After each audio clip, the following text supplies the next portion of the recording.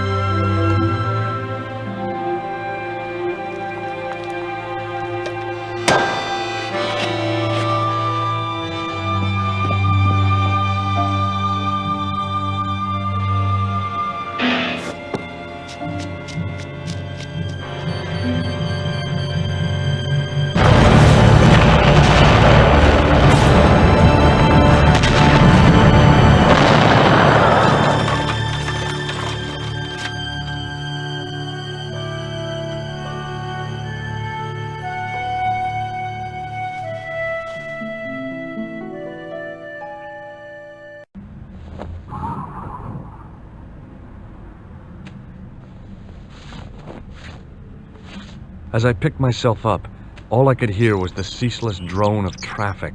Life went on around me, but the explosion was to change my life forever.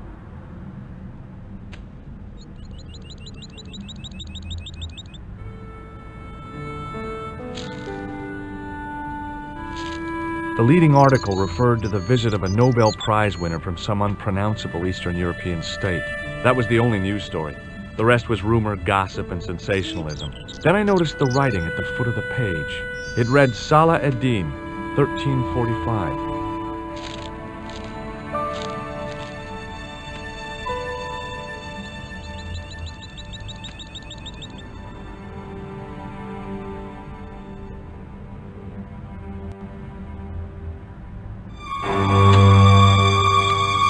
Freeze! Hold it, right there. Whoa, don't shoot. I'm innocent. I'm an American. Can't make up your mind, huh? I demand to see the American consul. Drop your weapons and get down on the ground. Put that thing away, Sergeant Move. I apologize, monsieur, but I cannot permit you to leave. Am I under arrest? Ah, no, I would simply like to ask you some questions. En avant, to the café, marche.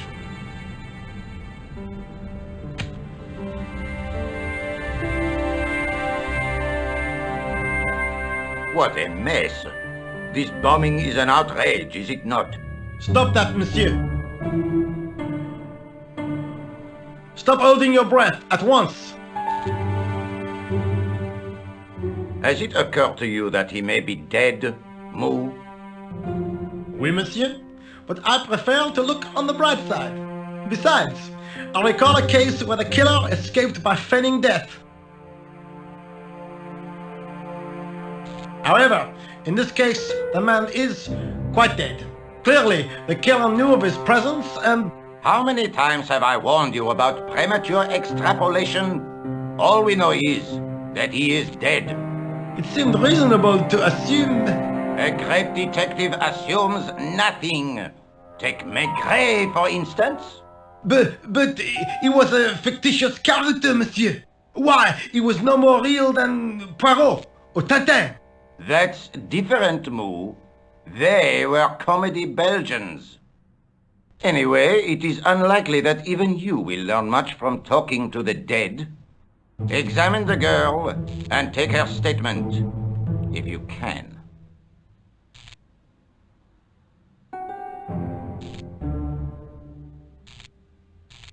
Et maintenant, to business.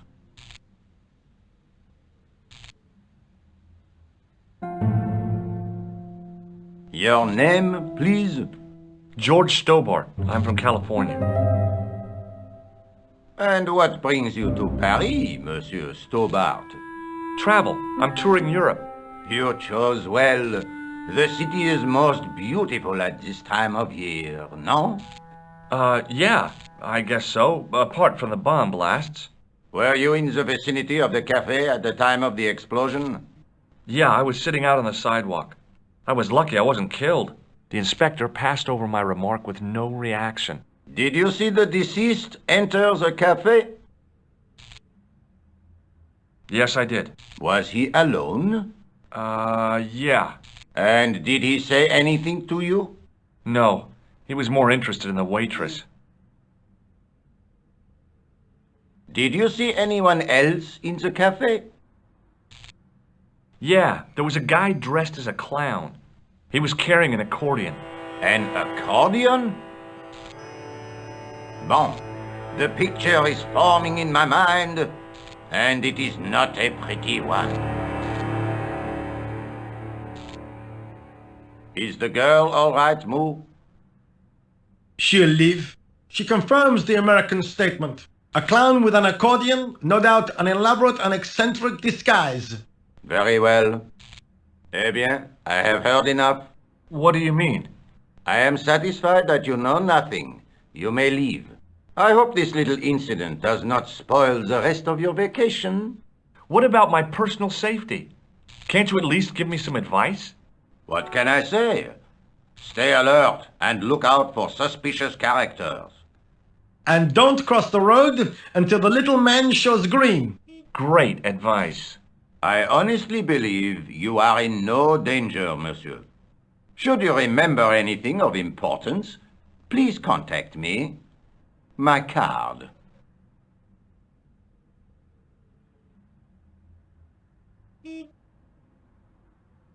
Thanks. That is all. You may go. There's not much to go on, monsieur. On the surface, no. But what lurks inside the subconscious? If the door can only be opened. Are you serious, monsieur? I thought your interest in psychic detection was purely academic.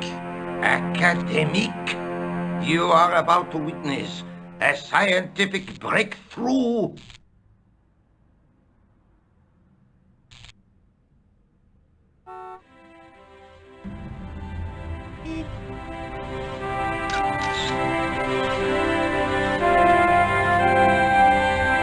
Excuse me, mademoiselle?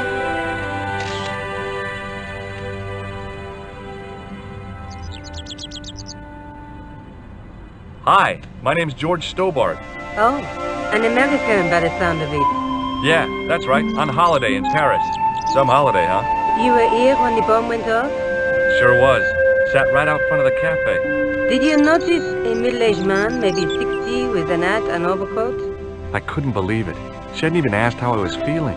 Yeah, he went inside just before the bomb exploded. You weren't related to him, were you? Oh no, nothing like that. I am Nicole Collard from La Liberté. What's that, some kind of nightclub? No, it is a newspaper. You're a reporter? I'm a freelance photojournalist. Say, you could interview me about the bombing. You know, an eyewitness account. Minutes after the outrage that shook the whole of Paris. You know, real-life drama, human interest, that kind of stuff. I'll just stick to the facts, thank you. Did you see who planted the bomb? I know it sounds crazy, but he was dressed like a clown. Oh God, it's him again.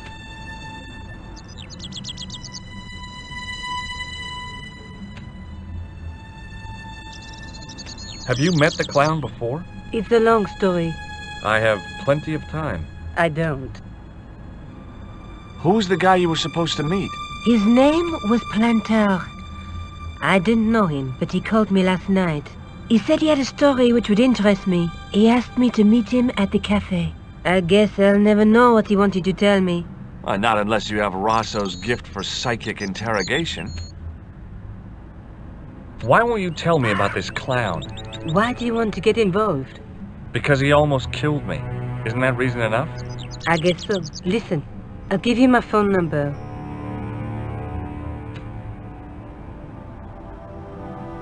You help me with my story and I'll let you in on what I know. And let's get one thing straight right now. This is strictly business. Okay, it's a deal. I have to go develop these pictures. À bientôt, monsieur. Fine, I'll, see you soon.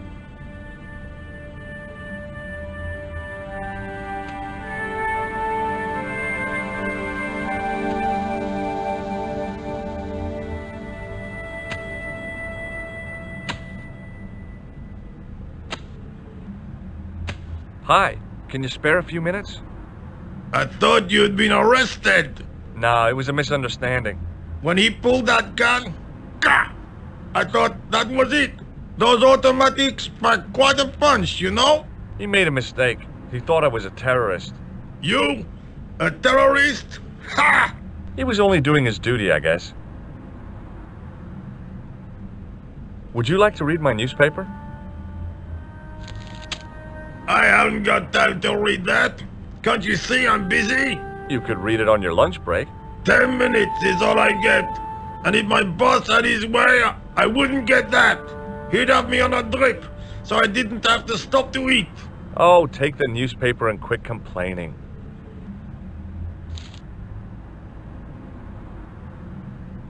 Pah! Look at this! Damn bleeding out liberals! Tja! Save the dolphins! Catch them and eat them, I say! All that fuss over a bunch of fish! Nah, that's more like it! Look at the size of those! Like champagne bottle corks, no? Ah, what's this? Saladin running in the Prix de l'Arc de Triomphe! It's a racehorse? A horse? A legend! Bucephalus reborn, mon ami!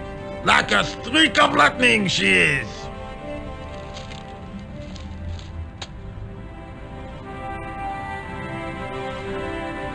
Do me a favor, won't you? Keep an eye on my hole. I'm off to put some money on that nag.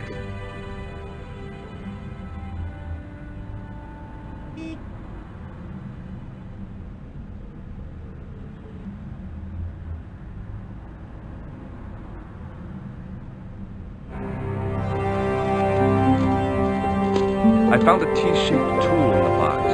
I didn't know what it was, but it looked useful.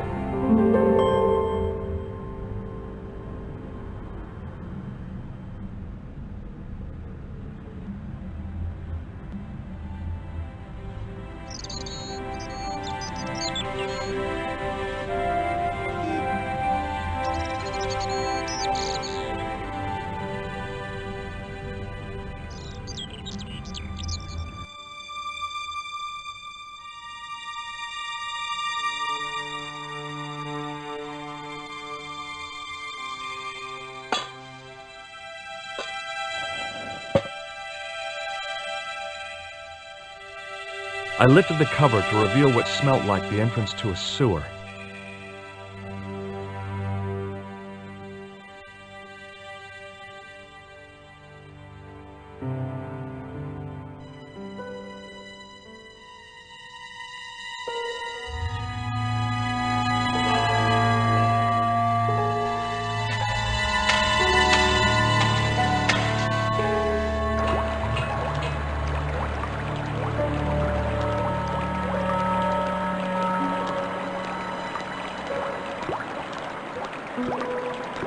As I picked up the plastic ball, I realized it was intended to be worn.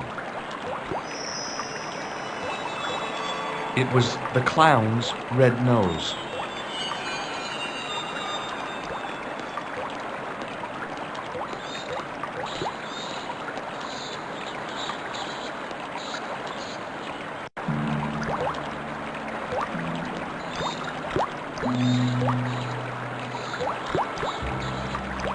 I scooped up the sodden tissue. It was cold and greasy, like breakfast leftovers.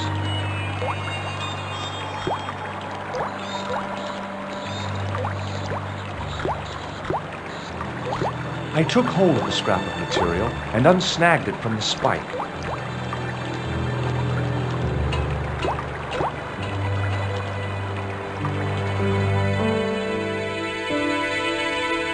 Hi there. Hold it right there, you sewer rat. I knew you'd come back, and now I've got you. What are you talking about? You're trespassing. Come out of there, immediately. That's what I'm trying to do. Give me your hand. Ha! You won't catch me with tricks like that. Keep your distance, monsieur. Okay, okay. Now, what were you looking for? I was looking for a clown. Ridiculous. Do you really expect me to believe that? He planted a bomb in the cafe and blew it up. What? The cafe? Blown up? Mon Dieu! That is awful. And you say the person responsible was dressed as a clown? That's right. He blew up the cafe, escaped into the sewer, changed his clothes, and came up here. Ah, mon Dieu! Then, the man I chased, do you think that man and the clown are one and the same? Well, yes, it had crossed my mind. Ah, that still does not explain what you are doing down the sewer. For all I know, you are in league with him. Oh no, I'm just a tourist. Haha, most tourists are content with the Eiffel Tower, the Louvre, or the Pigalle. I didn't realize my waste pipes were such an attraction. Perhaps you'd like to take a look at my card?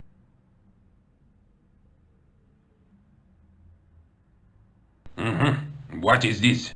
Inspector Augustin Rousseau? What does that say? Hominoid Division? A homicide. I think the ink's smudged. Then you are not a tourist. Okay, I'm not. I lied to you, and I'm sorry. Don't apologize, monsieur. You know, I had a feeling there was something different about you.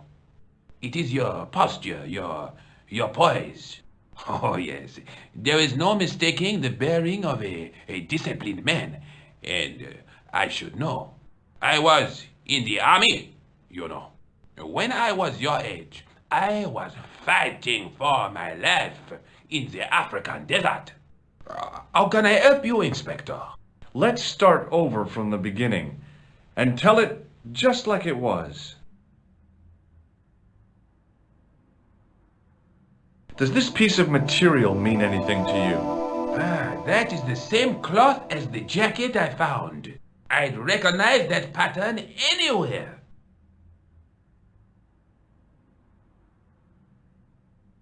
Now, about the jacket you found. Do you have it here? No, monsieur. One of the sleeves was badly torn, so I sent it for repair. A pity, because otherwise it was a fine piece of quality tailoring. It had the tailor's name inside on the label. Where did you send the jacket?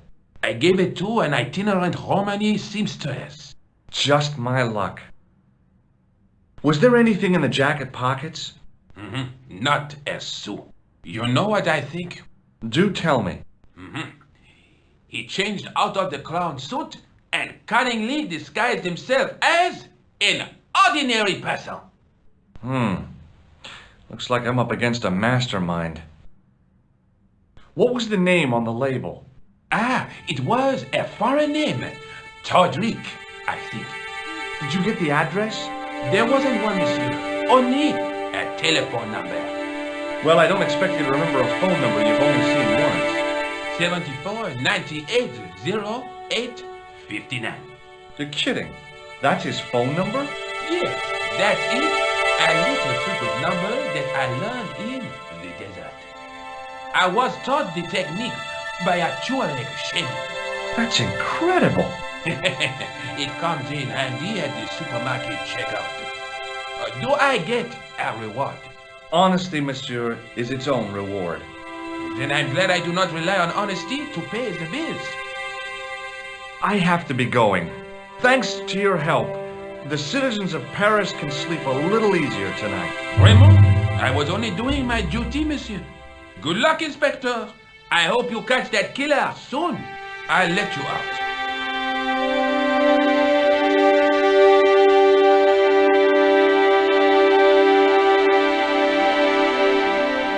I hope you find your man, Inspector. So do I.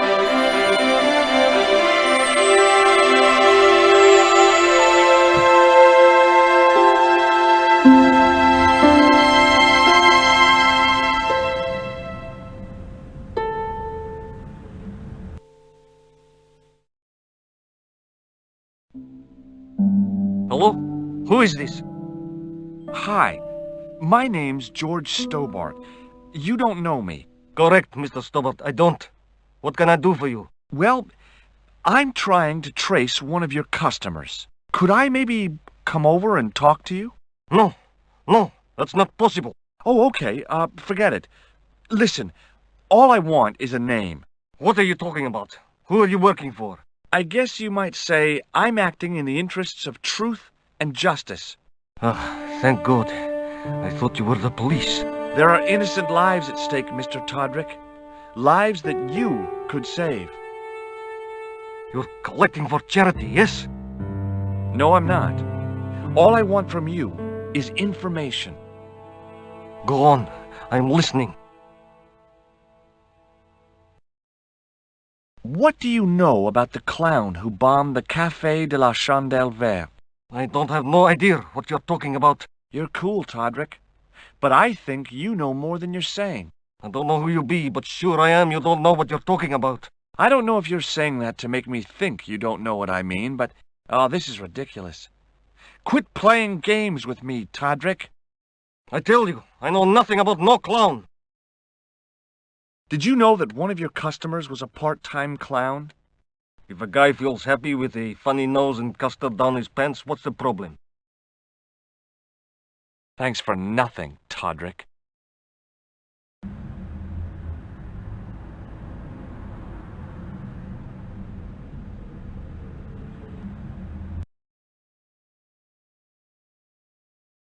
Bonjour, Kula. Oh, hi. It's George Stobart, the American at the cafe. Ah, oui. You said to call if I could help. Have you any news for me? You bet. I met a witness who spoke to the clown. And I know where the killer gets his suits. No kidding. Hey, I'm impressed. You are? Well, it wasn't easy. Look, why don't you come here to my apartment? Fine. Where do you live? 361 Rue Jarry. Okay, I'll come right over.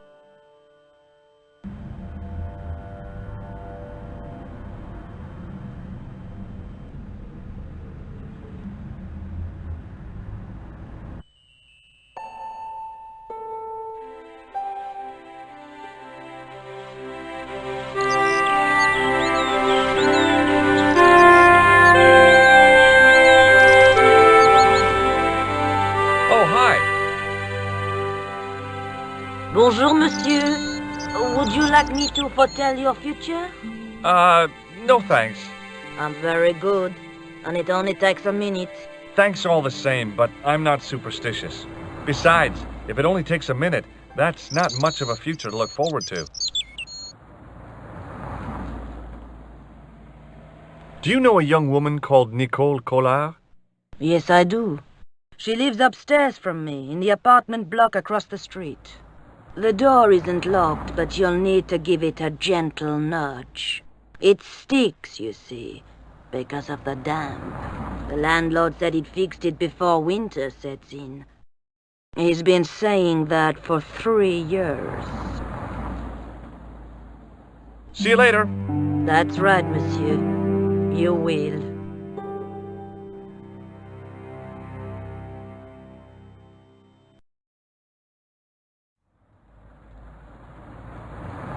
Remembering the flower seller's advice, I pushed the door gently, just above the lock.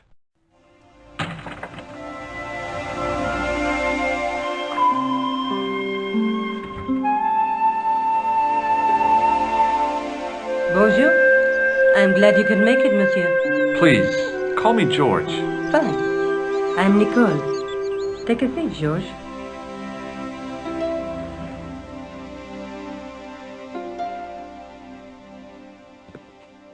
Eh bien? And what have you been up to? I've been exploring the sewers beneath the cafe. I thought I could smell something bad. The clown used the sewer to escape and to change out of his costume. I guess he was in a hurry. He left his jacket behind. And? I got his tailor's phone number. You had better luck than I did. Luck, she said. Luck! Hard work, I'd call it. What happened? I took my photographs to the editor, but he wasn't interested. Can you believe it? He told me to drop this story. But you're not about to do that. Oh no! I am going to find out what's behind these killings. You know what I think? It's a conspiracy. The police in 3 different countries have kept very quiet about the murders. The press don't connect them at all. They blame them on political, religious, or militant minority extremists. Well, that covers just about everyone.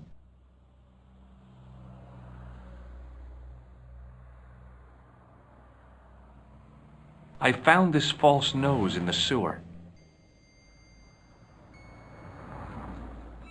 Hey, what's this inside it? The contents of someone's nose? Don't be cross, George. It says La Risée du Monde. Masks and costumes.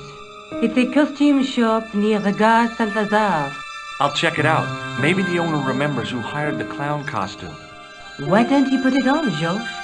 No way am I wearing this. I'd look really stupid. Besides, he might have had a cold.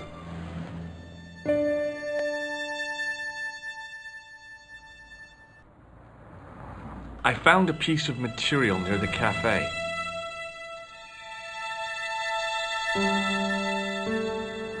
When I showed it to the concierge, he recognized it right away. It's very distinctive, all right. Just wait until you see this. I developed the film I shot at the cafe. Here, George, it's an enlargement I made. Look what that guy's wearing. Checkered pants. The same material as I found in the sewer. That's right. This guy shouldn't be difficult to find. Oh no? Take a close look at his left cheek. A scar. In the shape of a horseshoe. Oh, a crescent moon.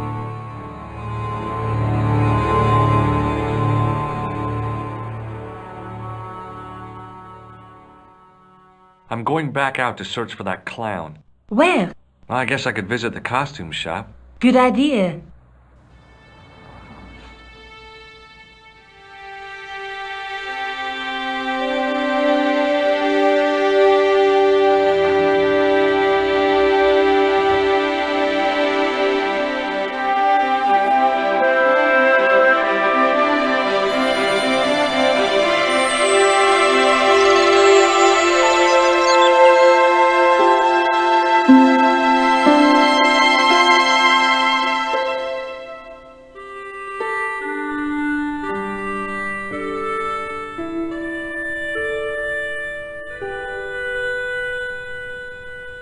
Excuse me.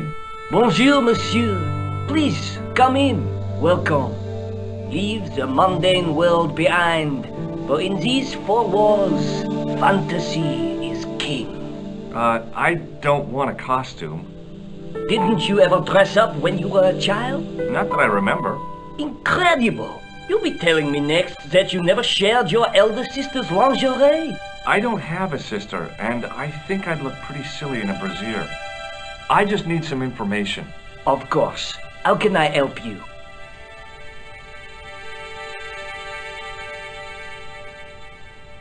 Do you recognize this man? Oui, monsieur. I sold him some grease paint. Does this dirty tissue mean anything to you? Let me smell that.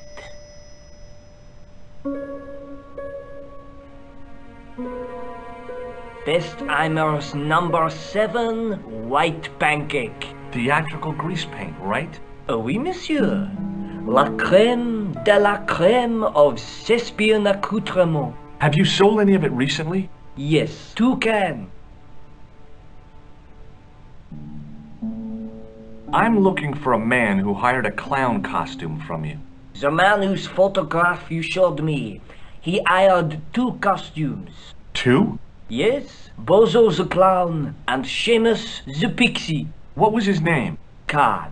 A Middle Eastern man, I would think. And did he have the scar on his face? That's right, in the shape of a crescent moon. Thanks for your help, buddy. My pleasure, monsieur. Allow me to shake you by the hand. Huh? Well, okay.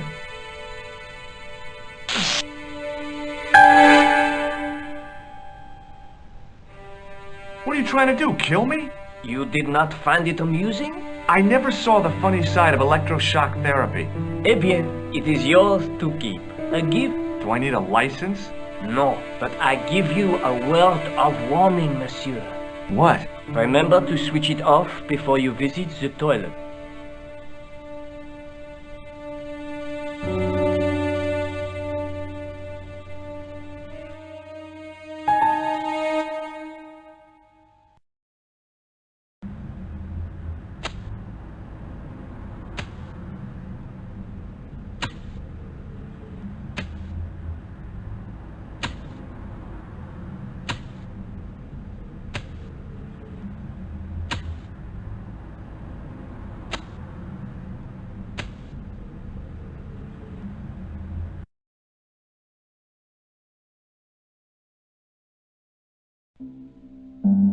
Hello?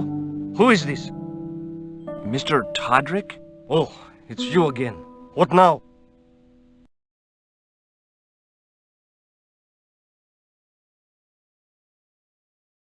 The man I'm looking for is called Khan. He bought a suit from you, remember? Mr. Khan. Yes, I remember him. Yes, I delivered the suit to his hotel. The Hotel Ubu. I don't remember the room. It was upstairs. The second room on the right-hand side of the corridor. Thanks, Todrick. That's all I wanted to know. Now I've got you, Mr. Clown.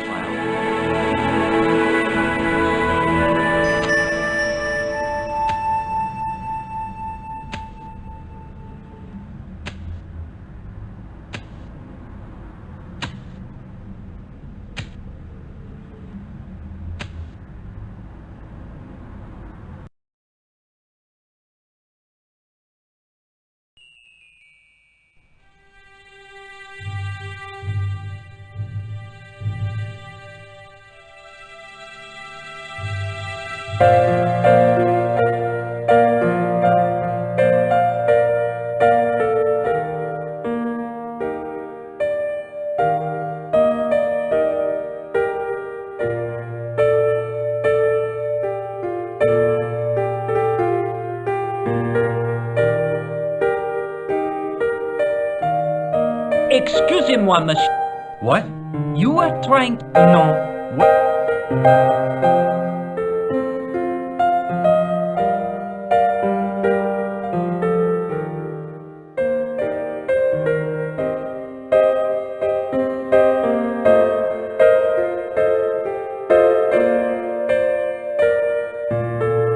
Hi there, ma'am. Well, hello. What can I do for you? I'm looking for a man. You disappoint me, my dear. For one foolish moment I thought... But never mind. Aren't you going to tell me your name? George. George Stobart, ma'am.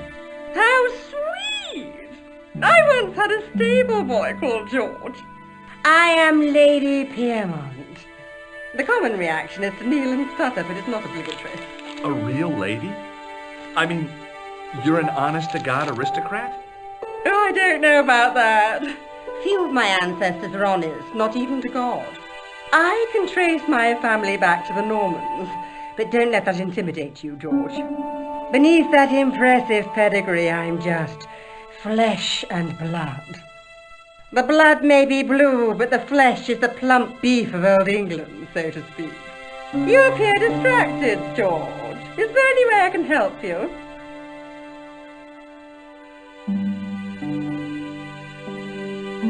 I'm looking for a murderer. Good heavens! You're a private detective. That's correct, ma'am. What's the term you Americans use? It's on the tip of my tongue. I believe what you're thinking of is Dick. Precisely. Do you recognize the man in this photograph? My God, it's him! That's Merlin! She represented everything I loved about the English. The lady was totally deranged. Merlin? You mean King Arthur's wizard?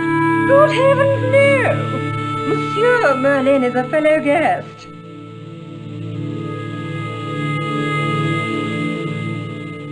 Would you distract the clerk while I borrow a key? Are you asking me to aid you in a criminal act, darling? I guess I am. Good heavens, I must be dreaming. I don't think so, ma'am. Now tell me, why do you want to get into that room? I'm a detective. We do these things. Now you're being ridiculous. If you can't supply me with a plausible explanation, I'm not interested. The man you know as Merlin is a fake. What do you mean, sweetie? He's a murderer. He also uses the name Khan. I am shocked, Mr. Stobart. Shaken. I took him to be a gentleman, a man of honor. Do you know, I'd rather like to assist you in stitching him up.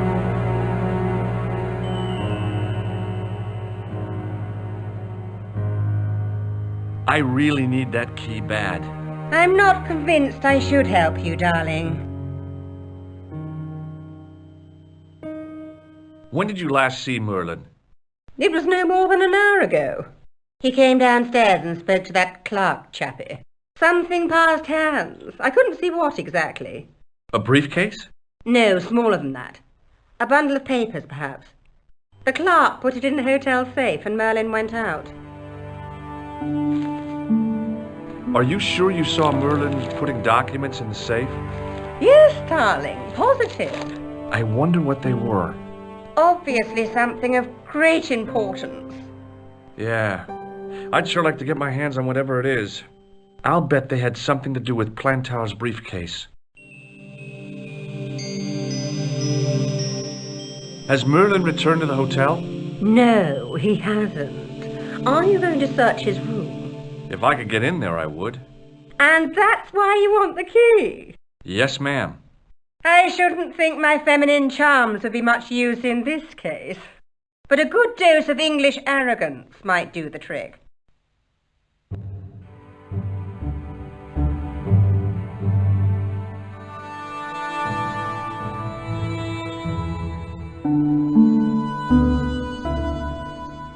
I say! You there? Flunky! Oui, madame. Listen carefully. You do understand English, don't you? But of course, madame. Good. I wish to deposit some jewellery for safekeeping. I understand. Are you quite certain? Oh, bien sûr, madame. Over to you, my dear.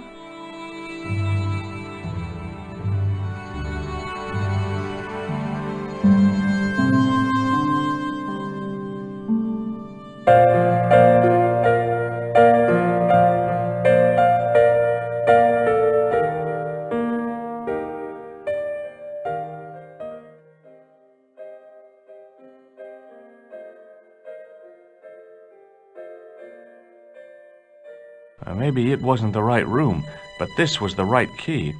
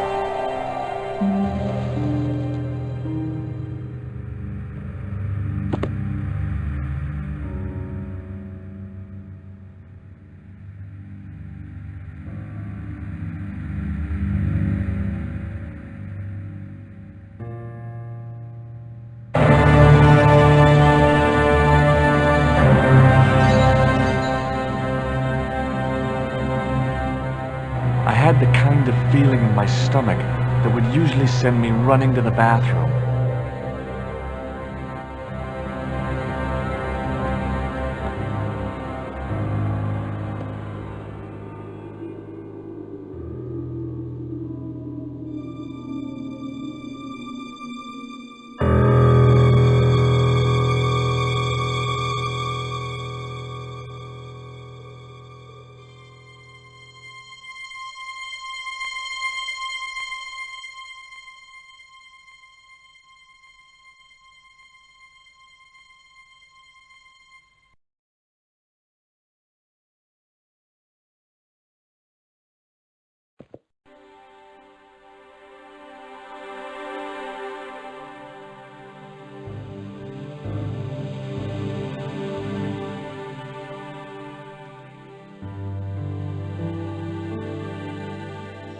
I couldn't believe my luck when I found 2 items in the pockets of the pants. The first was an ordinary matchbook. No matches, no clues. The second was a pass card which read, Thomas Merlin, Gruber Electronics Corporation.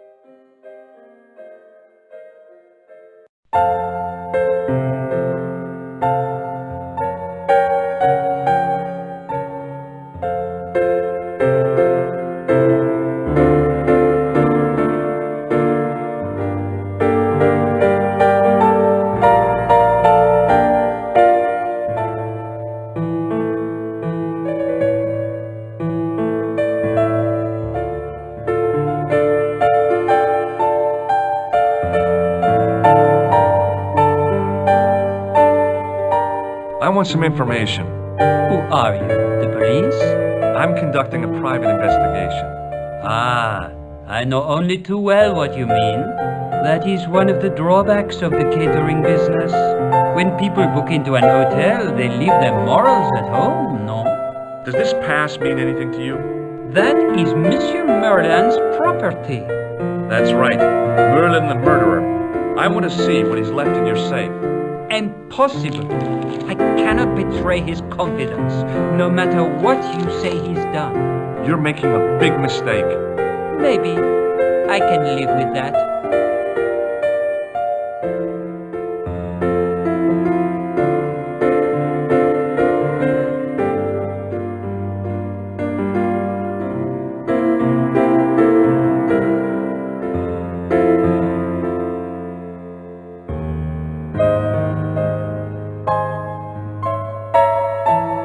Hi, ma'am. Hello, George. What can I do for you now? I found this pass in Merlin's room. So, that deceitful little man is passing himself off as an electrician, is he? Uh-huh. This guy probably has 1,000,000 faces. I showed the pass to the clerk, hoping he'd give me Merlin's papers. But he wouldn't buy it. He's too scared. I'll give him something to be scared of. Follow me, George!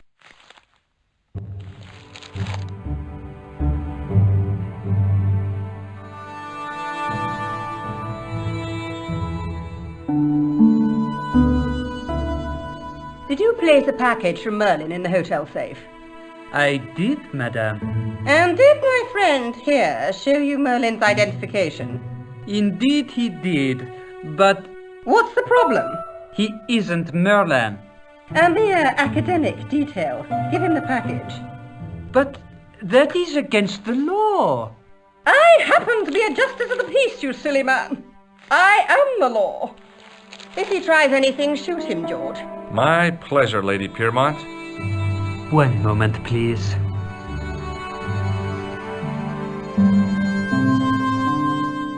You know, I haven't enjoyed myself this much since Greenham Common.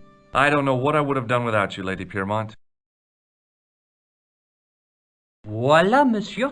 Le manuscrit de Monsieur Merlin. Thanks. How satisfying. An Anglo-American alliance that actually worked. The clerk had given me a tightly rolled sheet of parchment. I decided not to unroll it until I was safely back in Nico's apartment.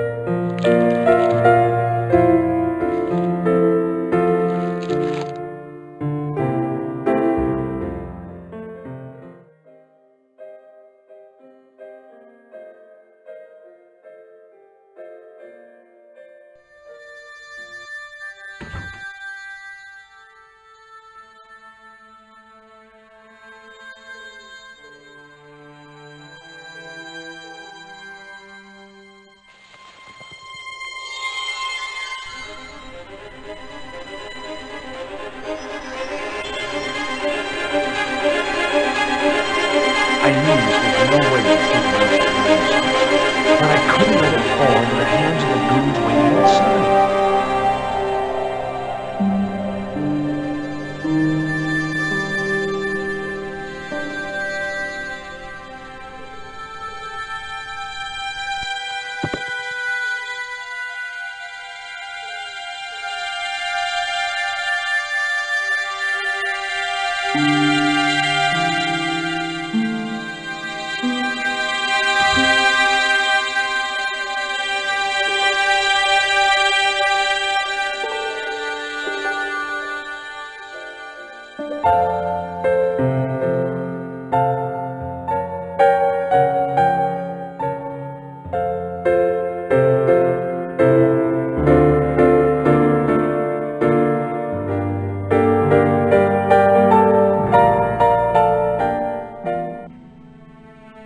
Just a minute, monsieur. What's your problem? No problem, if you cooperate. What do you want? Just a routine security check, nothing to worry yourself about. Oh, well, all right. Search him, Flap. You bet.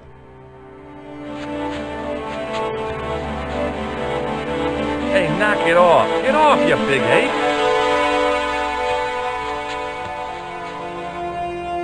Nothing, Guido. Zilch. Our apologies, monsieur. What? I had to report you to the authorities. Round here, we are the authorities. You want I should break his arms? No. Let him go, Flap.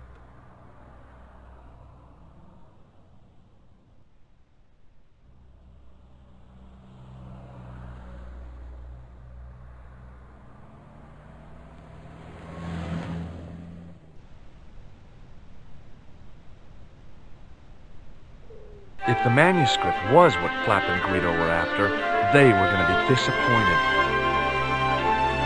I couldn't wait to get back to Nico's apartment and check it out.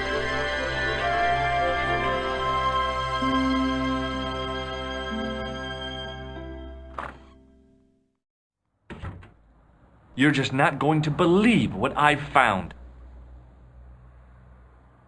It's not another part of the clown's costume, is it?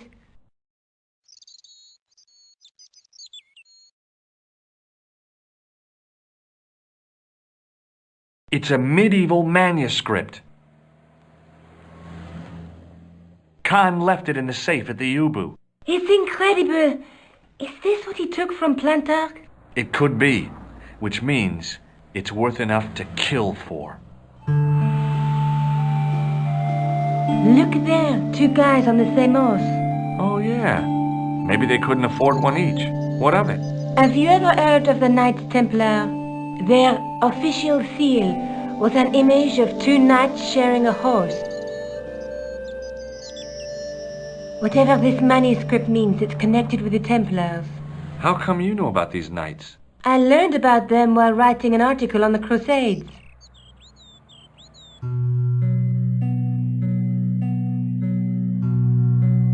This guy, named Hughes de Payen, arrived one day at the court of King of Jerusalem. He offered to protect the Christian pilgrims from the displaced Muslim armies. The king would be able to guarantee safe transit to Christians in the Holy Land. Safer journeys meant more pilgrims, and pilgrims meant trade and wealth. The Templars proved invaluable to the king as a mercenary army. It was said that they never asked how many the enemy numbered, just where they were. And as the years went by, the Templars grew in wealth and numbers. They were so rich, even kings came to them for loans. But at the height of their power, they fell foul of the King of France. He rounded them up and turned them over to the Inquisition. Thousands of Templars were subject to torture and confessed to heresy. Of course, at the hands of the Inquisition, there wasn't much they wouldn't confess to. The last Grand Master Jacques de Molay was burned alive. But the treasure of the Knights Templar was never found.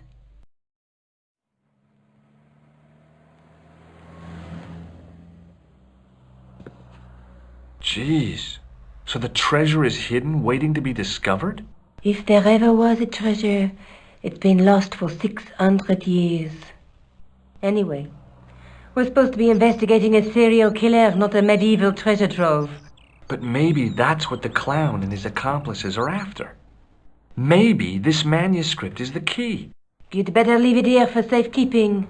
Think about it, Josh. One guy's already died for it, as you said yourself. Besides, that parchment is fragile. Okay, I'm convinced. You keep hold of it.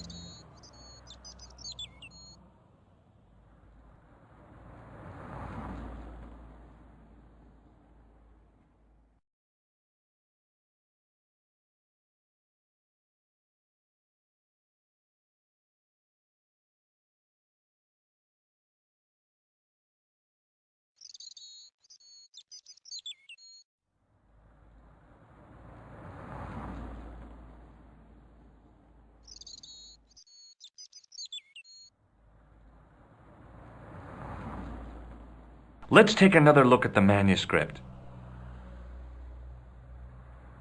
Let's face it, we need help, George.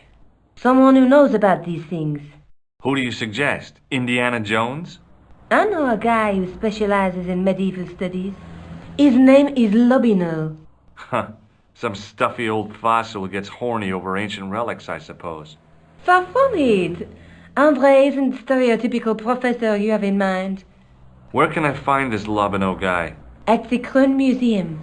I'll give you the address.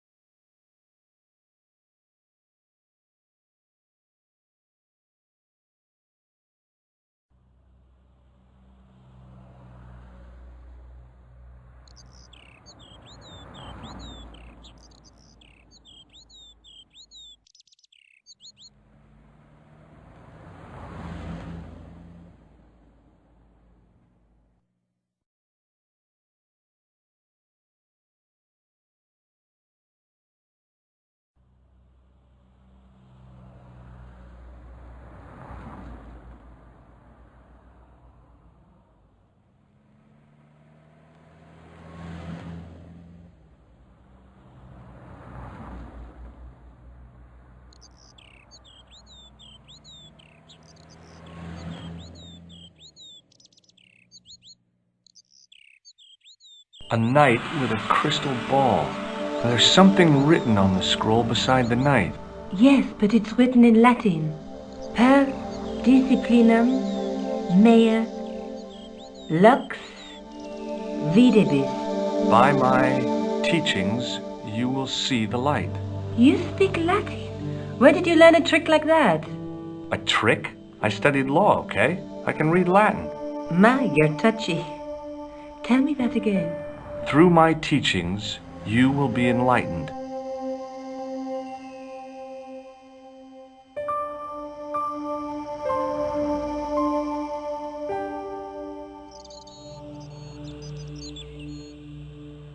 Maybe I'll check out the Kroon Museum. I'm sure you'll find it useful, George.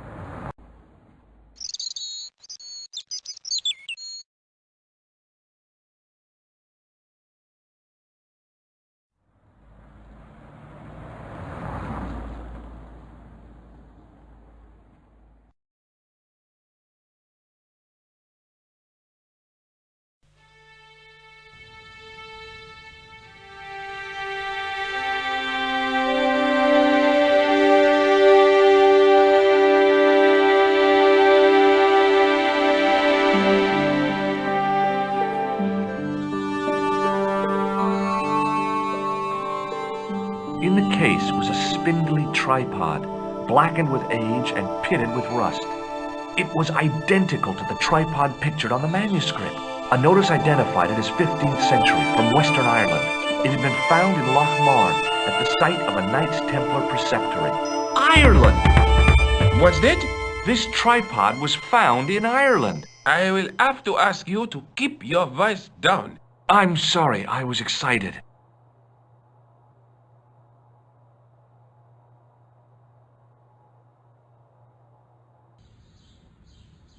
The tripod was definitely the one in the manuscript. The Templar connection confirmed it. I was tempted to go to Ireland to check it out.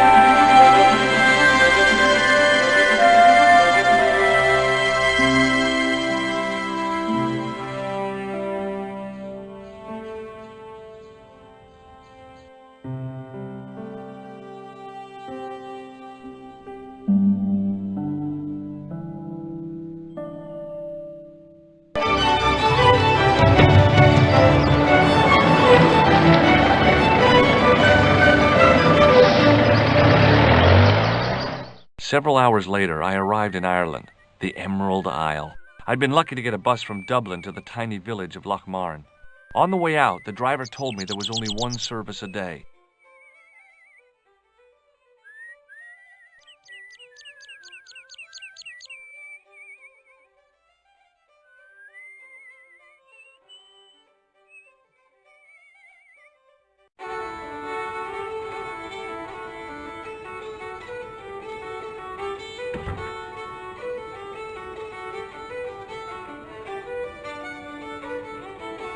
No!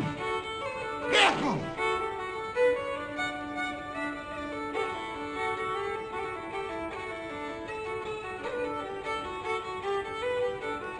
No! Careful!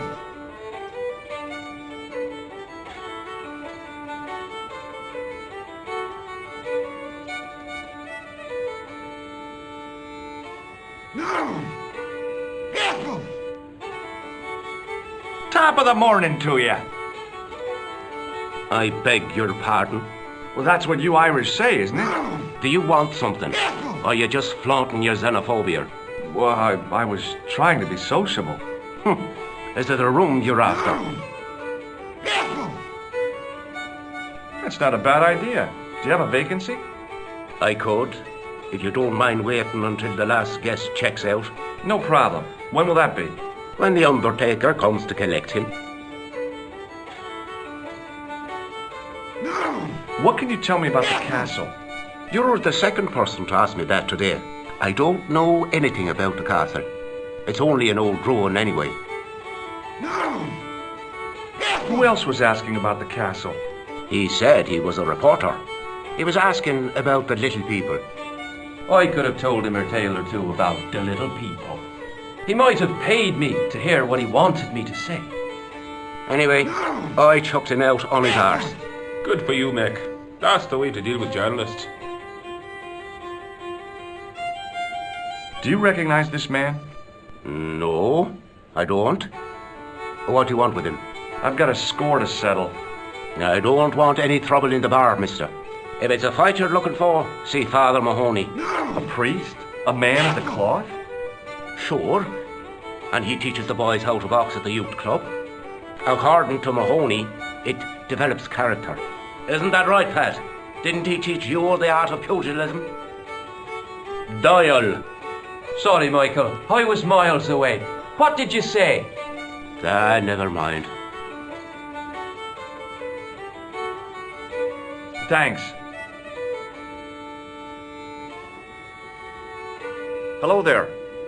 My name's George Stobart. Pleased to meet you, I'm sure. I'm O'Brien. Can I help you? What can you tell me about the castle, Mr. O'Brien? It's a fine site now, isn't it? Dates back to the 10th century, you know. Most of the existing building was added much later, of course. Are the ruins open to the public? Oh no, it's much too dangerous. Anyway, there's nothing of interest remaining. Can you tell me about the tripod which was found at the castle? Now there's a bone of contention and controversy. It was dug up by an Englishman of the archaeological persuasion. Who was this Englishman? Professor Pegram, the same man who dug up the gem. Do you know where I can find Pegram? You're too late to meet that fella. Is he dead? Not that, but he's gone from the village. A sore point with our esteemed host, I might add. Why is Pegram's departure upset the landlord? He's lost a paying guest, that's why. More than that, there's the question of an unsettled bill. Poor Michael's seen red over the business, and I don't blame him.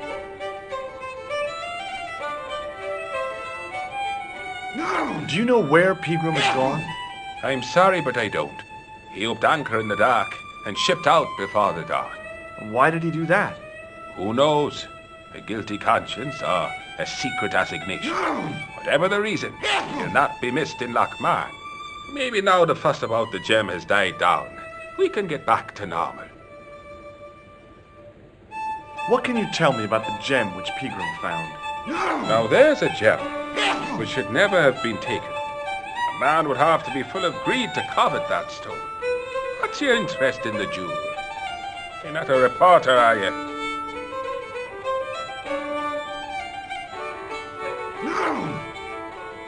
Oh no. Thank the Lord for that.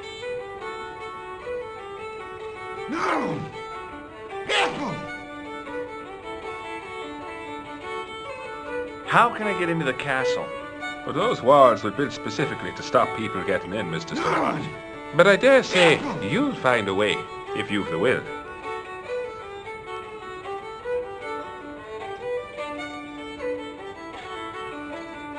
Can you tell me more about the landlord? Mick Leary? He's what you call a would-be sophisticate. The trouble is, his idea of sophistication extends as far as putting paper in the lavatory. I never worked out why he did that. It's much too dark in there to read. That's true. Have you ever run your hand over the back of the door? The graffiti is written in Braille. Goodbye for now.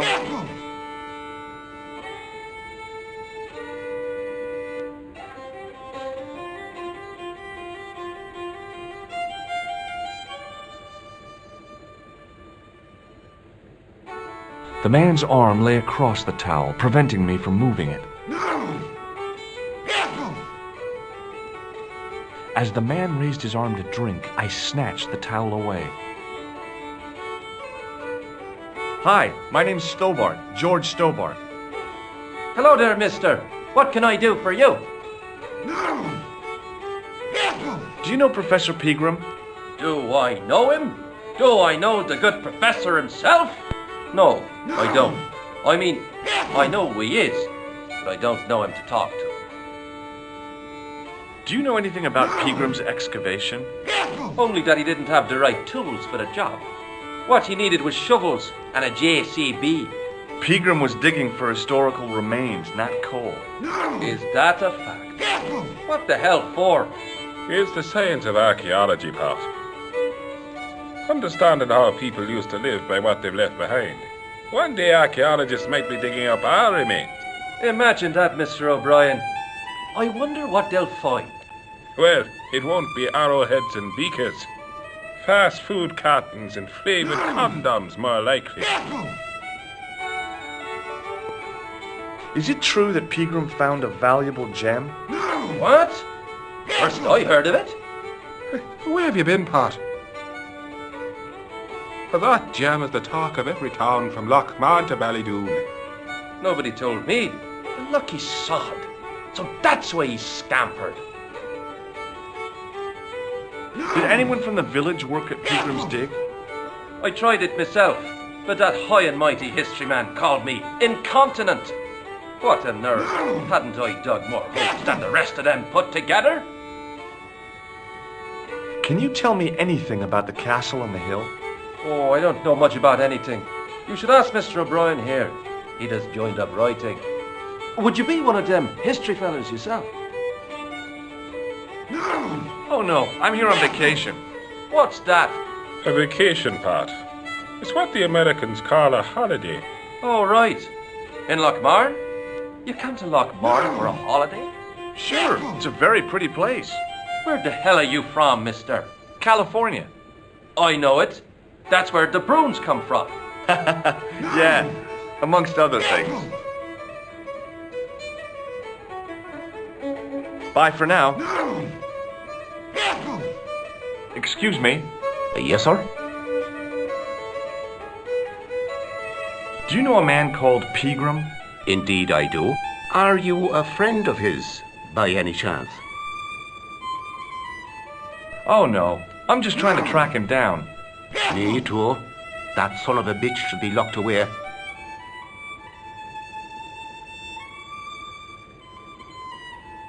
Did Pegram stay here? That's right. In the best room in the house. That's the one with the bed. Can I see Pegram's room?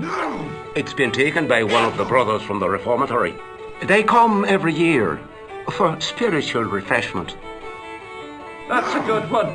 Their idea of refreshment is a gutful of stout. I wouldn't want to disturb a man of God, especially not a big fella from the bad boys' home. I don't blame you, Mick.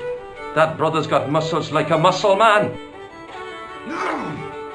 Thanks. Excuse me, Mr. O'Brien. Hello there. What now? Oh, nothing.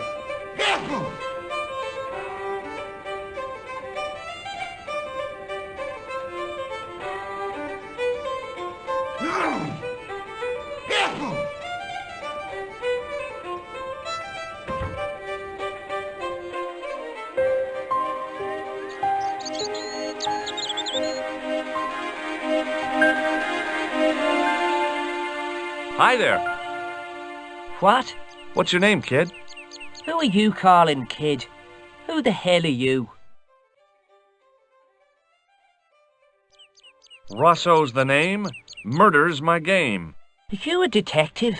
Let's just say I'm here to find the truth. Cool. Just like on the telly.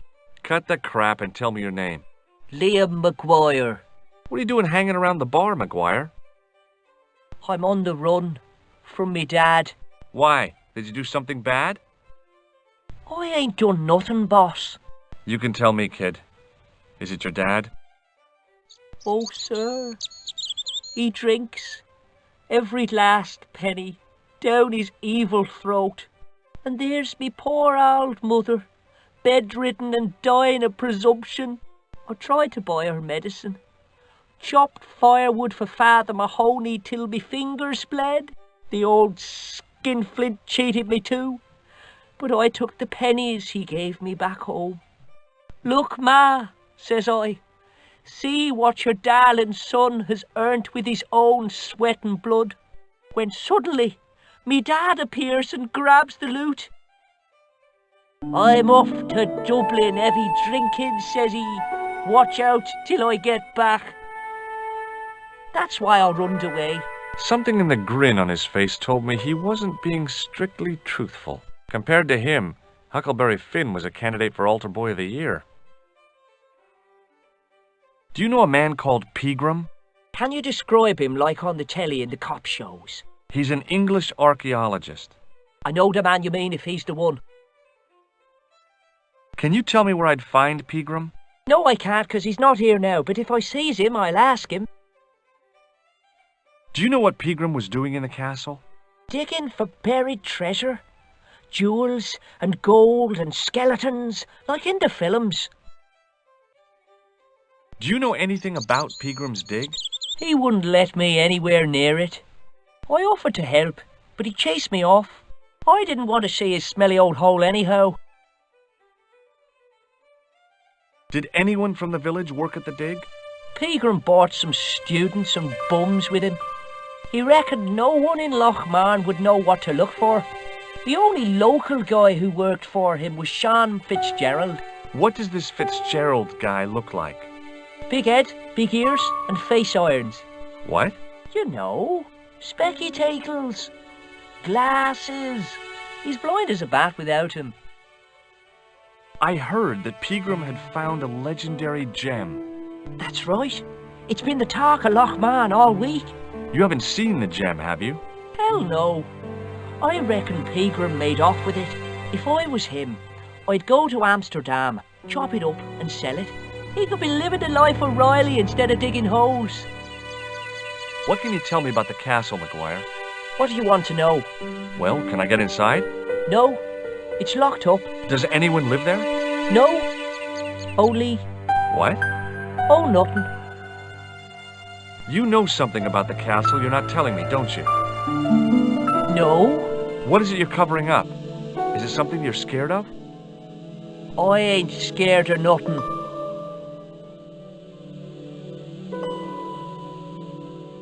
See you later, kid. Okay, mister.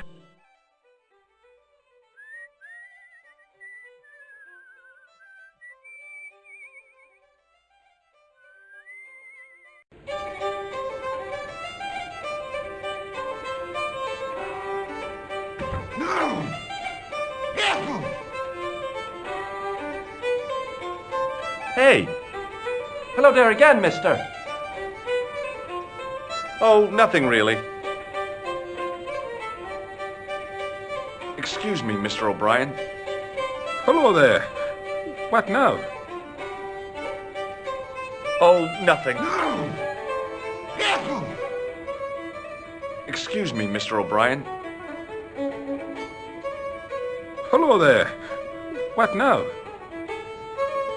Do you know Sean Fitzgerald? Yes, I do. What you want with him? I want to talk to him about working at the dig. What makes you think he did? The boy outside told me. I can't imagine anyone employing Sean Fitzgerald on a dig. He wouldn't know a post hole from his elbow. Goodbye for now. Hey! Hello there again, mister.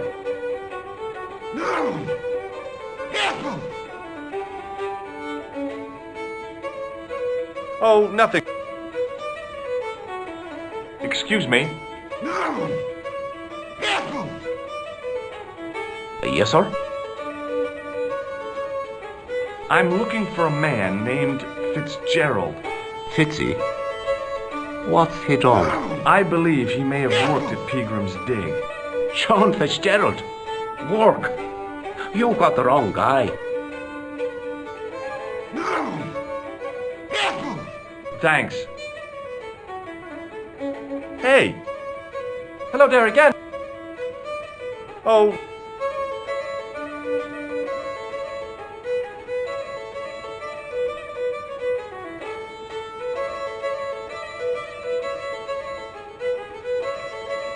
Mr. Fitzgerald? What? I need to speak with you urgently.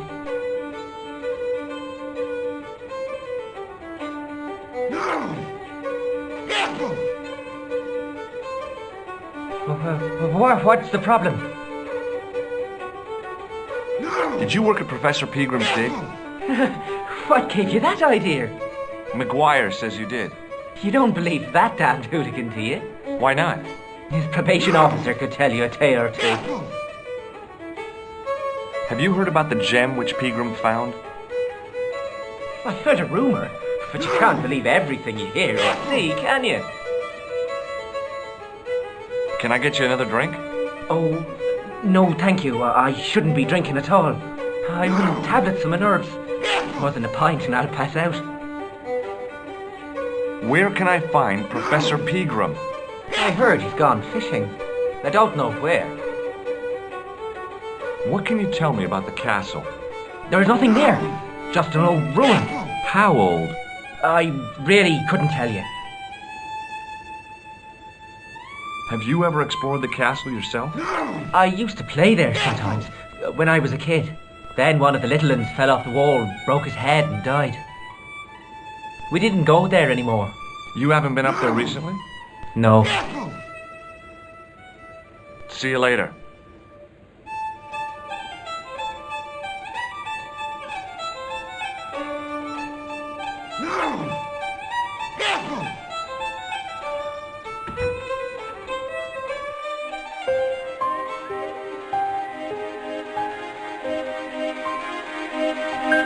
Hey, McGuire. What do you want to know?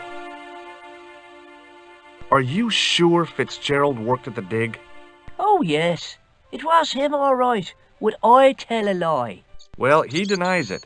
I saw them together only last night. I wish you'd told me that sooner. What were they doing? Pegram gave Fitzy a box. He didn't look too happy about it. I knew it. But how am I going to persuade him to part with it? Break his fingers. Nah, I couldn't do that. I could. Thanks for the offer, kid, but I'll try a more subtle approach. Chinese burns? Do you know where I could find Fitzgerald? He's inside, but you won't get no sense out of him. How come? Is he drunk? He's like a frightened rabbit.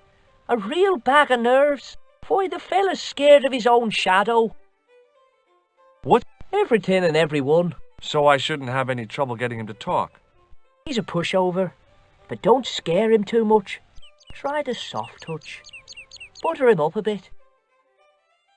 I'll give you one last chance to tell me about the castle. Oh, yeah?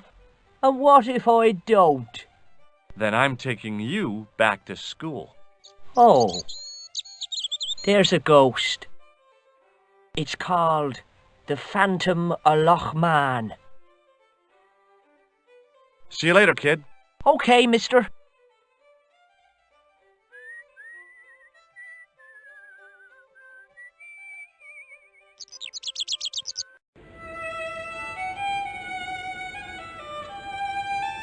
No!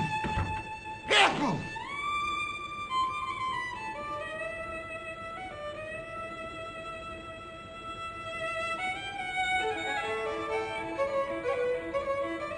Hello.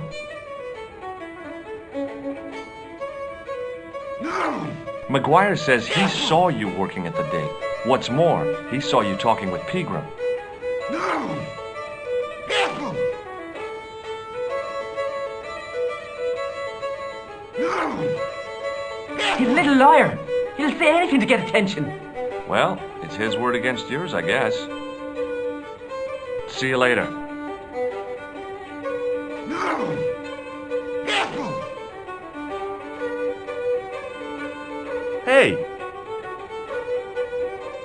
Hello there again.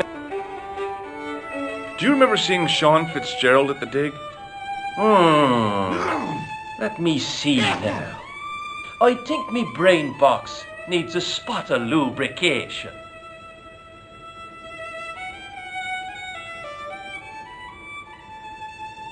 Can I buy you a drink? You most certainly can. Give me a drink for my friend here. Who? Doyle? Has he conned you into buying for him? Shame on you, Patrick. Same again. Just a point this time, Michael. 1 point of brown coming up.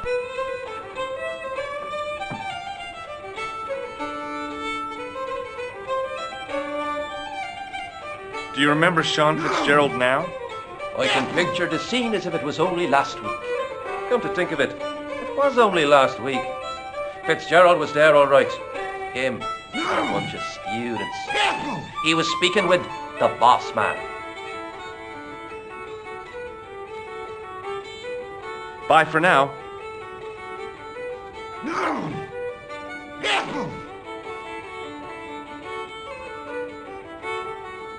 Hello.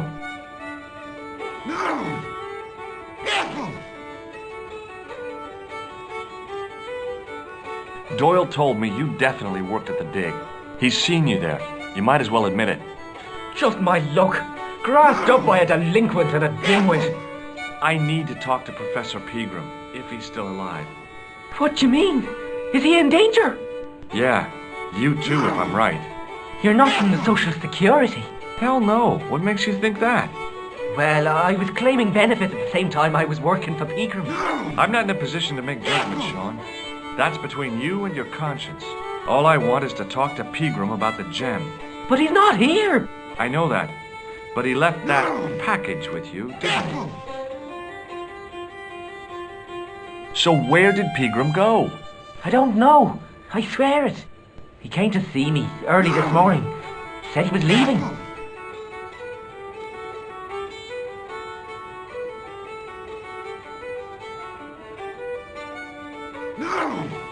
He asked me to give this package to a guy called Marquet. Show me what's in the package, Sean. I can't do that. Why not? I promised the professor. So what? You didn't have any qualms about your benefit scam. So where's the harm in taking a peek inside Pegram's package? You don't know these people. I can't. I don't dare. This is your last chance to show me the package, Fitzgerald. I've been patient with you, but now it's time to kick ass. But he'll kill me. Who will? The man from Paris. Jack Marquet. Pegram told me if I gave him the package unopened, I'd hear no more about it. But if I double-crossed Marquet, I'd be dead. I'll deal with Jacques Marquet. Give the package to me. No. Why should I trust you? I don't know who to trust anymore. I wish I'd never even heard of the Lochmarn gem.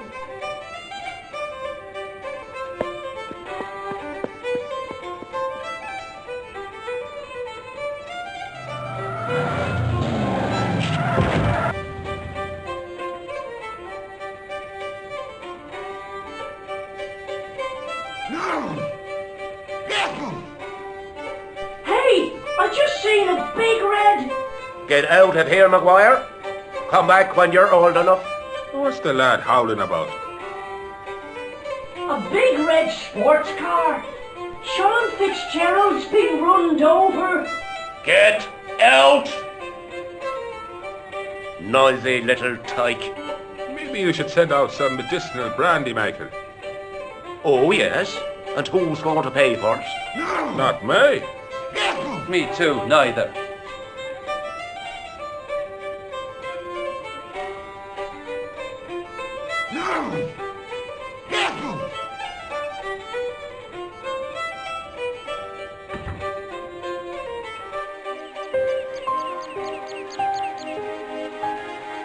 I was telling the truth about Fitzy, mister. Okay, calm down.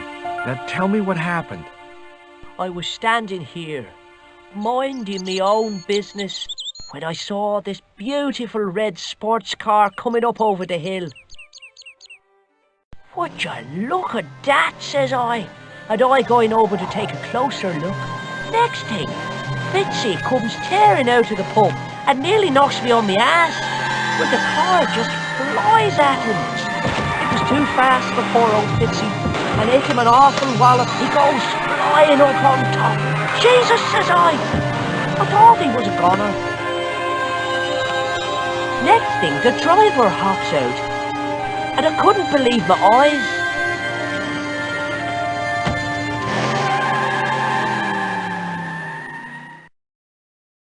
He was dressed like a bloody pixie.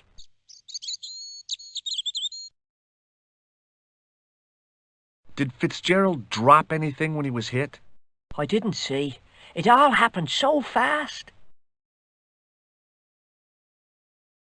See you later, kid. Okay, mister.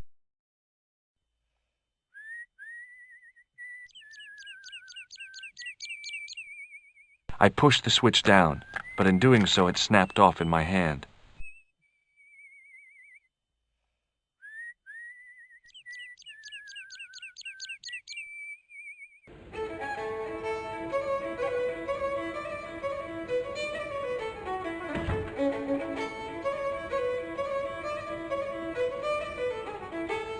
Excuse me. No! Careful! Yes, sir? I'll try a glass of beer, please. Is this your first pint of real ale? Well, I guess so. What's real ale, anyhow? Beer that's brewed from natural ingredients to traditional methods. It shouldn't be kept under pressure or refrigerated. And finally, it should have a good body and distinctive character. In other words, it's flat and worn with bits in, and it makes you fall over. I'm sorry, but the pump appears to be broken. I can fix it for you. I don't think so. This is a job for a professional electrician. Oh well, at least the glass washer is still working. It's not my idea, is it? No! It just so happens I'm an electrician. Check out my credentials. Well, now, isn't that marvellous?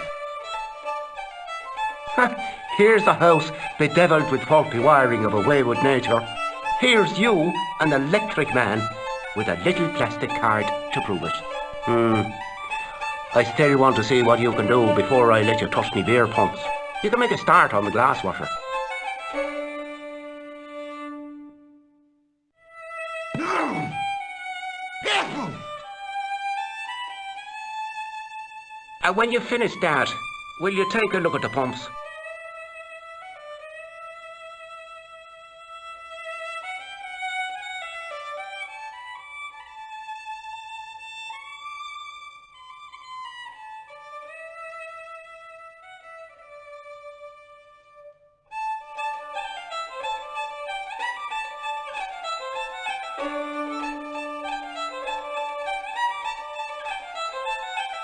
No! Careful!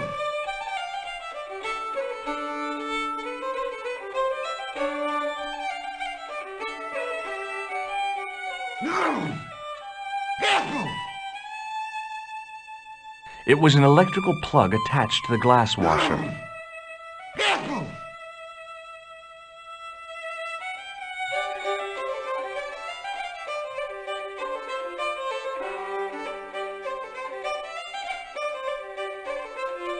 I used all my knowledge of electrical engineering to examine the plug. Seemed fine to me.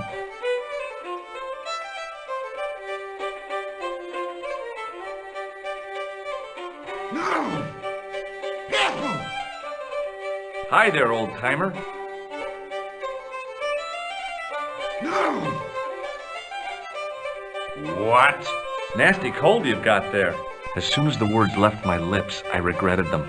Is there such a thing as a cold which isn't nasty? I put the question to Father Mahoney. Father, says I, why were we born to suffer snot? What did he say? He said it's my reward for being out all night like a sinner. Careful! Pious prig.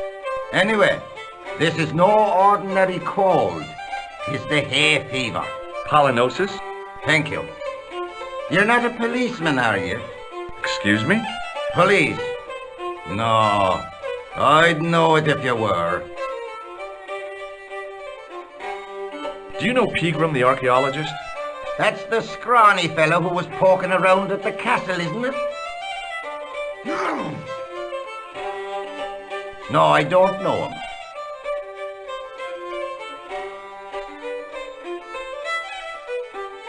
Were you aware that Pegram was conducting an archaeological dig? I don't meddle in other people's affairs. They don't interest me. Can I buy you a beer? Very kind, I'm sure, but I don't drink the stuff Leary sells. What's wrong with it? I've seen what it can do. Can you tell me how to get into the castle? Don't even think about it, me bucko. Lochbarn Castle is haunted. That's what the kid outside told me, but I don't believe it. Then you're a fool. Have you ever seen the ghost? To be sure, with me very own eyes.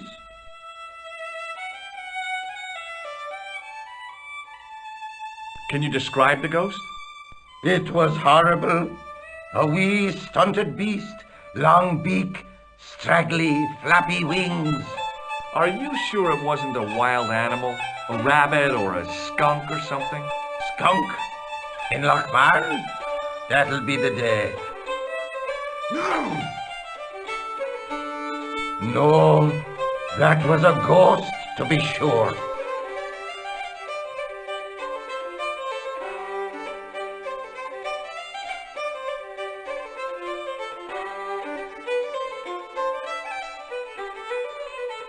Ghosts don't bother me. I still want to visit that castle. You can't. It's not open to the public. There's no one around to stop me, is there? That's right. Nothing human, anyhow. I'll see you later.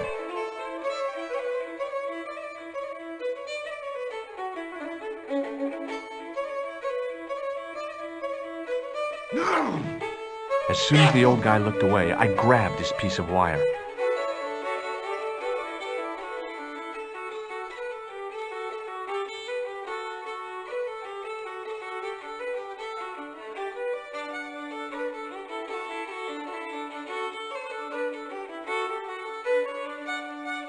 I replaced the fuse with a piece of wire. I knew it was dangerous, but I was desperate enough to disregard everything I knew about standard safety precautions. Excuse me, Mr. Leary. I fixed your glass washer, no problem. Bingo! And a blessing to all the saints. A free half pint to that man on the house. Now, could you take a look at the beer pumps? Well, I guess so, but I'm not making any promises. If you can't fix them, I'll have a riot on me hands. The pumps are in the cellar, right? That's right. You'll find a flashlight down there somewhere.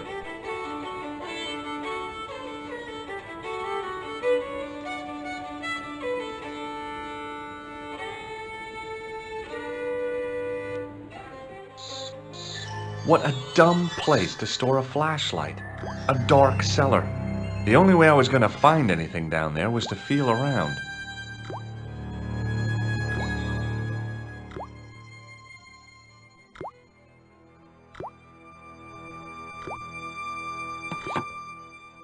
I pushed the lever and heard the grating of metal, but nothing appeared to happen.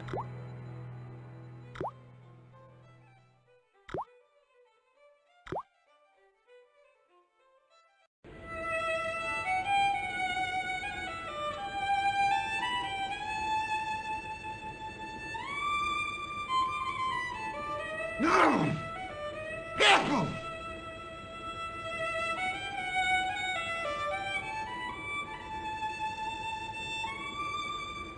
Careful!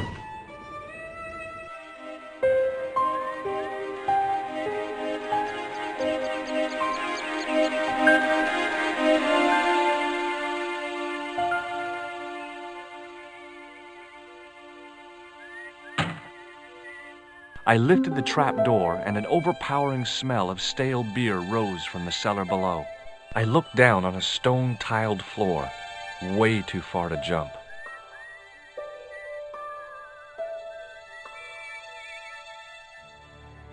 Excuse me.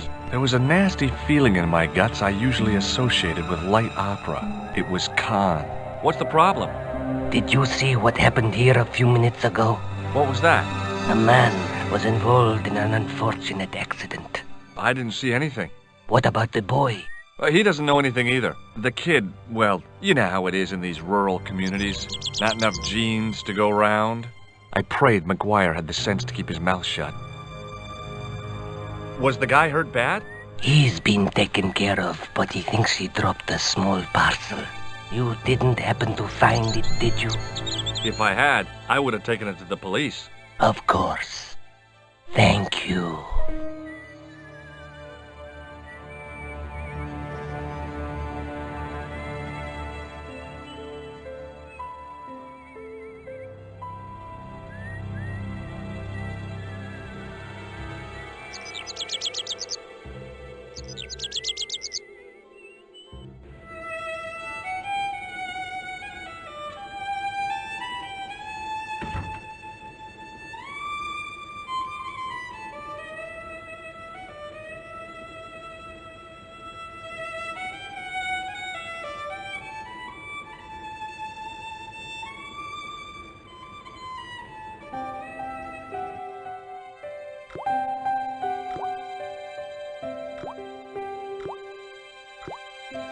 Then I noticed a flash of light.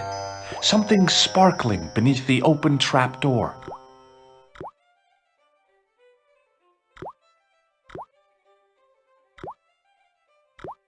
It was Peagram's gem, all right. A large, uncut blue stone. As I held it aloft, I realized the fascination it could command. I guess I was already under its spell. Did you find it? What? Whatever you was looking for. Yeah. Listen, McGuire. I want you to keep this to yourself. No problemo. Just chuck us up a crate of lager. No way! You're not old enough. We can sell it and make some cash. Forget it, kid. I couldn't betray Mr. Leary's trust. I could, for sure. That old misery guts deserves it. If you want to do me a favor, keep a lookout for that guy in the suit. Okay. But it'll cost you a packet of chips. Oh, and shout if you see that Ferrari.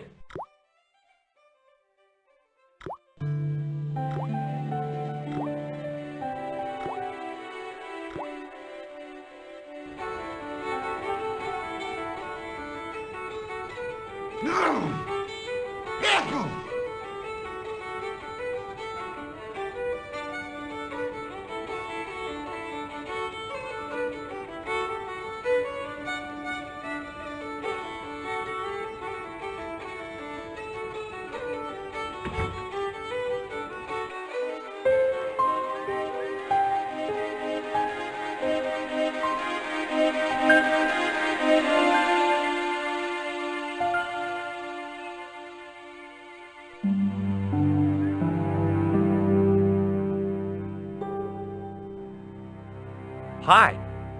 Do you speak English? Well, no. What if I was to say no? An implication of cognizance shrouded in denial.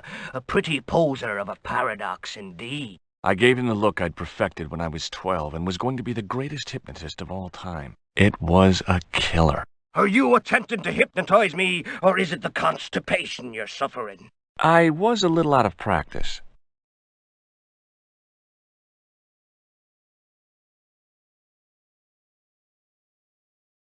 Did you happen to see a red sports car down on the road? I caught a glimpse of a flash of red on the hill and heard the racket. Sure, it was an awful noise. A sports car, you say? A Ferrari, to be exact. A racing car? And what was it doing here? The poor fella must have been lost.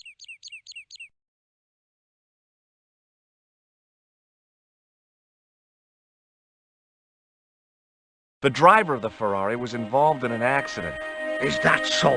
Yeah, he knocked somebody down outside the bar. What an idiot! How could a thing like that happen? He was traveling too fast. So fast, he ran right under the car? I mean, the car was traveling too fast. But you'd have thought the idiot could have heard it coming. Maybe you know the guy who was hit by the Ferrari. His name is Sean Fitzgerald. Oh, I know him all right.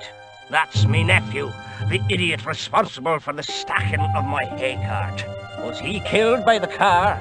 Oh no, but he has been abducted. Well, that's a relief now.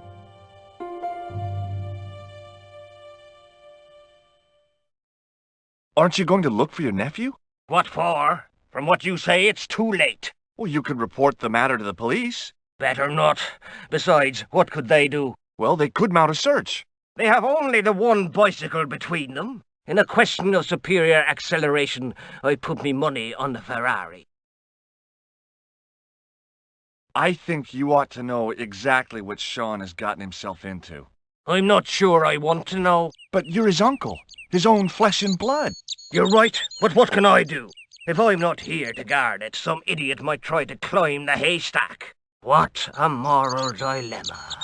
Stay here and guard this potentially lethal agricultural construction, or to go off in search of the prodigal nephew, the very man responsible for said hazard?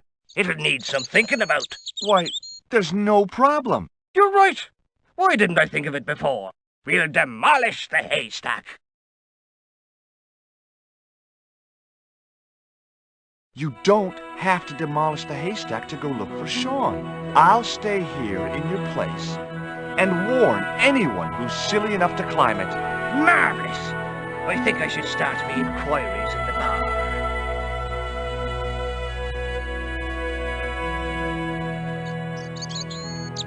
He strode off in the direction of McDevitt's bar, leaving me to contemplate the stack of hay.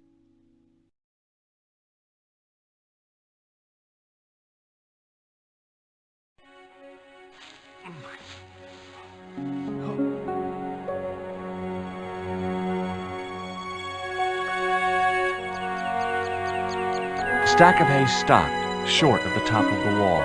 Even if I stretched as far as I could, the wall was out of reach. What I needed was a slice or two of Alice's Wonderland.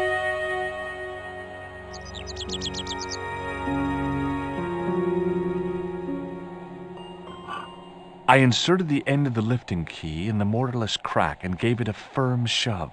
It remained lodged in the wall, jutting out to form a step.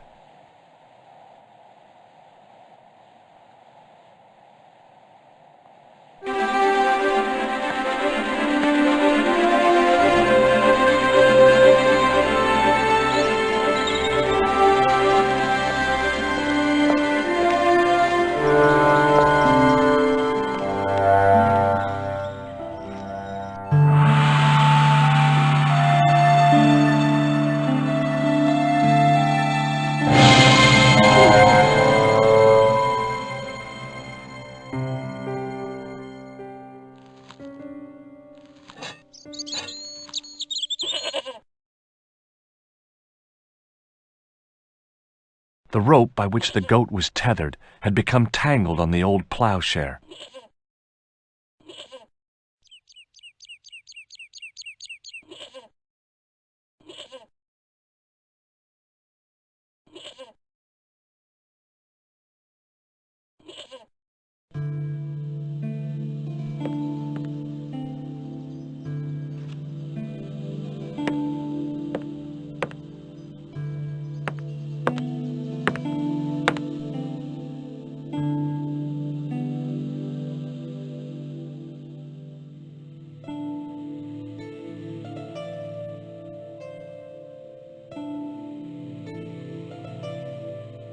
As I dipped my fingers into the soft white powder, I realized what it was. Plaster of Paris. I'd used it in kindergarten to make casts of animal paw prints.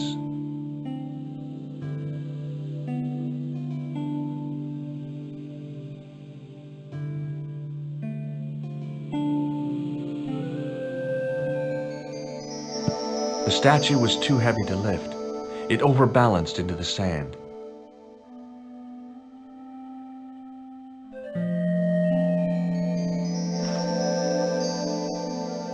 As I swung the stone upright, I noticed it had left a pattern of holes in the sand.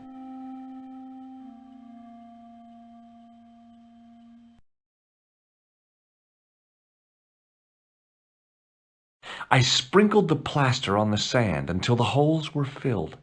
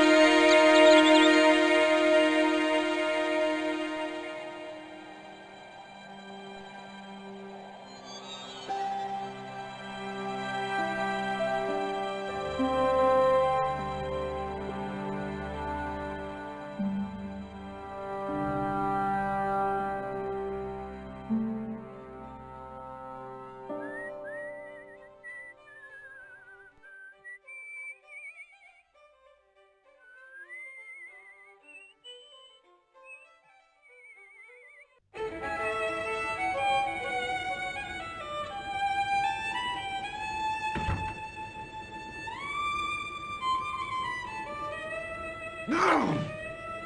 Careful!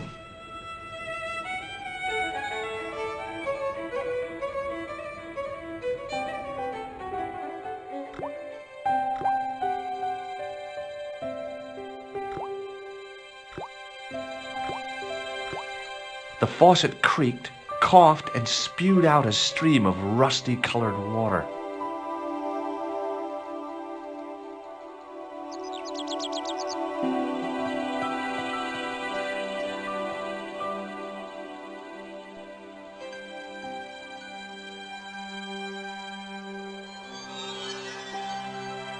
I held the towel under the faucet and soaked it with water.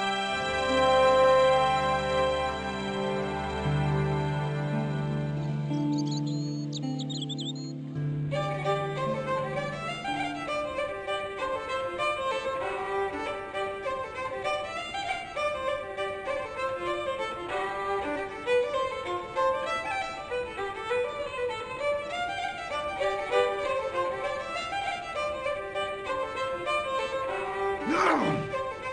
Careful!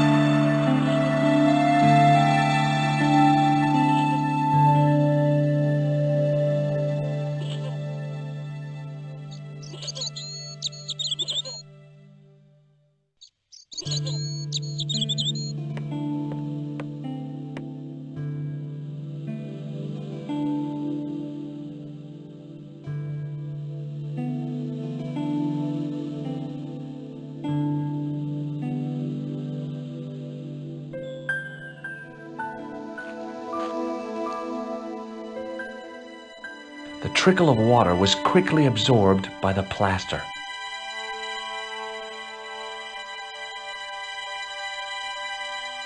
I eased the solid piece of plaster from the sand. Underneath, it had formed a perfect copy of the statue.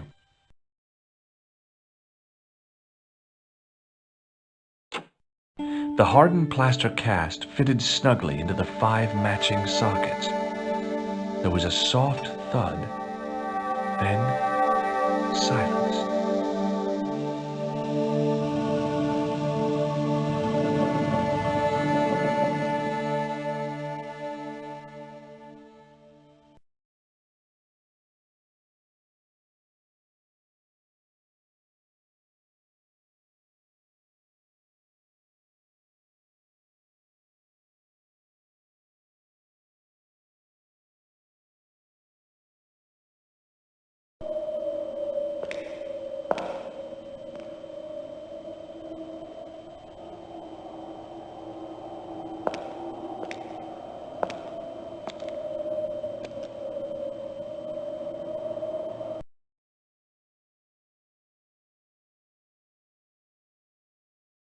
So, where did you stay last night? At McDevitt's. I got to drinking with Doyle and a couple of the guys. That explains why you look so ill today. Did you get any sleep at all? Not much. I had to share the room with another guy. Did he snore? Hardly. He was dead. Then Leary woke me in the middle of the night to help bail out the cellar. The cellar was flooded? Yeah, some idiot had left the faucet running. And you say Pegram has disappeared? Without a trace. But my visit wasn't a complete waste of time. Pegram's gem? The Templars gem. Whoever Jacques Marquet is, he's in for a disappointment. Jacques Marquet? He's the guy who should have collected the gem from Fitzgerald. I've been reading about Pegram in this magazine.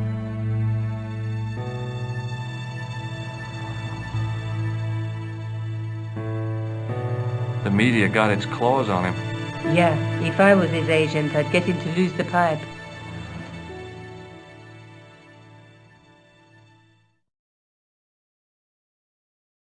That dig must have been pretty important to him. He resigned his chair at Durham University to go to Ireland. And now he's disappeared.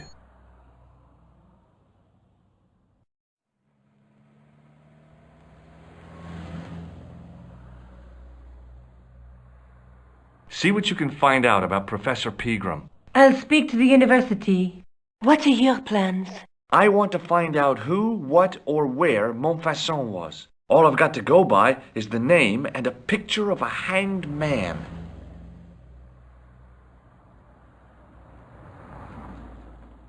I can't sit here all day, much as I'd like to. Okay. Don't forget to look for Lopinot at the Kron Museum. And why don't you see if Rosso has heard anything? Okay. Anything else I can do for you while I'm out? Shopping, a trip to the laundromat? Just take care of yourself.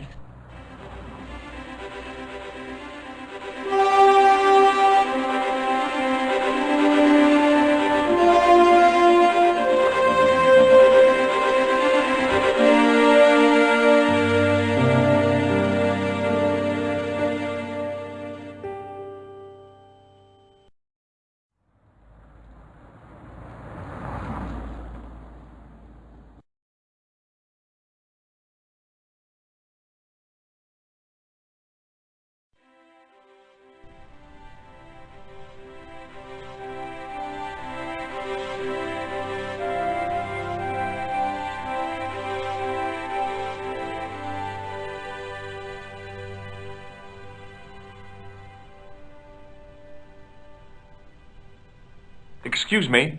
Ah, Monsieur Stobart, n'est-ce pas?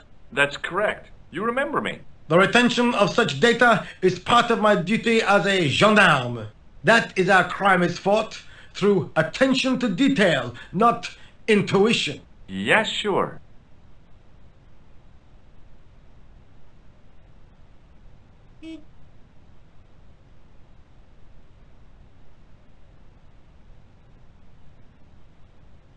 Have you heard of a man called Marquet? Yes. He used to be known as the Mole of Montmartre. I heard he's been hospitalized, probably by one of his rivals.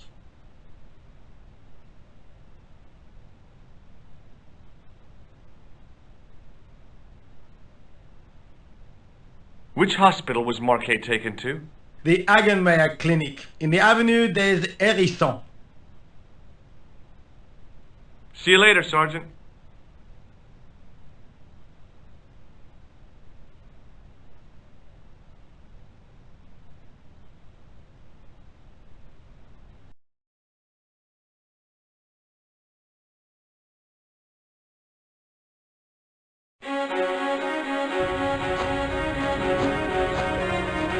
The old building managed to retain some of its original grandeur, but the modern additions look like a baseball cap and a statue of a medieval saint.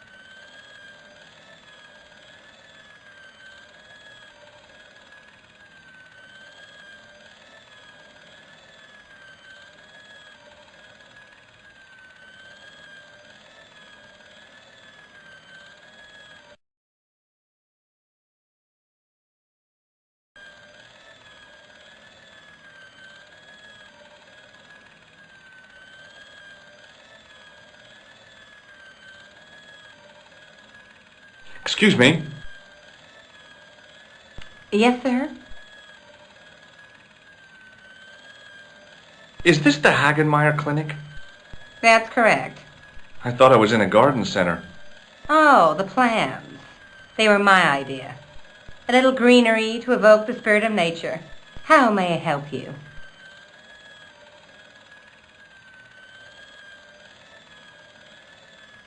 I'm here to see Jacques Marquet. Oh, yes. Are you related to our client, sir? Yeah, I'm his, long-lost brother. A brother half his age with a different name and an American accent. Yeah, people always say that. I blame Mom. We were separated at an early age, after a mix-up in the nursery at the Oakland shopping mall. I've never heard anything so ridiculous in all my life. I guess not. Look at this ID pass. So you're Merlin. Marquet's been asking for you. For me? Yes. He was shouting your name when they brought him in here. Now, let me see. He was on ward B12, as I recall. Oh, he's being transferred to... Oh dear. He's on ward J2. That's... Nurse Grendel's ward.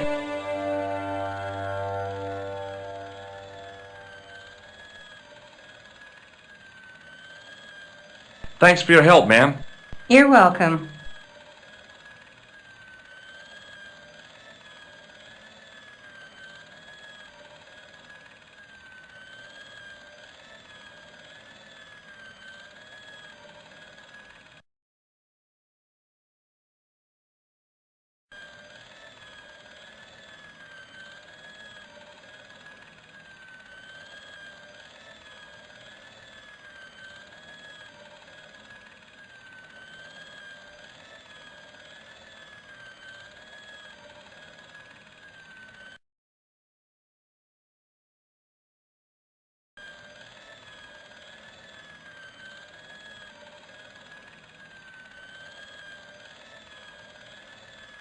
Excuse me. Yes, sir?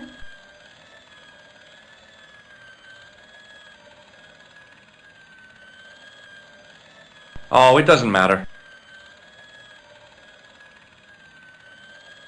Excuse me. Yes, sir?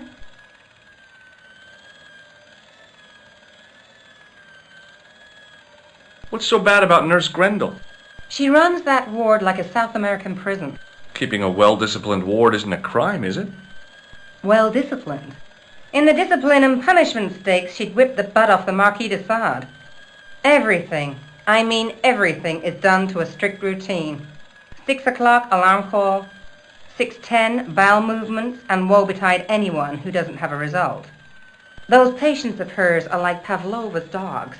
She sounds like a real nightmare. And then some. If Nurse Grendel is that bad, how come the authorities tolerate her? She's like part of the furniture. Oh, you mean she's been here a long time? No, I mean there's not a man in this clinic who hasn't sprawled out on her. I was beginning to get the picture. This woman was jealous, with a big green capital J.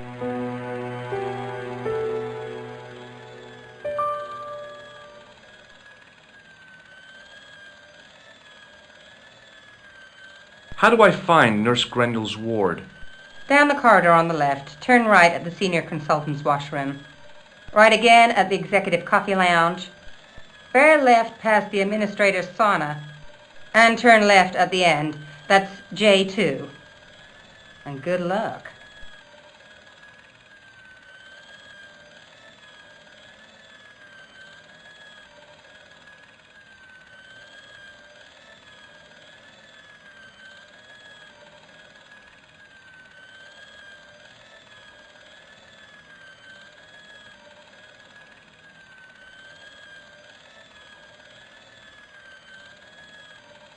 Thanks for your help, ma'am. You're welcome.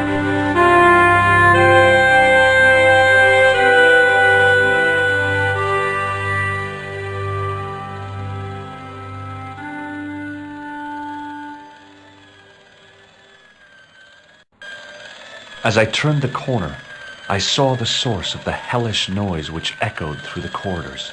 It was an industrial polishing machine with an odd-looking guy in tow.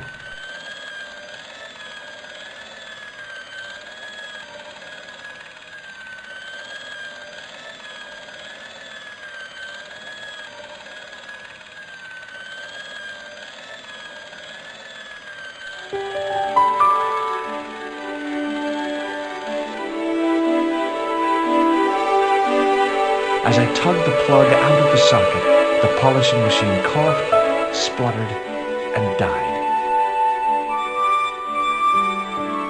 Mr. Shiny, what's wrong, pal?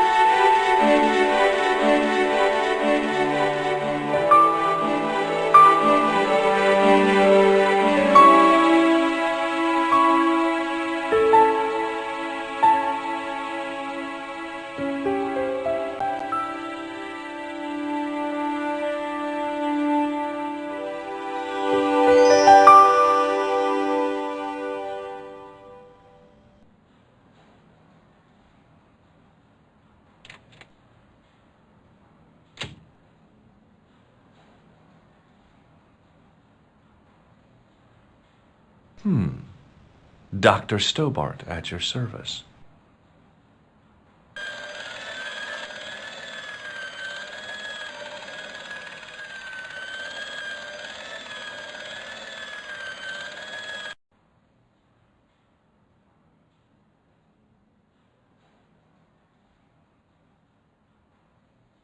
Good afternoon, Doctor.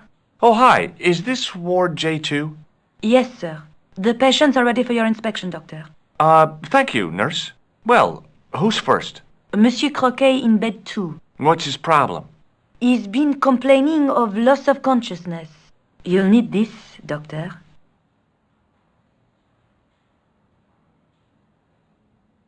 She gave me a long, narrow metal box and a stunning smile. Thanks.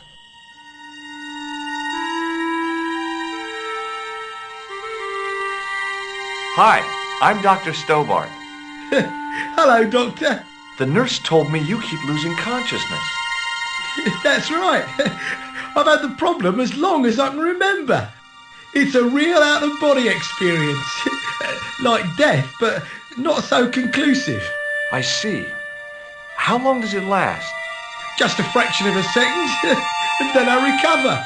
I might not have been a doctor, but I was formulating a diagnosis all the same. This guy was nuts. I know exactly what you mean. It's known in the medical field as blinking. Is it serious?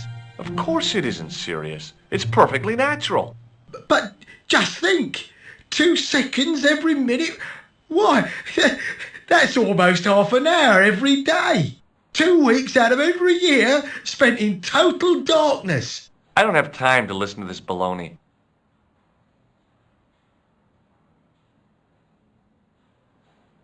Well, goodbye and good luck.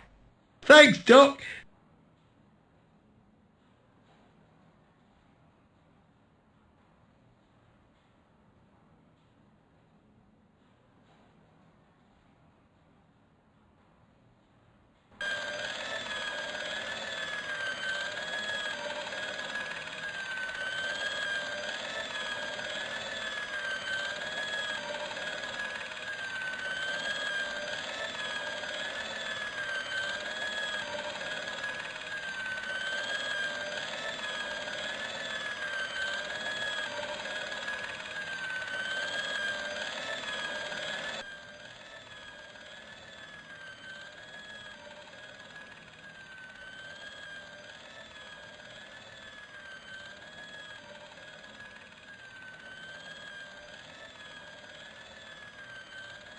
Hi, my... Aha! You must... Well, stop wandering about and make yourself useful. Bernie, come here, boy. This is Benoit, my nephew. Can I trust you to look after him? Do your own babysitting, Gramps. Who do you think you are, anyhow? I am Felix Hagenmeyer. And may I say what an honor it is to meet you in person, sir? You are on my medical wall of fame. Right up there with Pasteur and Leary. I look on it as a privilege, no, an honor, to look after your nephew, sir. He is fresh out of medical school. It will open his eyes to see a real doctor on the job. I'll bet. Show him around. Let him see some real suffering.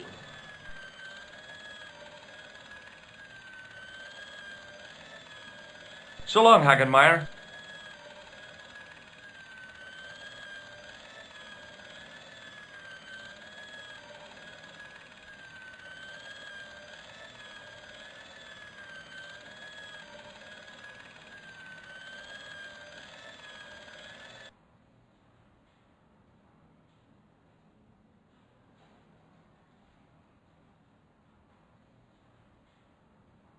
Could you take a look at the client in bed number 3 now? His name is Eric Sopmarsh. What's his problem? He's delirious. He just now came out of theater. He's recovering from major surgery. I'll have him up and about before you can say, Lazarus, get out of your bed and walk.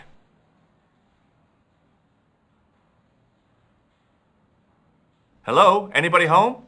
Who are you? My name is Dr. Stobart, and I'm here to steer you down the rocky road to recovery. Dr. Monroe said there was no cure for what I've got. Your problem is you stayed in bed too long. Are you sure you're a qualified doctor? You better believe it.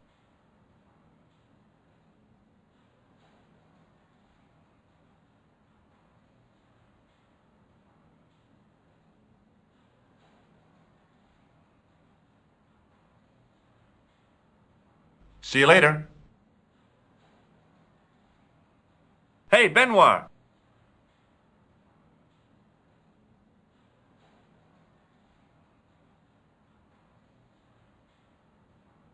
There's no need to shout. What do you want? Here, take this pressure gauge. Thank you, sir. What do you want me to do with it? Well, keep it safe until I think of something.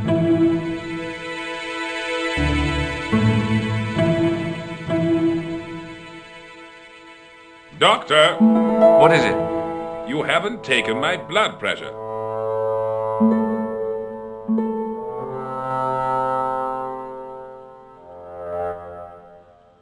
I can't take a I'll come.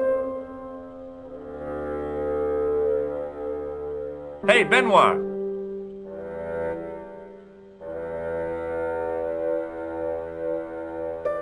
Yes, sir?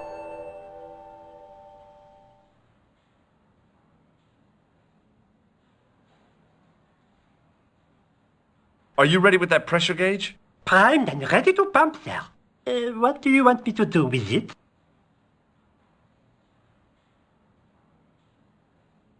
Use it on Eric Sopmarsh. Okay.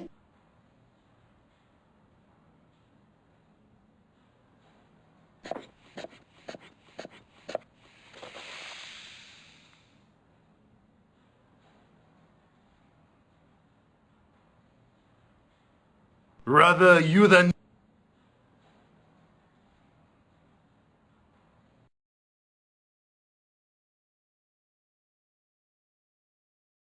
Marquet? Yes, I am Marquet. I've been expecting you. You have? Well, what are you waiting for? Get it over with. I just want to know what I should do with the gem. The Lahmar gem. Yeah, right here in my pocket. I thought you were one of the assassins. Not me. I never inhaled. So, you were sent in my place? Yeah. You could hardly make the trip to Ireland in your condition. What should I do with the gem? Deliver it to the Grand Master. Quickly, tell him that I found the tripod right here in Paris. You have it? Not yet, but it's being taken care of. I hired a couple of stooges with a flair for petty crime. Would that be Flap and Guido by any chance? You know them? We've met. What about the Hashashin? Is more likely to have followed Klausner. He'll stop at nothing to prevent the reforging of the sword. And that's bad, is it? As for Klausner, he is gone off to Syria on a wild goose chase. They have geese in Syria? As a theory about the location of That's enough excitement for one day, Monsieur Marquet. What are you doing here? Talking to this patient, of course. Monsieur Marquet is my patient. If Herr Hagenmeyer was to hear that... Okay, I'm going. I'd learned all I could from Marquet anyhow.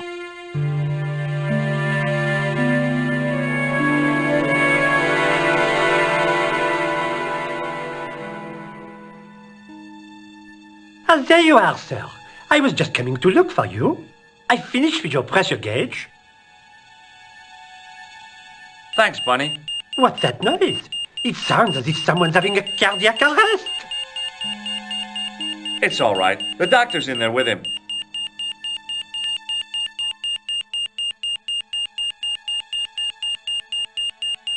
Are you sure he was a doctor? Oui, monsieur. He showed me his ID. It was Dr. Braille. There's no Dr. Braille working here. He's an imposter! The door's locked. Help me, officer.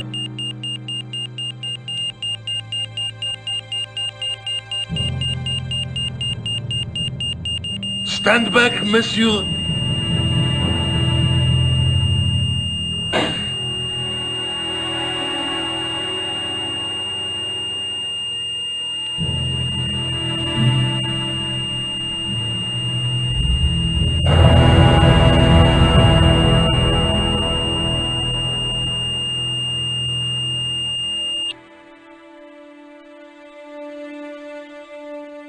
I found Jacques Marquet.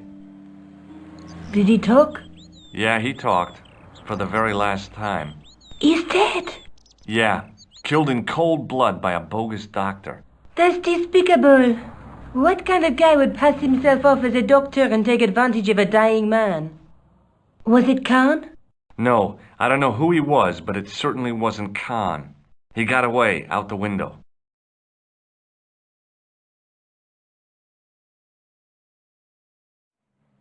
I guess I'd better go back and talk to that weirdo. Which one, Rousseau or Sergeant Mou? Oh, but you're referring to Andre. I'll let you work it out.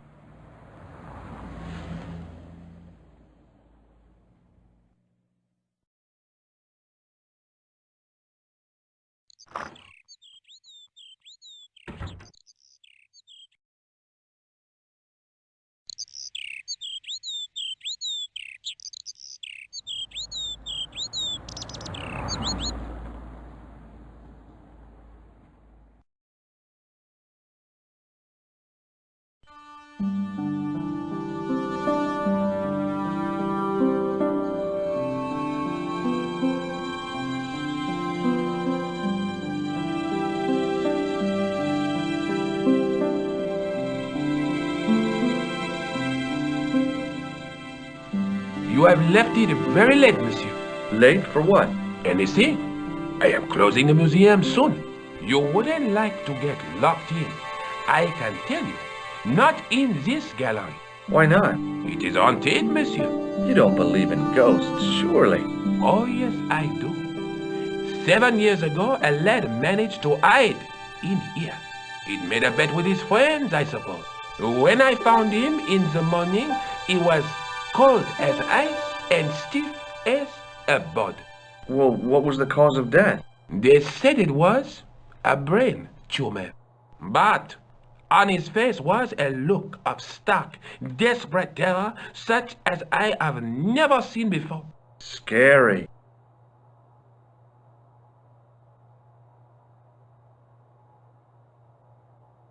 Forget it.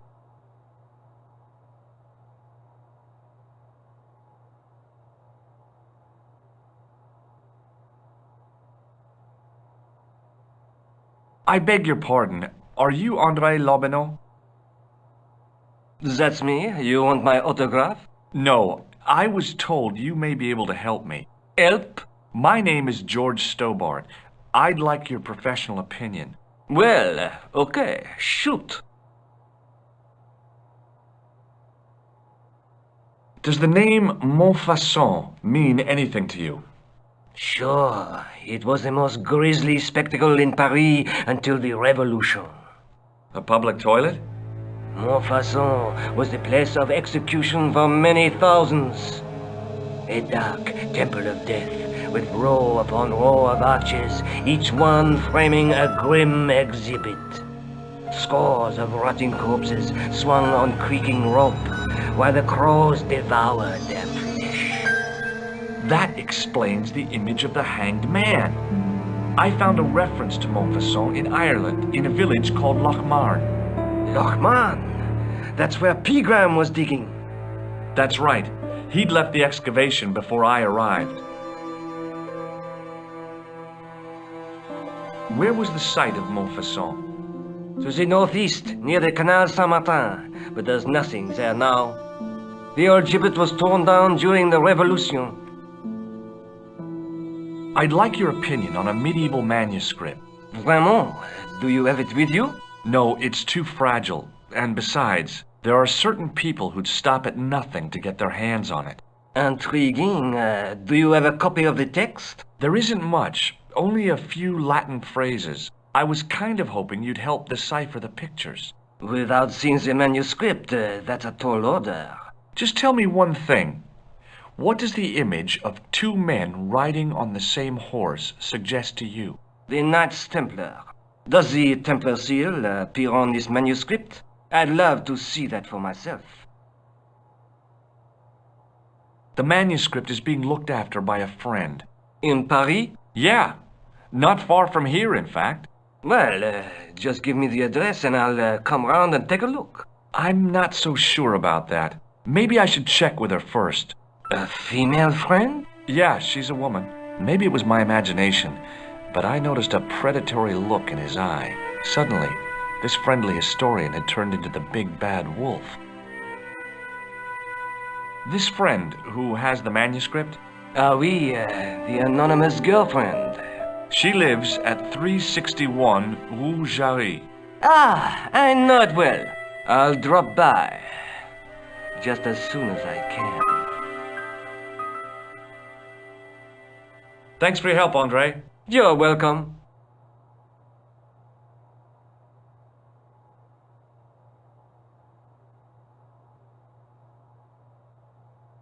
The rod turned smoothly, and the window above me opened.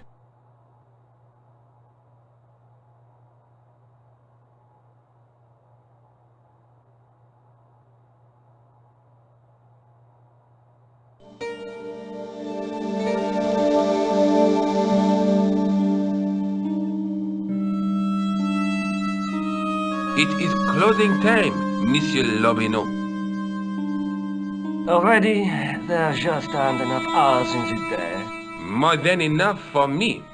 I can't wait to get home and put my feet up.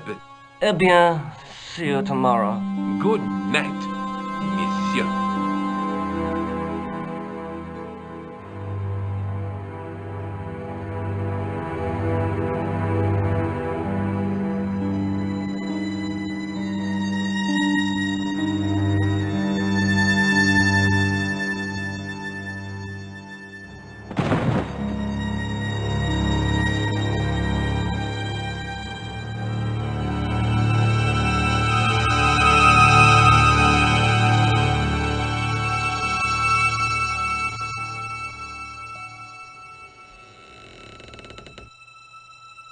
Hey, Guido! Look at this! Quit fooling around, you moron! Get your ass over here and bring that flashlight.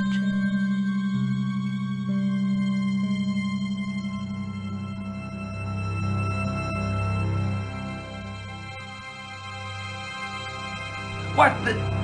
Who's there? Let's get out of here!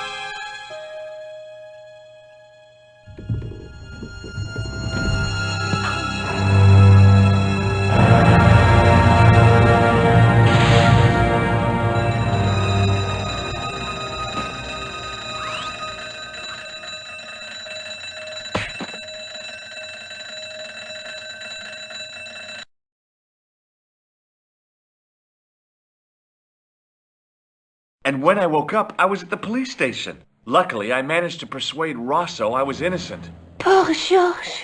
What a mess. I bungled the whole thing.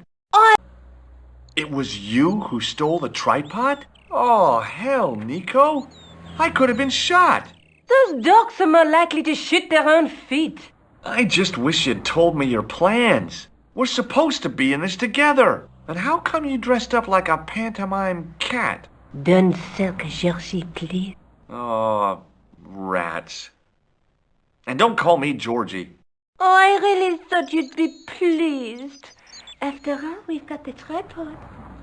Aren't you going to try putting the gem on the tripod? I guess so.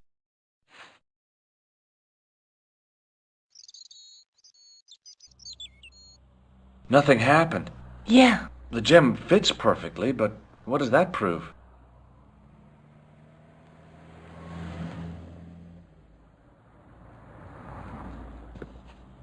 Maybe the tripod has to be in a certain location. There's nothing on the manuscript to indicate where, though, is there? Oh, by the way, I had a visit from André Lobineau. Oh, yeah. I hope you didn't mind me giving him your address. Not at all. It was lovely to see him again. He was over the moon when I showed him the manuscript. It's not often he gets that excited.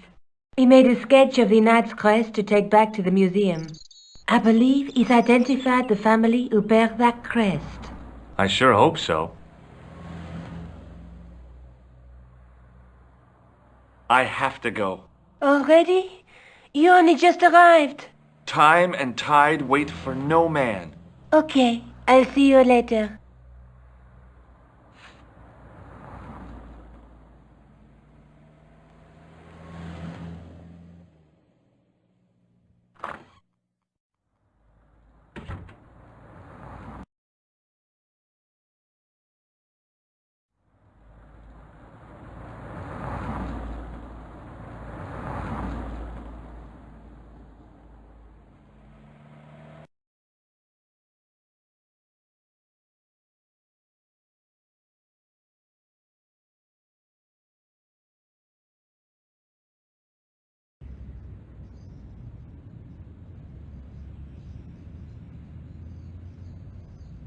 Excuse me, officer.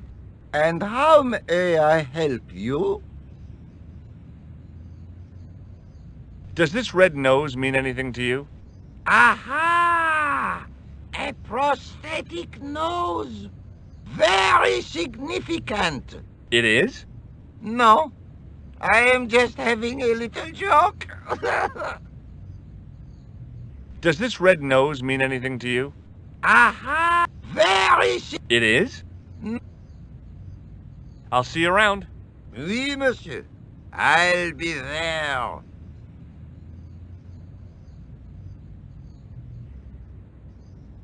Hey, you with the balls.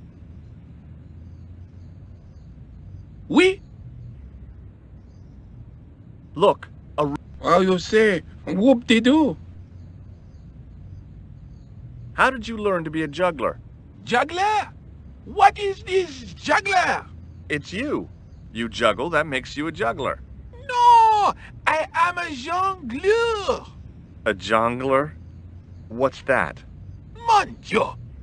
A jongleur is an artist, a master of the contragravitic aeroballetic mysteries. In centuries past, the courts of the crown heads of Europe had the jongleurs, witty, erudite men to whom the monarchs turned in their hours of need. Wait a minute, wait. Let me get this straight. Our enemies are at the borders, plague ravages the land, and the peasants are revolting. Thank God we've got Chuckles the Jongler to throw his balls around. I don't think so. That juggling doesn't look so difficult. Oh, it does not, does it not? Perhaps you feel you could do better, no? I'll give it a try. Be my guest. I had no idea what I was doing. But this guy was obviously an idiot, so how difficult could it be? A lot more difficult than I thought. That's how difficult. Still, it was my big chance to be derided by complete strangers.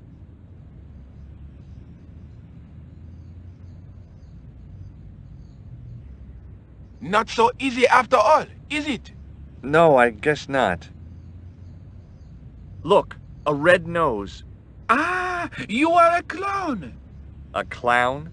No, if so, you would be a much better jongleur. For a moment, an idea capered around near the spotlight of my attention, but fell down the pothole of abstraction before I could focus on it. Catch you later. Au revoir, monsieur.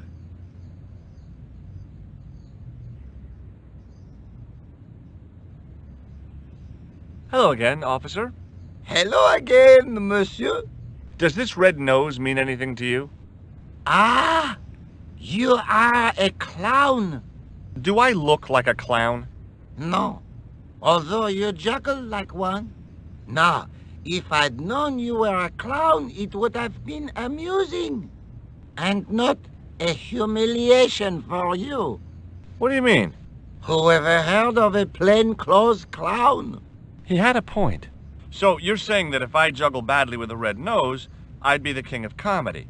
But if I juggle badly without it... You look like a pathetic loon. Oui, monsieur, you have it.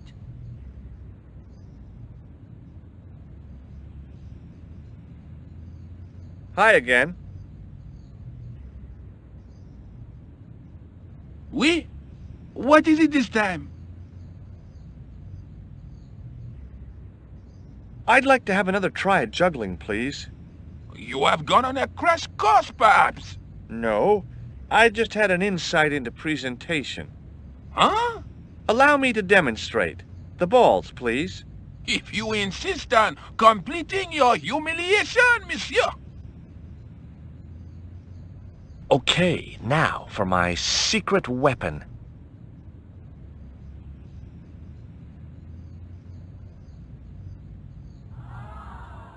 The juggler was speechless with rage. You could have mistaken him for a mime. And without a word, he collected his balls and left in a fury. Hey! You forgot one of your balls! Hey! But he didn't hear. Better still, deprived of his entertainment, the gendarme decided maybe he ought to do some policing for a change.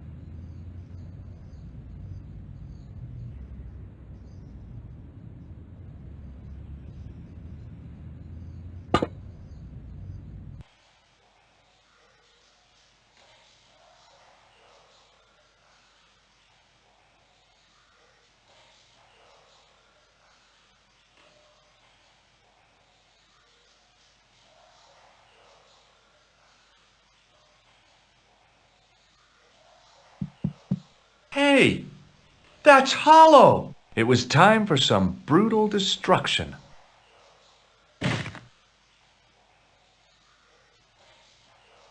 Close up, I could see the plaster was thinner where I'd broken through, and behind it were some cogs and a lever. Here goes. Hey, cool.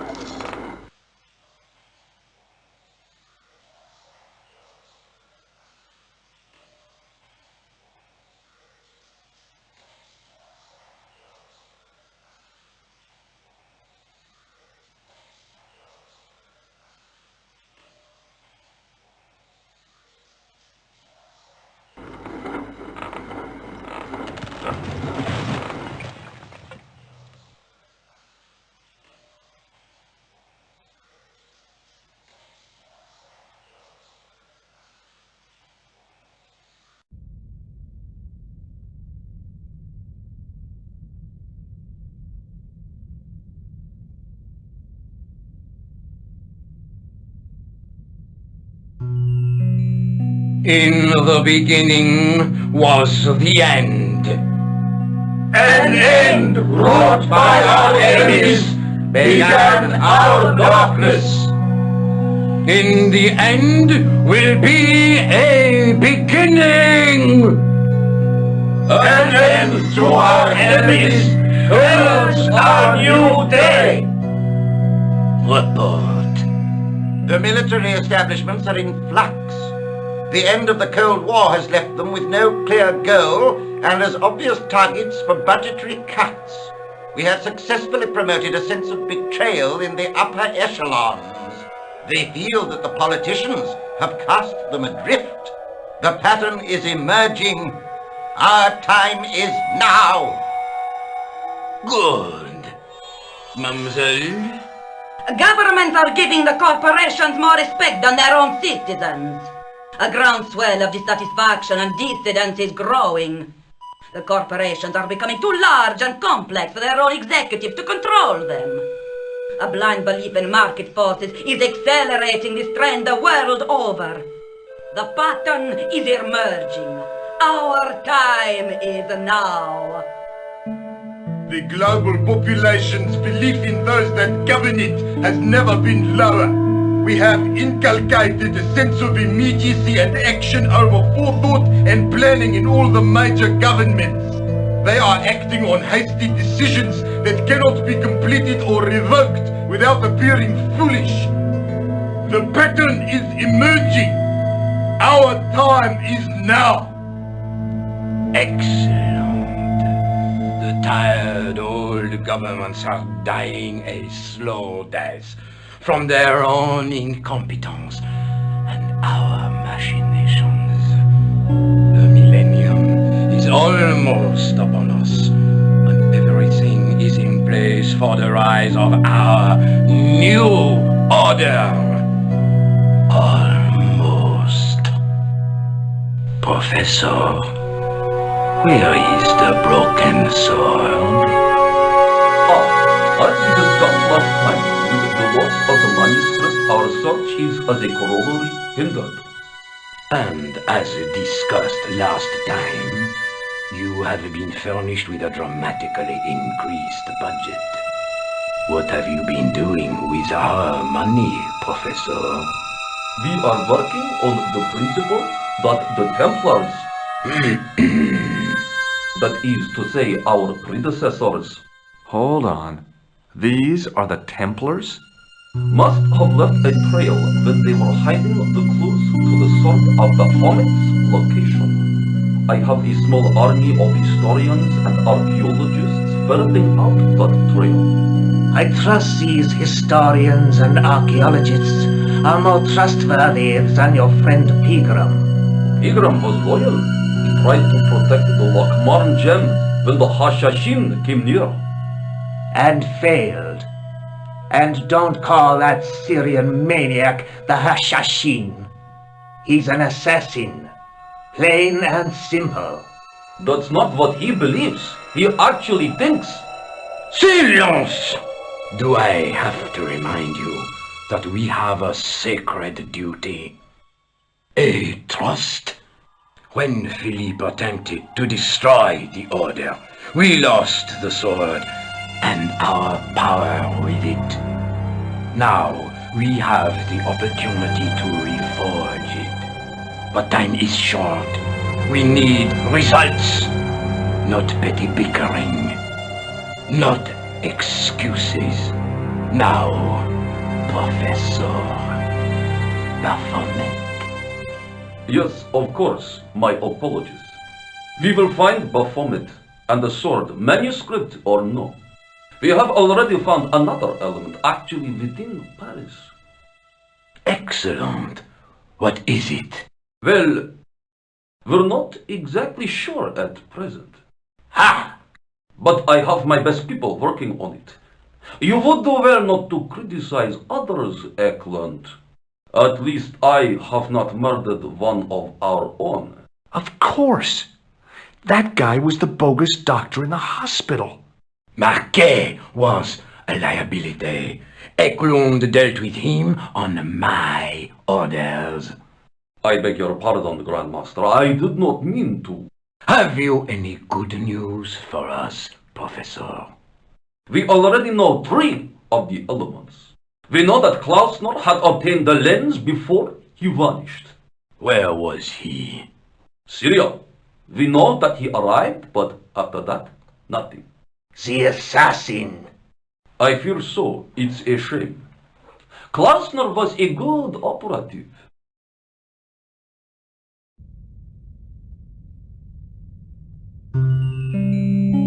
This will be our last meeting in person until we locate the sword of Baphomet. I hope that I don't need to emphasize the importance of finding it. Without it, our endeavors come to nothing. With the sword reforged, we will have the power to sweep the stage of all opposition. The new millennium will belong to us. The next time that we meet, it will be to become the princes of this world!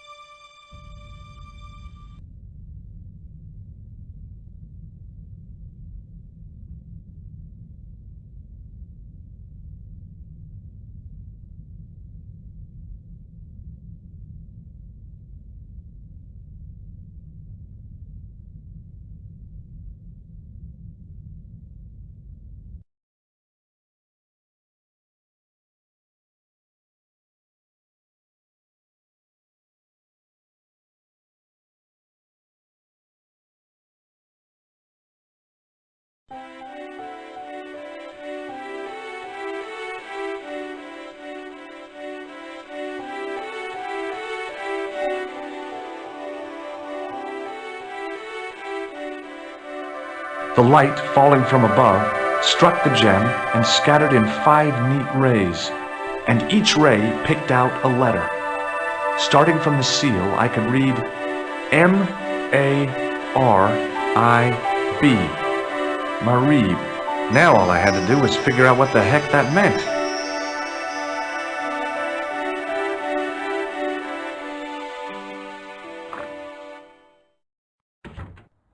Nico, I've seen them. Who?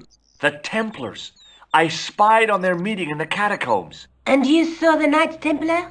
I saw a bunch of guys masquerading as Templars.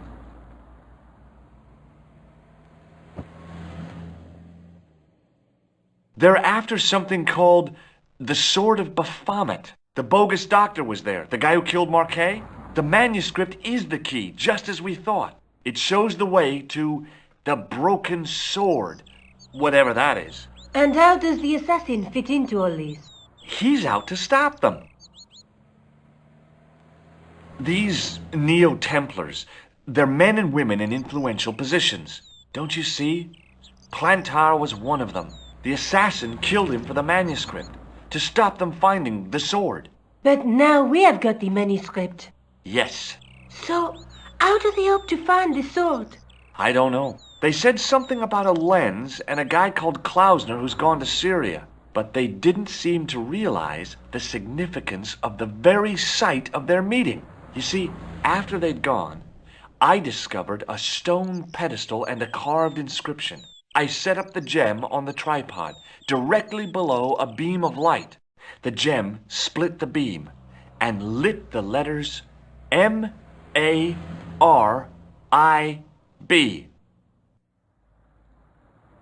Marib is a village in Syria. Then the Neo-Templars are ahead of us. Klausner beat me to it. You're not thinking of going there yourself, are you? Why not? These guys are crazy and dangerous. That reminds me, you should leave the gem here. Okay, what about the tripod? I'll send it back to Andre, anonymously. Do you think I should go to Marib? Syria is a long way, Georges.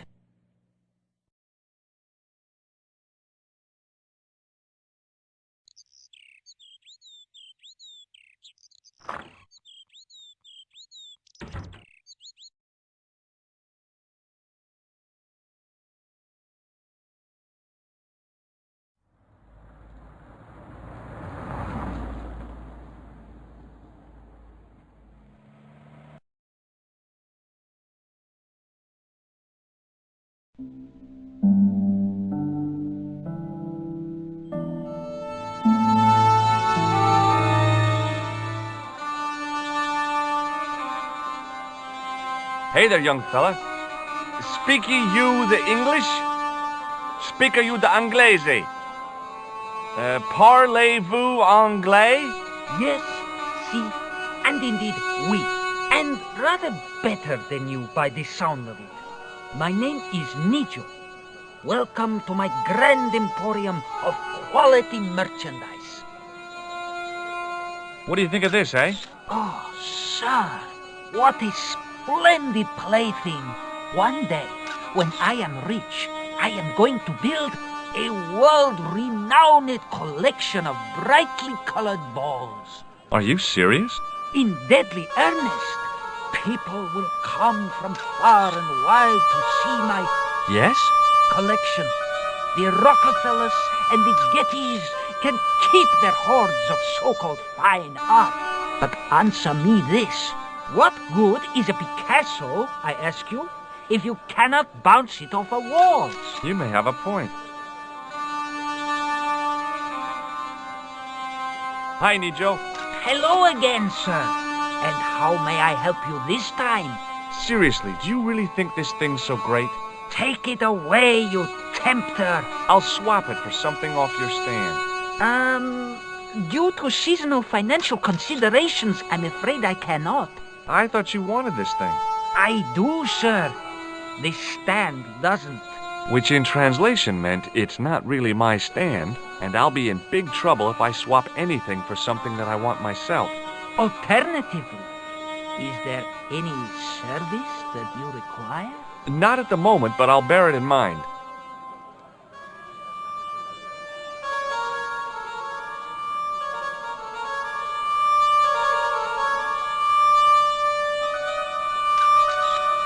It was a kebab stand. It was a kebab stand.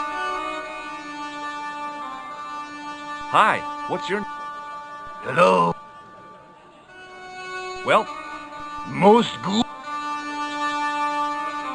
It was a kebab stand.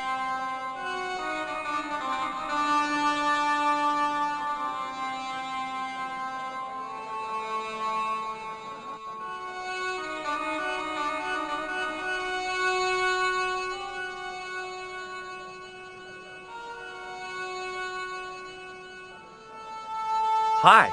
Hello, sir. Lovely carpet. Does this matchbook mean anything to you? Ah! Give to me! Give to me! A la mousse.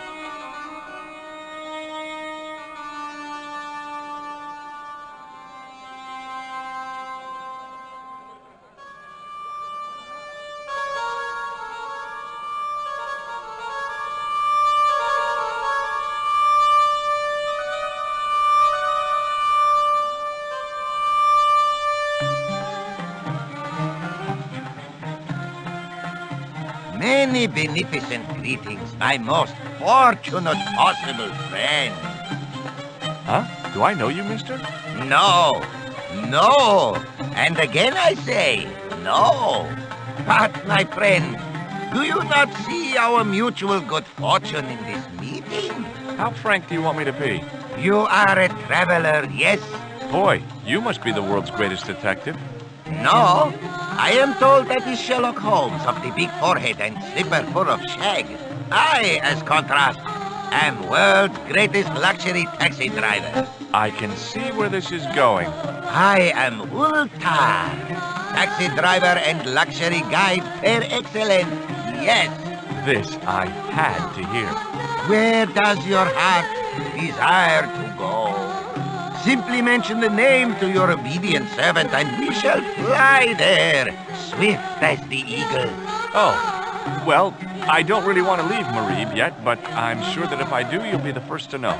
Is good. You know where you want to go, you come to Ultar. Thanks. See you around, Ultar. Be having a pleasant day, full of shining experiences and happiness, my friend.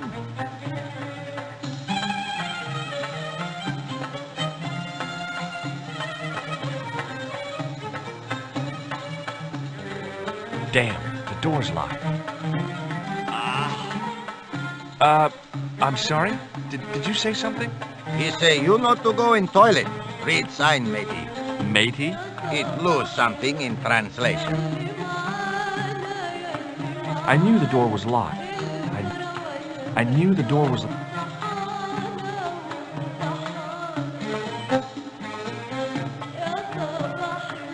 Hi. I was wondering if you could help me. What? I mean, I beg your pardon? I'm sorry, but I don't understand. No surprise there, alrighty. He says sorry, but he not speak English. But he didn't say anything. He not have tongue. No tongue? What happened? It was bet. And he lost. He won. You should see other chappie. Oh, yes. Hello again, Ultar. Great hellos, munificent foreigner, and possible future client. Well, you never know. Would you mind talking to me? Is most agreeable. This is how Ultar learned such splendid English, yes? Yes.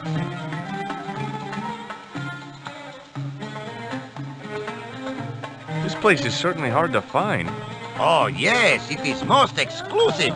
The membership can be no more than... Kind sir, what would you guess the population of the village to be? Gee, I don't know, a couple of thousand? Then I would estimate the membership to be no more than a couple of thousand. Have you seen this man before? Oh, most certainly.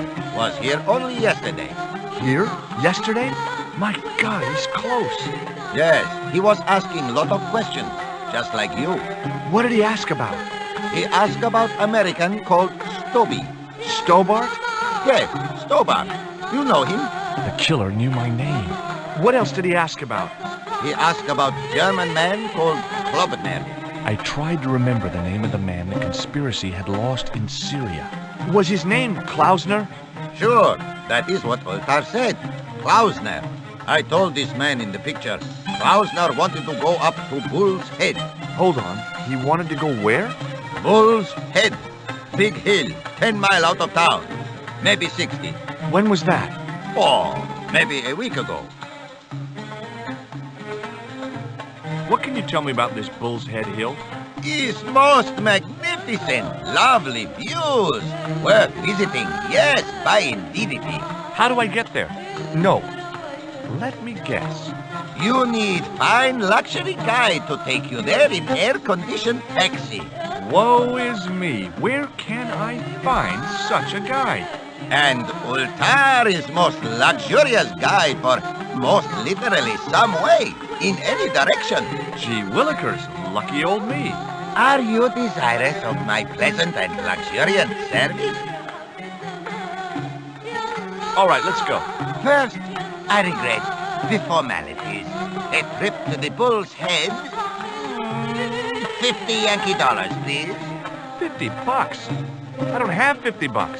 Oh, most unhappy event. Ultar then sorry, but he cannot take you on ride of lifetime. Hold on, Ultar. Is there nothing I could barter with you? Word that it was so, beloved friend. But my taxi needs gas, and its muffler needs the muffler doctor. Trading for these things is not possible. My heart weeps for the injustice, but it's box or zip for unfortunate Americans.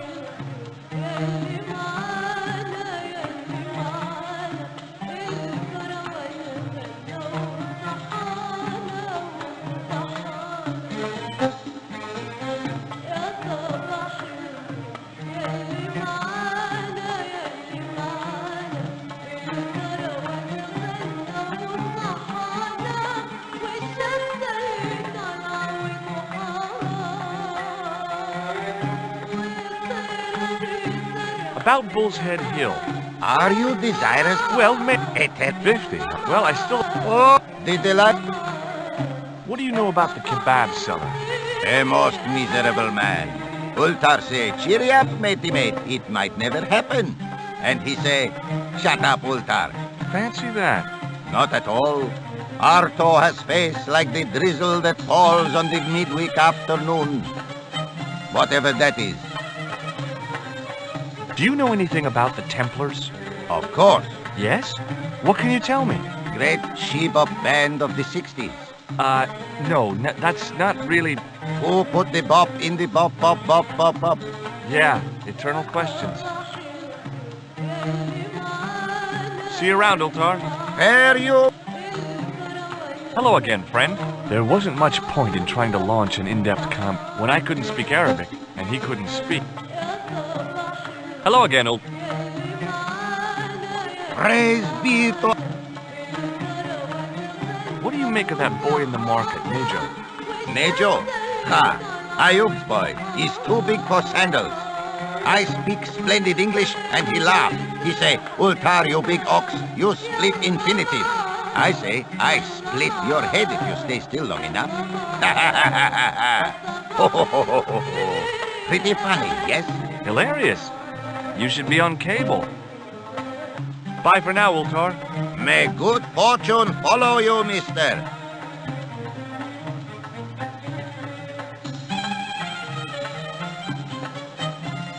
I knew the door was locked. I need a key to get in there. I knew the door was locked.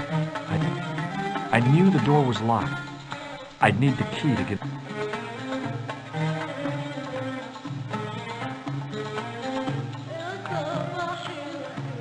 Hello again, friend. There wasn't much when I couldn't speak. Hello again, Ultar.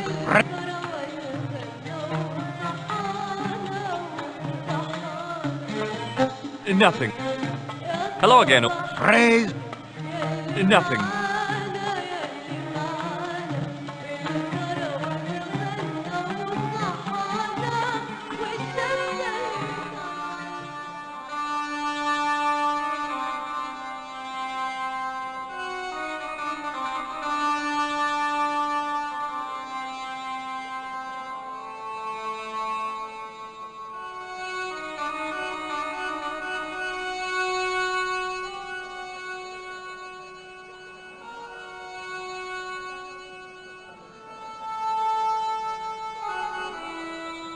It was a kebab stand, and an ugly one at that.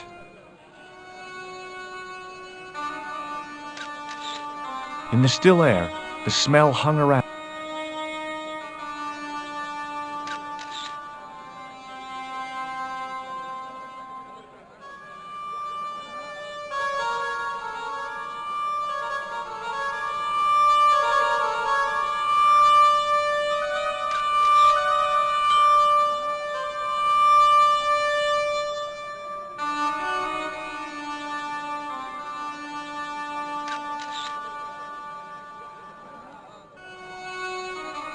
Hi, I was wondering whether you could help me.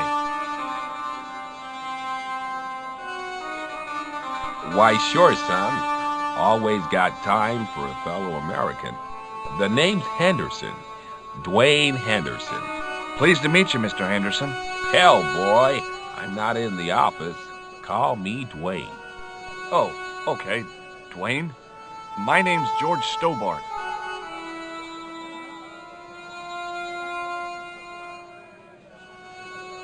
I saw a medieval picture of a woman, royalty or nobility, something like that. She was looking in a mirror, but the reflection was of a man with 3 faces. What do you think of that? I think you should be in therapy. Have you met Ultar? Almost luxurious air-conditioned taxi ride, mister. Yeah, the cabbie. Tried to pull a bunco on us. Take us on a wild goose chase off into nowhere.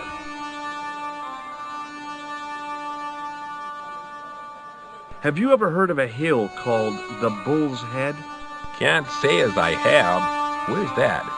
I don't know. I'm trying to find out. Bull's Head, huh? I must remember that. Sounds scenic.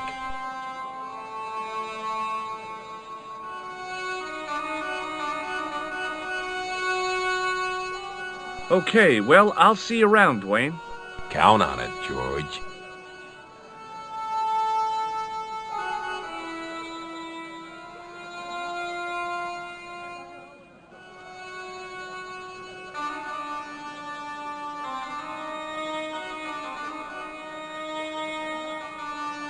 Hello. I was wondering whether you could help me. Why, hi there, handsome. What can I do for you? Hi, my name's George. I was just... Well, it certainly is delightful to meet you, George. I was... My name's Mrs. Henderson, but you can call me Pearl, I'm sure. Okay, Pearl. I was... So nice to meet a friendly American face so far from home. Pearl? Yes, dear? I was just wondering if you could help me. Why, sure, precious.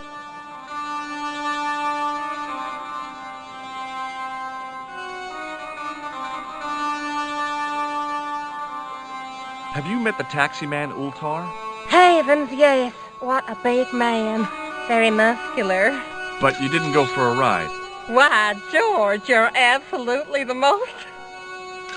Oh, you mean a taxi ride? No, Dwayne wasn't interested, so it didn't happen.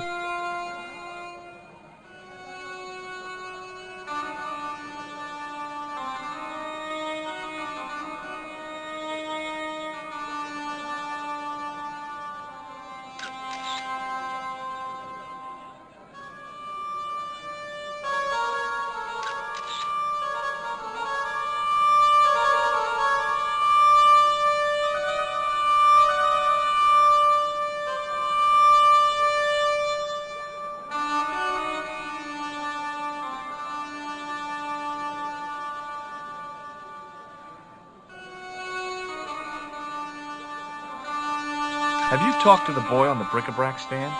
Oh, you've met him? His name's Nejo, you know. Oh, he's just so cute, I could die.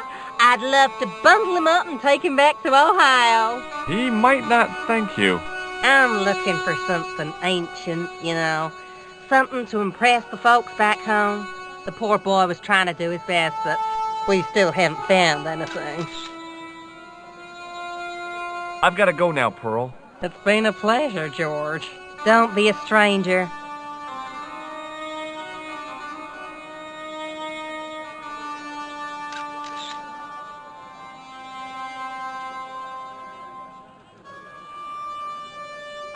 Hi, Nejo. Hello again, sir. And how may I help you this time? Who's the guy selling the kebabs? Oh, that's Arto. A miserable blighter, to be sure, sir. He doesn't seem very happy. He never is. Day in, day out, a face like a wet Wednesday. Whatever one of those is. Does he speak any English? Not cogently, no.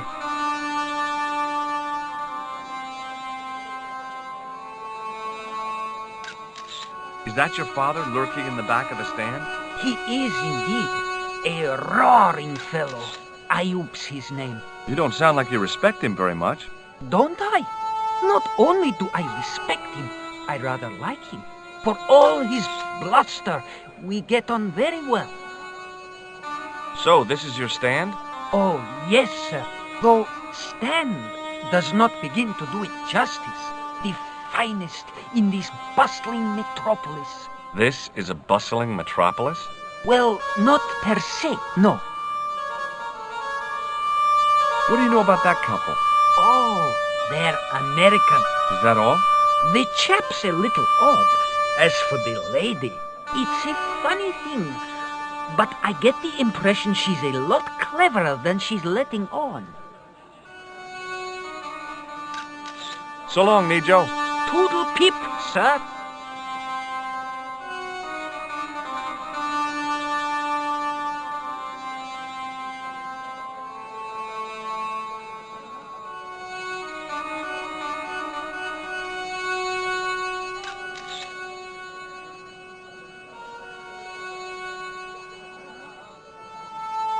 The stallholder's face wasn't a great ad for...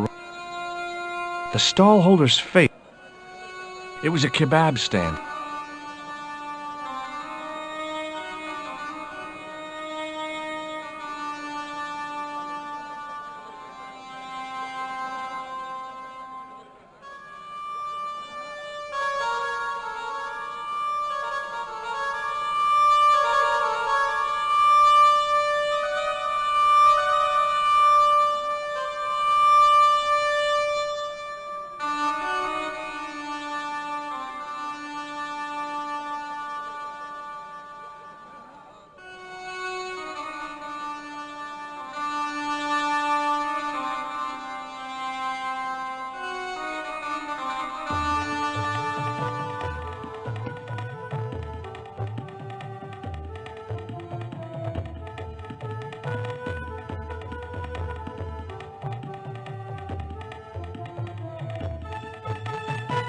I knew the door was locked.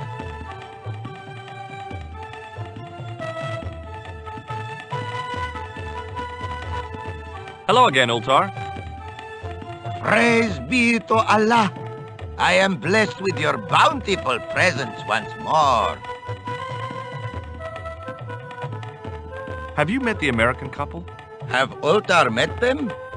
Have Ultar met them? Yes, Ultar have met them. And? They most ungenerous. Ultar offer to show them wonders of countryside. They say, is there anything ancient? Ultar say, yes, of course. Nature is ancient. They say, no, anything ancient made by men. And Ultar say, have you seen Taxi? Fan belt older than Ozymandias. Ha ha ha ha! But they gone.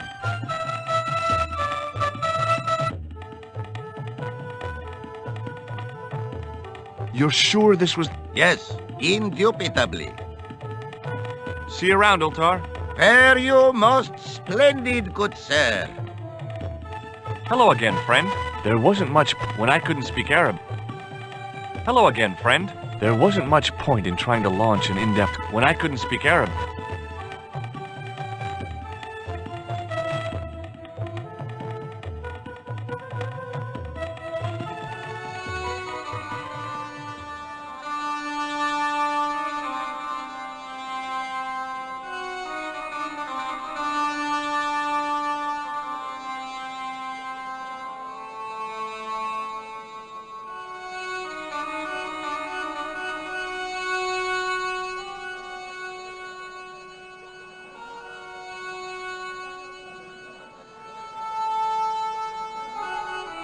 Hi there, Dwayne. Hi there, George. You're a long way from home, Dwayne. Could say the same about you, George. Me? Well, I'm just sightseeing, that's all. Without a camera, kinda lags to come all this way and not take pictures. Mind if I take a picture of you, George? What? Why? Ow! You could have warned me. You don't mind, do you, George? The folks back home will be real interested. What exactly do you do, Dwayne? Didn't I say? Oh, I run a greeting card company. Yep, we're based in Cleveland, Ohio. Pearl writes the poems for 'em. You ought to ask her to recite some. How long have you been married, Dwayne? Hell, must be 30 years now.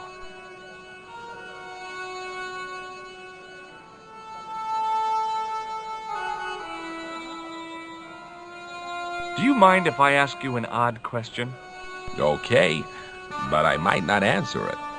Do you know anything about the Templars? The Knights Templar? Yep. Nope. Nothing at all. Well, you knew they were an order of knights.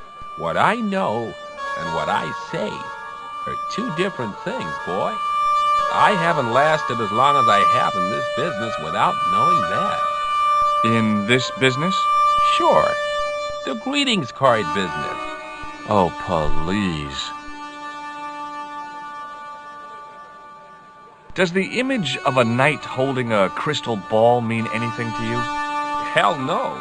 What would a knight want with a hunk of glass? I don't know. That's the problem. What's wrong, boy? It's not a crystal ball. It all came together in my head. What the conspirators had mentioned losing. The strange perspective of the manuscript. It's a lens.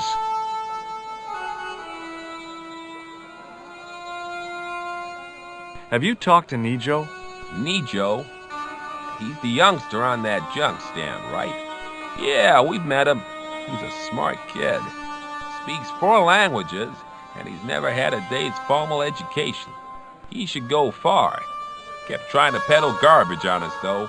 You're not going to find much worthwhile around here. I know that, and you know that. But try telling Pearl. She reckons there's antiquities in them there stands. Okay, well, I'll see you around, Dwayne. Count on it, George.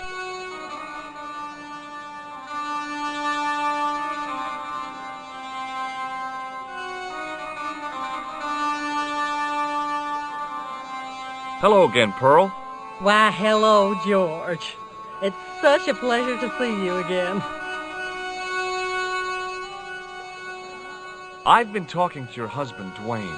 Oh. Yeah, he tells me that he runs a greeting card company and you write the poems that go in them. Oh, yes, indeed. I consider myself the artiste of the family. Tell me, George, would you like to hear one of my poems? Yes, go on then. Okay then, darling, here we go. Our sympathy upon this time, when your heart doth break. I like the dog. Classy, isn't it? We know the grief that must entail when your schnauzer gets bitten by a snake. Ah, it still touches me. What do you think, George? It's very specific, isn't it? You think so? We sell a lot of those, dear. Do you know anything about medieval weaving? I do a little needlework, but gosh. It's okay. It was a long shot. Have you ever heard of a hill called the Bull's Head? No. No, I haven't. Is it nearby? I'm not sure. Sounds awful romantic. The Bull's Head Hill. Have you ever heard of a group of knights called the Templars? Sounds familiar. I remember. Dwayne had a book. The Holy Something and the Holy Something Else, I can't quite recall. I read a little of it. And? Seemed like a lot of hooey to me. So, tell me a little about yourself, Pearl. Me? Oh, a gentleman's interest is always so flattering. Well, my husband and I run a greetings card company in a cute little place called Akron in Ohio. Akron? Cute? Little? Hold on. Didn't Dwayne say they were from Cleveland? What was that, sweetness? Oh, nothing. I was just thinking out loud. I met your husband earlier. He's an interesting man. That's why I married him.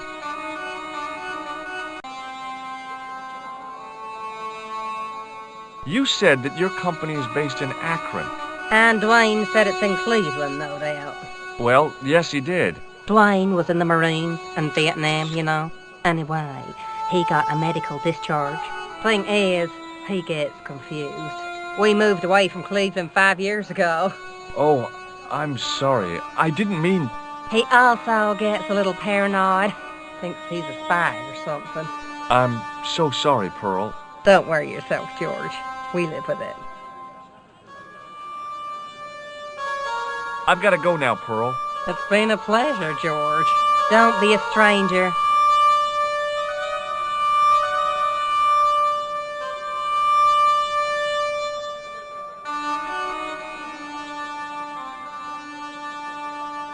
Hi, Nijo.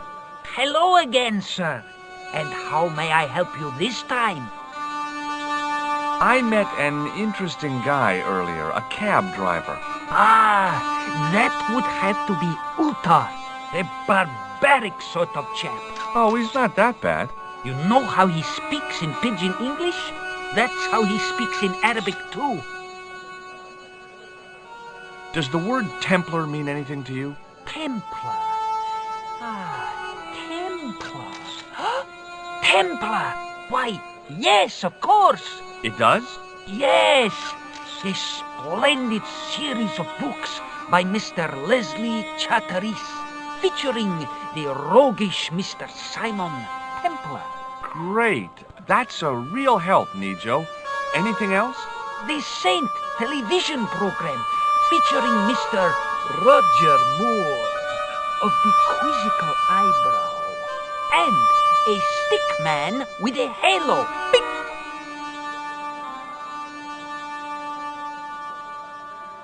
So all Templar means to you is Roger Moore. I only watched it for the stick man with the halo. Bing! He was better animated. So I'm correct in saying that the word Templar doesn't mean much to you. Well, there was the Order of Knights who were wiped out in an Inquisition in 1312, I suppose. That's them. What else do you know? Just how much information do you think there is on a Trivial Pursuit card? A what? From the medieval edition. We had it on the stand a couple of years ago. Ask me what a feuter is. Go on, I know all this stuff. Never mind. Okay, forget about the Templars for a minute. What do you know about knights? Like the Crusaders, they came to the East on an insane and pointless mission. They sacrificed thousands of lives, including their own, for insensate pride. How anyone can find them romantic confounds me.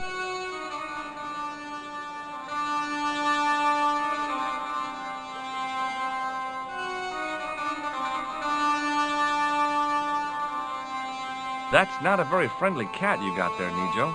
No, sir. It is a very unfriendly cat. Why do you keep it? Oh, it's not mine. It just rests where it pleases. And today, it pleases to rest there. As Kipling would say, it is a cat that walks by itself. Fiercely independent. And it smells. You speak very good English. Thank you, sir. I learned from tapes that my uncle procured. Oh, a language course. No, sir. Jeeves and Wooster. Gussie, Fink, Notos, Aunt Agatha. What ho! How much are those books there on the shelf? Have you any Syrian pounds? I think I might have a couple of Irish pund. Then they're too expensive for you, sir.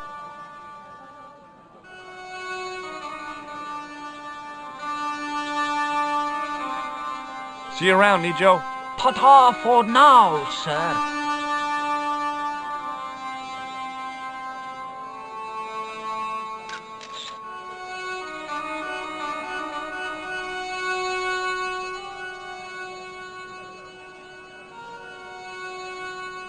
Hello again, sir. Hello. Kebab? Yet? Well, goodbye. Have a nice day. Most good.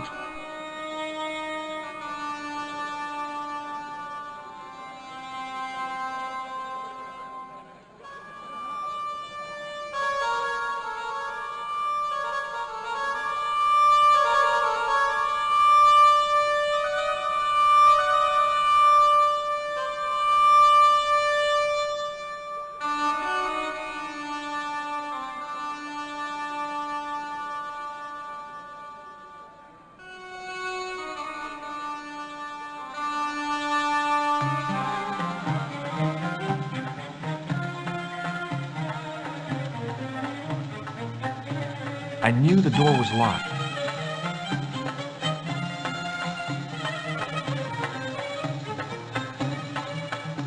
Hello again, Ultar. Praise be to Allah. I am blessed. This is a key for lifting manhole covers. You carry some strange stuff with you, mister. Bye for now, Ultar. May good fortune follow you, mister. The club manager's bonhomie seemed forced. Looking at the place, I could understand that. This is definitely not what they meant when they said the joint was jumping. Hello again, friend. There wasn't much point in trying when I couldn't speak. I don't know why, but I felt...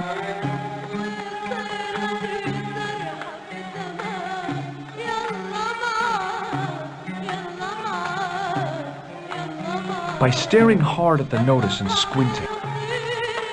My Arabic, Russian, and Jap, the notice didn't mean...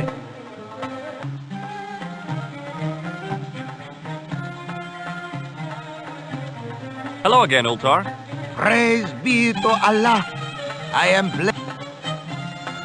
Could you tell me what that sign means? It's a door stay shut until brush come back. Signed, the management. Oh, what does that mean? Manager buy lovely new toilet brush, leaves it by wash basin for 10 minutes. Come back, it's been stolen. Not even out of wrapper. He damn cross.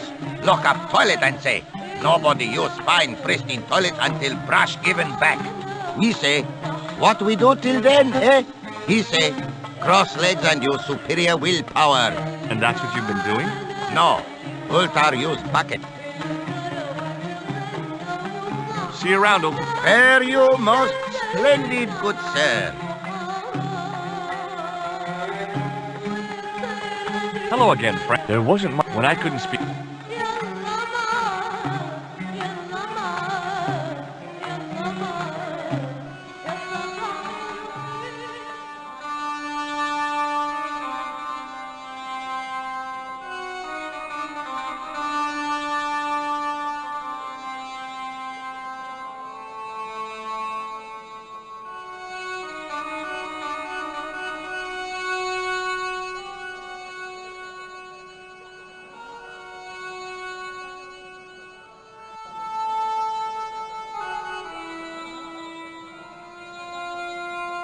Suddenly, I realized the guy was basting the kebabs with a toilet brush.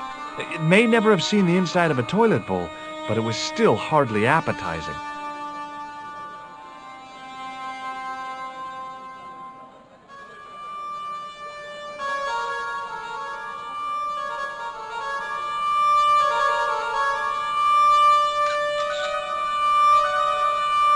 Hi, Nijo. Hello again. Look, this is going to sound a bit strange, but I need Arto's brush. What? The brush he bastes the kebabs with? Yes. Let me find some dirty postcards for you instead. Nijo, this is serious. Arto stole that brush he's using from a friend, and I want to get it back. Perhaps I could help you, old chap. Maybe? Perhaps? Maybe what? Perhaps what? I do not wish to seem mercenary, sir, but I am a merchant, and merchants trade. Merchant? This isn't Sears and Roebuck here. Well, if you're going to be disagreeable... No, you're right. What would you like? I seem to recall that you have something that might alleviate my boredom. A globe of delight. A Rubicon spheroid of heavenly pleasure. You mean the ball, don't you? A tiny spherule of form that barely spans my hand, yet promises hours of amusement. If you mean the ball, why don't you just say so? Can I have the ball back, mister? All right, here you go.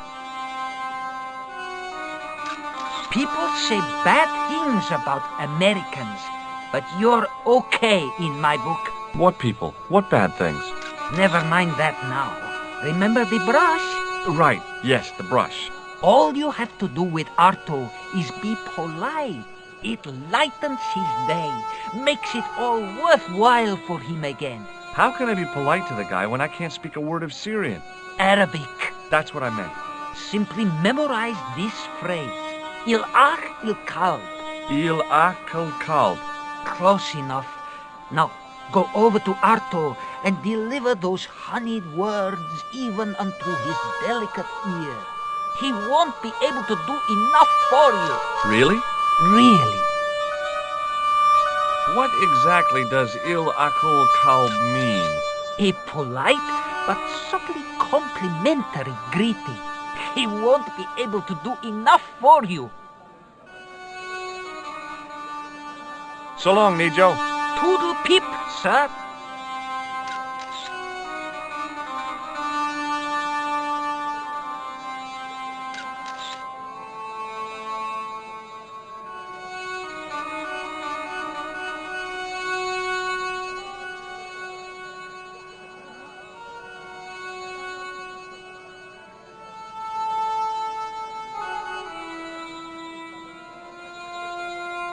Hello again, sir.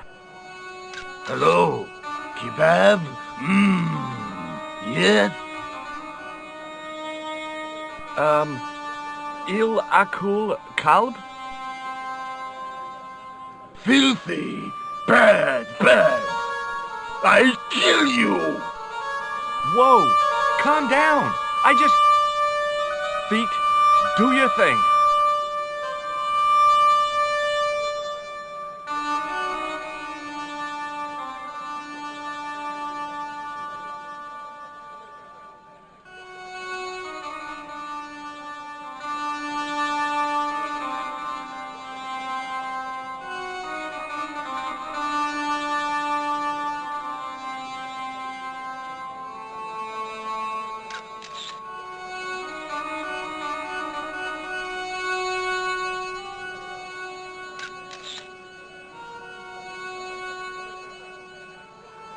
Hi, Nijo. What the heck did you tell me to tell him? Patience, sir. Patience? Patience? I've been chased by a homicidal kebab seller, and you expect me to be patient? But consider, sir, while you were running from the irate Arto wasn't using the brush. Hold on. Are you telling me that I've been used as a diversionary tactic? Your brush, sir. I can't believe that you put me on that kebab seller's death list for a toilet brush. The ends justify the means, sir. Yeah, but I noticed it wasn't your butt that was on the line, though. They also serve who only stand and wait, sir. Oh, spare me. Oh, it's okay. Nothing.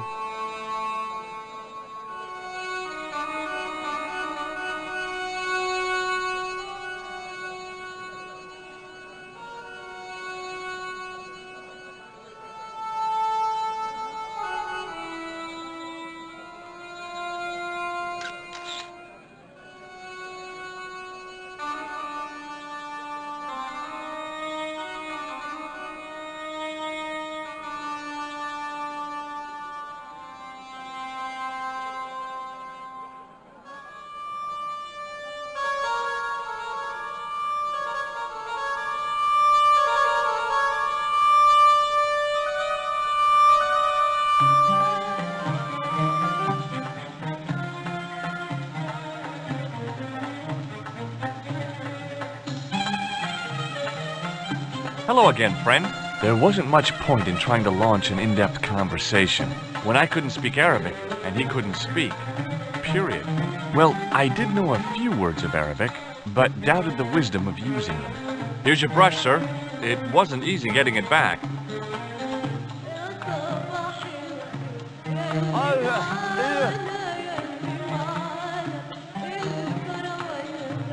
The manager took the brush from me, gave me the toilet keys as my reward, and stomped off. What was all that about? Manager, he say, "Bah, look at state of this. Need much cleaning and detergent before go around my, you Ben." He said all that? Body language account for much, you know. Oh, yes, indeed.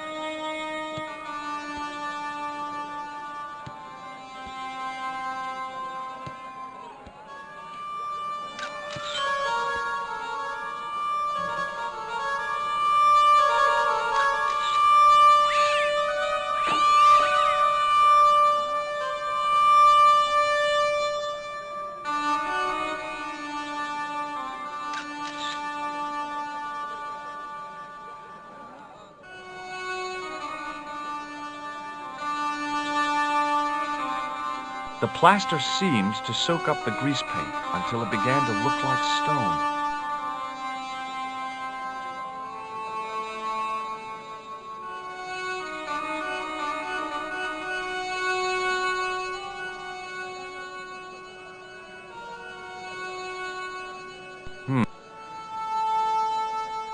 Hi there, Dwayne. Hi there, George. How can I help you, young fella? What do you think of this? Good gravy. Looks old. Yeah, I had to turn this town upside down. Boy, your luck's better than ours. Looks Roman. I wouldn't know. What'll they say back home? How much do you want, George? Oh, I couldn't. It's the find of a lifetime. I mean... $50. Take it or leave it. I'll take it. Here you go. And here you go.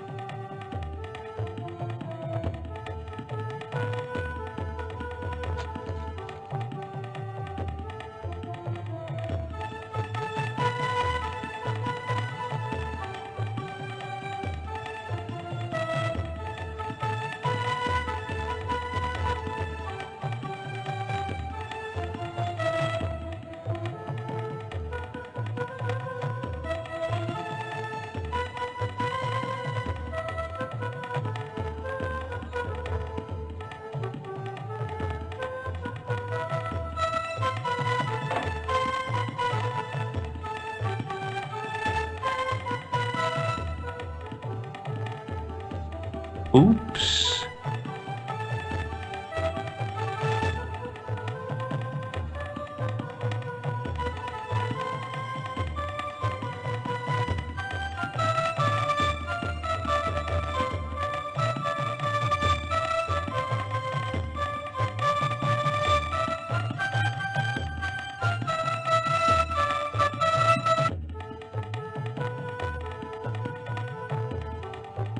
Hello again, Ultar. Praise be to Allah. I am blessed with your bountiful presence once more. Look, Ultar, $50 US. A splendid sum. Exactly sufficient for an exciting air-conditioned trip to the Bull's Head. What say you, oh adventurous one? Okay, it's a deal. Here's the cash. Ah, most splendid. As you say, the cash price moolah is correct. Mister, we make with haste. Where exactly is your taxi? Because the only vehicle I can see around here is an aging army surplus truck. Yes? Ah, okay. I'll be along in a minute.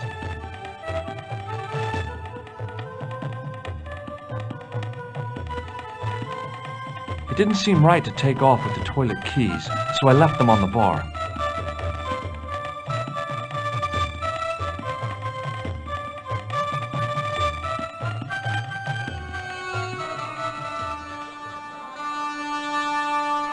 Hello again, Ultar. His most splendid and adventurous client. That's your taxi? Oh, yes, most assuredly.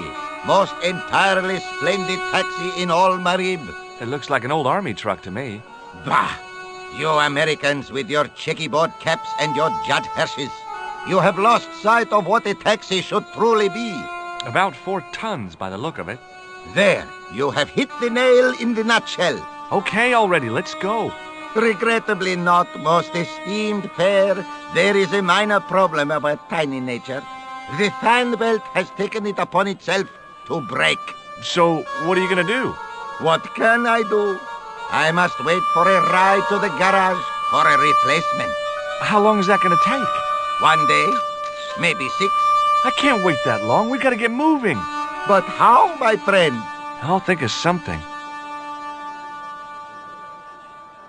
Is this any use to you? My friend, the very thing, yes.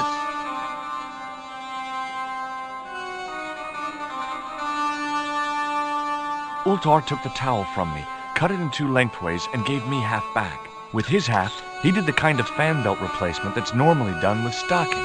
Now, if I knot the ends together, so... Serviceable, yes? Very serviceable indeed. Stockings might work on a Bentley, but on a truck, the coarse toweling did the job nicely. Come along, my friend. You want to see the bull's head? Yes!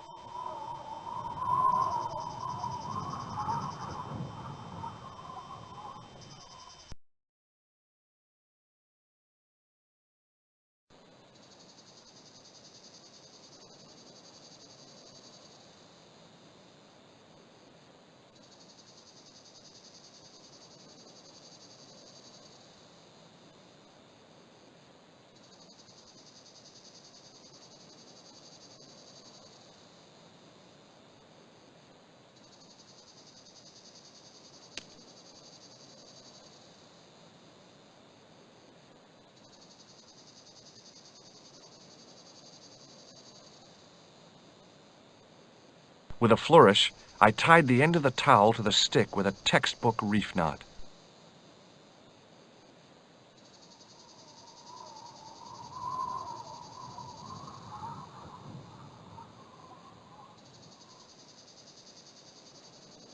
I could see that crack would make a good anchor point.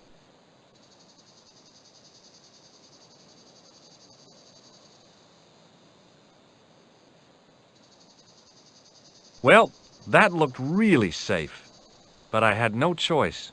I hadn't anticipated going mountaineering when I'd come to Syria.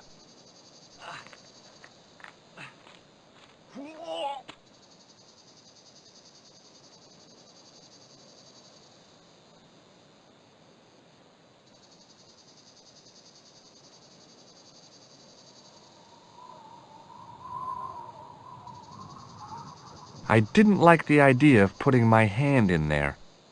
But there was something in there. A metal ring, as wide as my hand. I took a firm hold of the ring and pulled. Whoa there!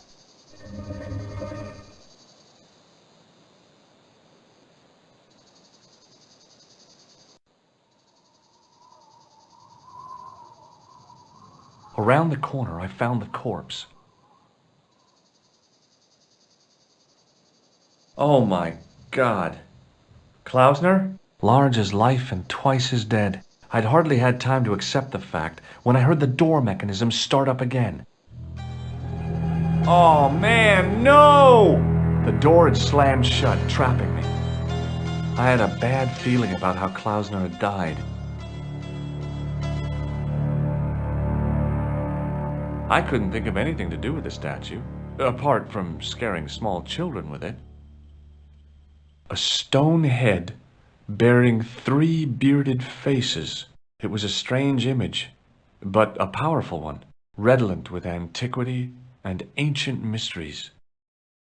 Sure was an ugly one, though.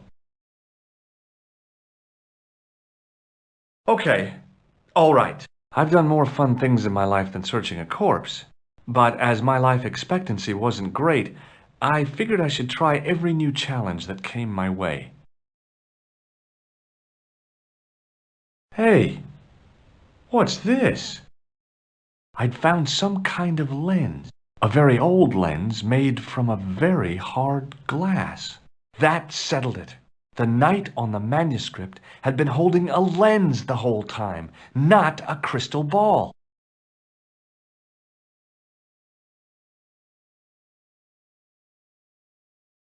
I couldn't take the inscription with me, and I didn't have a notebook or a camera to record it. All I could do was stare at it and try to memorize it.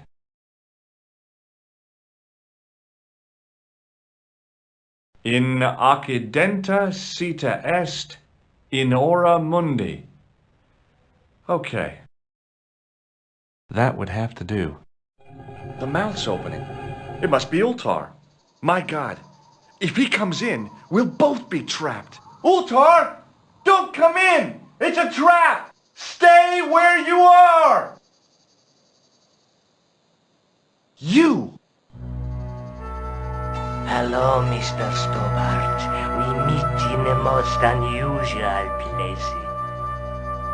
Please, do not make any sudden moves. I have no desire to maim you.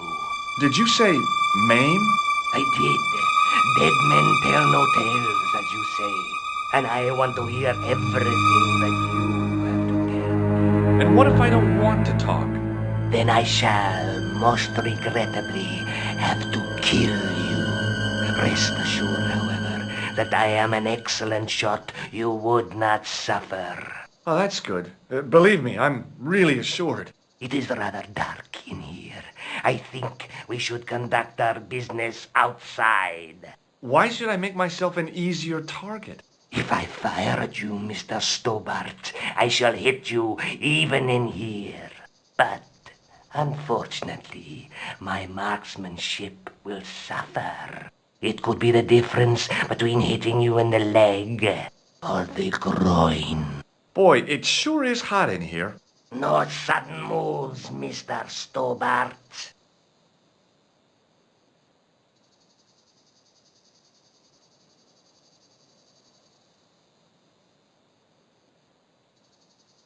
Now then, where shall we start? How about being bosom buddies and you putting that gun away? Klausner, do you know where he is? Yep, he's dead. Just around the corner of the cave. You want to look? I'll take your word for it. How did he die? Starvation or dehydration by the look of it. He was caught in this trap you were shouting about. Yes, I suspected as much. The Templars were not ones to give away their secrets lightly. Was he carrying anything of importance? No, nothing. So, why is this location important? What did the Templars hide here is not an artifact. Well, there was something in Latin up on the wall. Latin? Do you remember it, Mr. Stobart? What did it say? In accidenta cita est, in ora mundi. Ah, the words of Caesar. Yes, that makes sense. Well, I know that roughly it means to the west, to the edge of the world. But what the heck is that about? It tells me where the sword of Baphomet lies. Mr. Stobart, I am sure that you are just what you appear to be. A gifted amateur. Thanks, I think. But I can no longer tolerate your interference. There is far more at stake than you realize. So what are you going to do? I regret that we must end this here and now. Your only choice now is whether you die like a man or like a dog. Okay, you're the boss. I'll take my medicine. You are an honorable man, Mr. Stobart. A rare breed. I should like to shake your hand. Yeah. Well, what the heck? It was a long way down. Below, I could see Ultar's truck.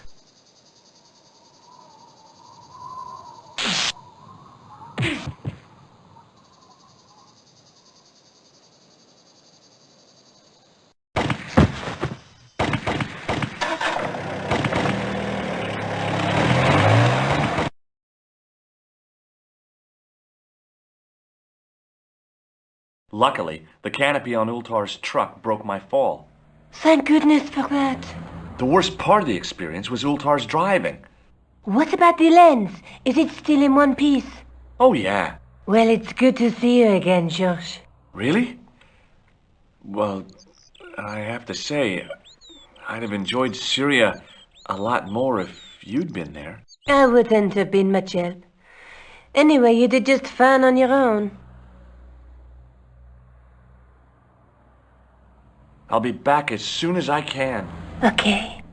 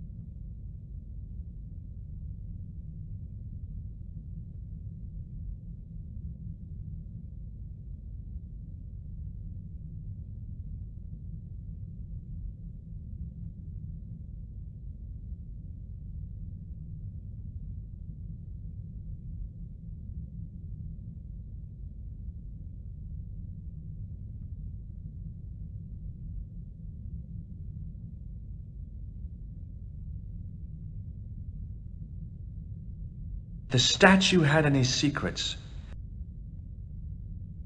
A statue of a knight holding a staff and a scroll.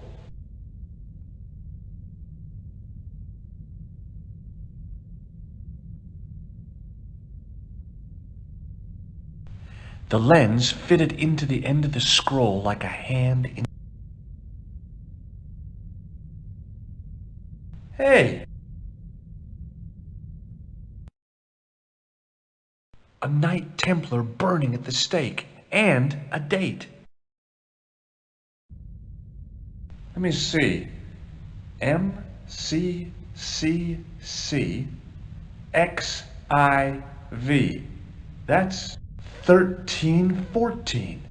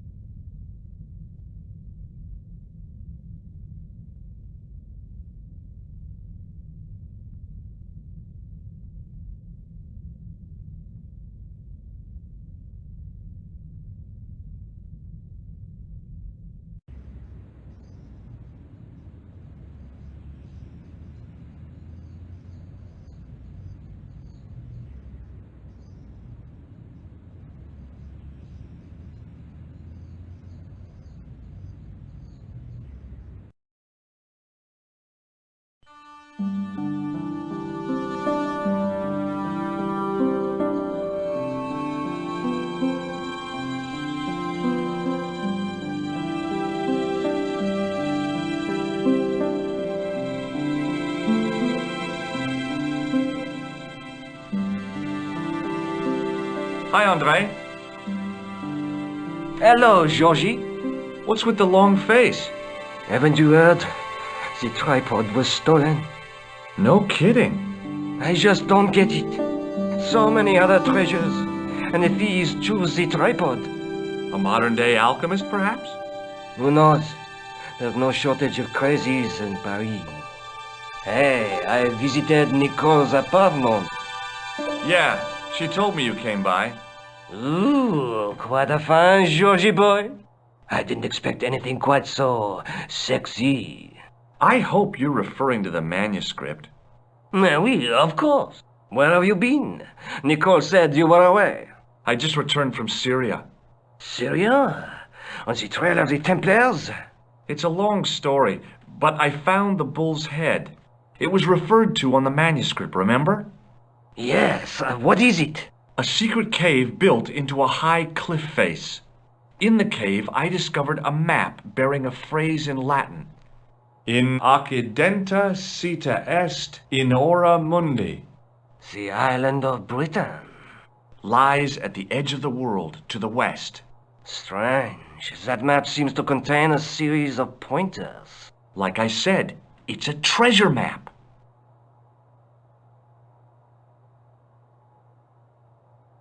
What did you make of the manuscript? It dates from the time of the Crusades. We guessed that from the Templar seal. It's a story and pictures like a modern-day comic book. What story does the manuscript tell? I don't know. It was probably produced for the tourist market. Tourists? Oh, oui, pilgrims in their thousands on their way to Jerusalem. The tourist trade is nothing new, you know. It's been around for centuries. Ever since Joshua made a packet selling souvenir bricks from the walls of Jericho. Have you deciphered any of the images on the manuscript? There's very little I can be sure about. The slang of the bull could be a reference to Mithras. Who's he? A Persian god, almost as popular as Christ at one time. The only thing I can be sure of is the knight. He's Spanish. How can you tell that? The writing on the shield, the reference to Ave Maria. No self-respecting knight from Northern Europe would have borne a coat of arms like that. Can you identify the knight's coat of arms? I already did, Georgie. He's a member of the De Vasconcelos family from the Costa Calida. Were they famous? No, they're not mentioned after the 15th century. Oh. The spotlight of history moved on. They're probably long dead. Thanks for your help, Andre. You're welcome.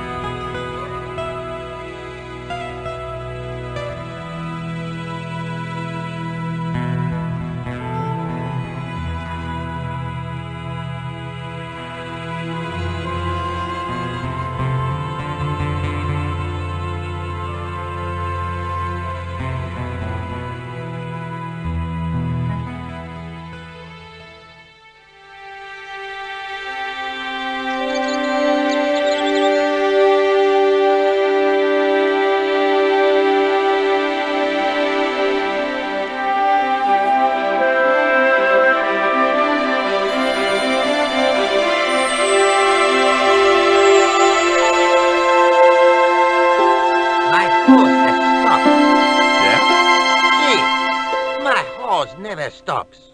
Well, I'm sorry to hear it. It's always sad when an old tradition comes to an end. Did you have anything to do with it? See, you. Well, I'm shocked. I'm mortified. How could you think such a thing? Very easily, senor. Very easily. I'm going to find out why my horse has stopped. And that means going into the house. You are not, Absolutely not to go in the house. If you do go in the house, I will set the dogs on you.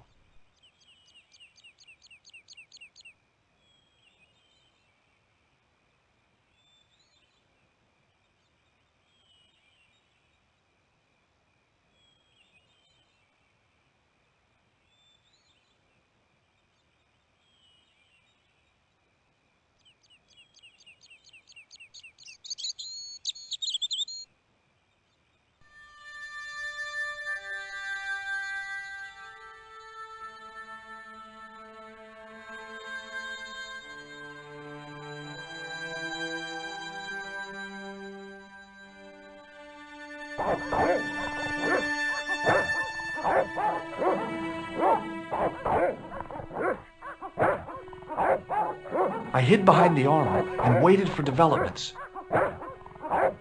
Hey, you! I know you are there, American. All right, you dogs, I'm coming.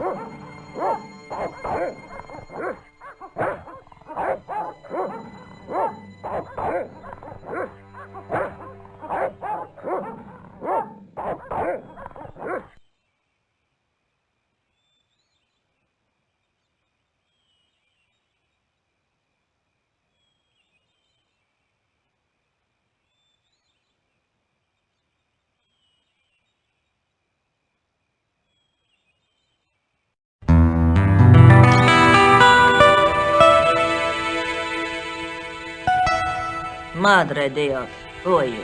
My name's George Stobart. I'm sorry to burst in like this. You must leave at once. You're not wanted here. Please, if you just listen a minute. Very well. State your business, Senor Stobart. There's been a series of murders, part of some conspiracy. Anyway, the trail led me here. Here? There is nothing for the outside world here. Over 600 years ago there was. What do you mean? This whole thing ties in somehow with the Knights Templar. The Knights Templar are dust. They had a secret that was so important, they went to a lot of trouble to hide it. I do not see what this has to do with my family. Your family had a strong connection with the Templars, right? I believe that they have planted some clues here. Why should I believe a complete stranger who barges into my home? Just let me have a look around. If I find nothing... You'll be spending the night at the police station. Very well. Please, sit down. Thank you.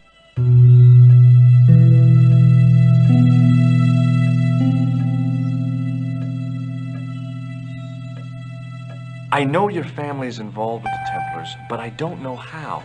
You should be asking how my family were involved, Senor Stobart. The Templars ceased to exist centuries ago, and as for De Vasconcelos, the line dies with me. I'm sorry. Don't be. Okay, whatever happened almost 700 years ago. So, if the Templars left any clues, they're going to be in stuff that dates back to the early 14th century. Obviously. So, what do you have around here that's early medieval? Early medieval. Let me think. Well, the house is relatively modern, a scant 3 centuries old. Or, of course, the chess set. That chess set is over 600 years old? It must be worth a fortune. Indeed it is. Not that I would part with it, of course. No, I wouldn't either. That's the sort of thing that gets handed down to your children. Sorry. Its value is less than you might think. The set is not complete. One of the pieces is a modern replacement. As to the original, it was lost a long time ago. Nobody has any idea where it is? No. The children had it when they were taken. Children? What children? All in good time, Senor Stobart. May I examine the chess set? Certainly. But do not move any of the pieces. Okay, thanks. Close up, the modern piece stood out like a sore thumb. There was something else odd about the set. All of the original pieces had irregular bases. My lady, I have to warn you, there's a... You! Why, I'll feed you to the dogs. Lopez, what have I told you about feeding intruders to the dogs? But, my lady... Never without my permission. Senor Stobart, if I find that you're wasting my time, you will be fed to the dogs. Now, I want to show you something interesting. Follow me.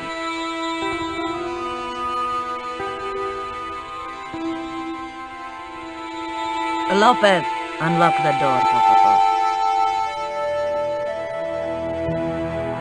This is the only remaining structure on the estate contemporary with the Templars. Nice. What is it, a summer house? A mausoleum, Senor Stobart. Oh. Come with me. Hey, senor. Yeah? I do not know what you have told my lady to be shown these favors, but I do not trust you. You've got nothing to worry about. Aren't you coming in? No, the dead do not interest me. My garden is a living thing. I will be there.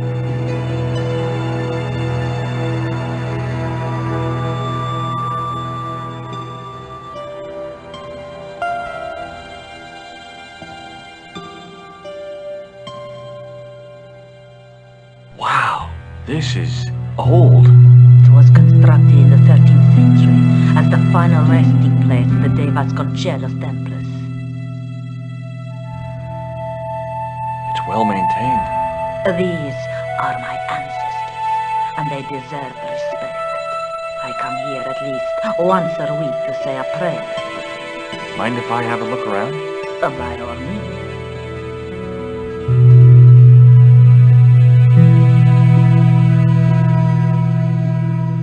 On removing the Bible, I found a pattern on the lectern top. Hey! It's a checkerboard! The lectern top had a pattern of glass squares on it. Close up, I could see that the pattern was made up of glass squares over a checkerboard pattern. Some of the squares had little jagged holes in the middle. May I ask you something? You may ask. What's the story with the glass chessboard? Glass chessboard. Oh, the pattern on the lectern, purely decorative, I'm sure. There are pieces of glass missing from it. Oh, it has been like that since I was a girl. The gaps in the glass chessboard look awfully deliberate. No, it is ridiculous. What possible significance can it have? It's part of a chessboard, and the gaps are for... Senor Stobart, you cannot mean... This place was built for the Templars. Your chess set is as old as the Templars. It's kind of suggestive, isn't it? I think this must be it. This is what the manuscript is pointing to. This is extraordinary.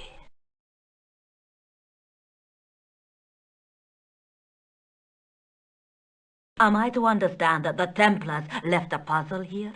And in all of this time we failed to realize that there was a puzzle? It was wonderful to watch the Countess change before my eyes. Right. Well, no time for wallowing in self-pity, eh, Senor Stobart? This mystery has had a good long run, but it ain't here and now. All those years of fatalism were falling away from her. Lopez! Lopez! Put that hose down and listen! Go to the house and get my chess set. Yes, the old chess set! Oh, damn the game! Now hurry!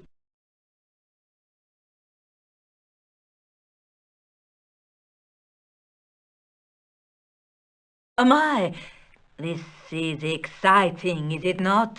Don't get too excited. This could be a blind alley. Oh, I do not believe that for a moment. It's good to see you happy. Happy? You know, I think I am.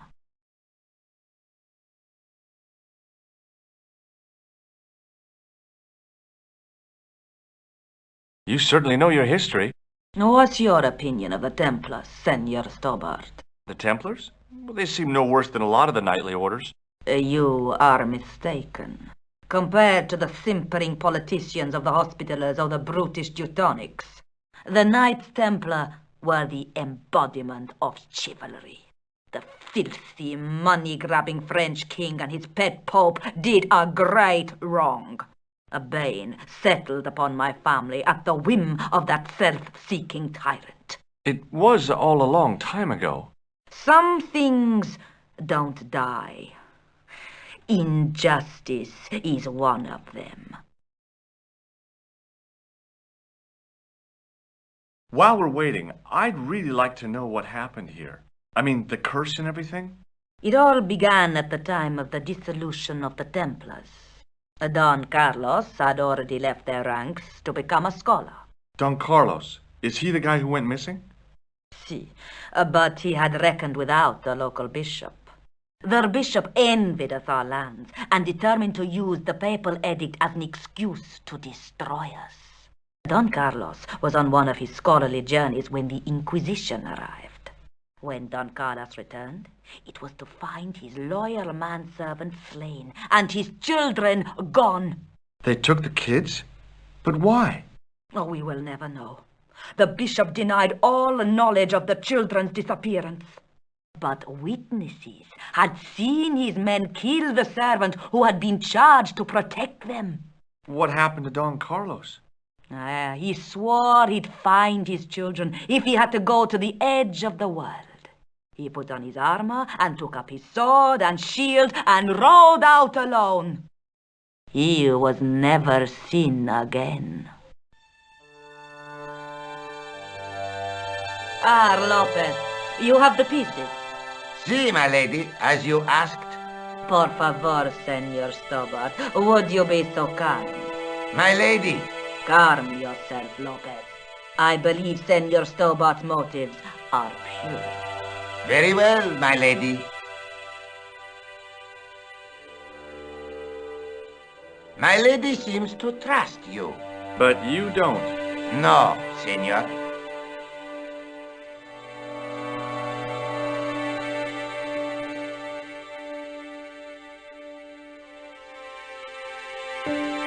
It fits, Senor Stobart. It fits.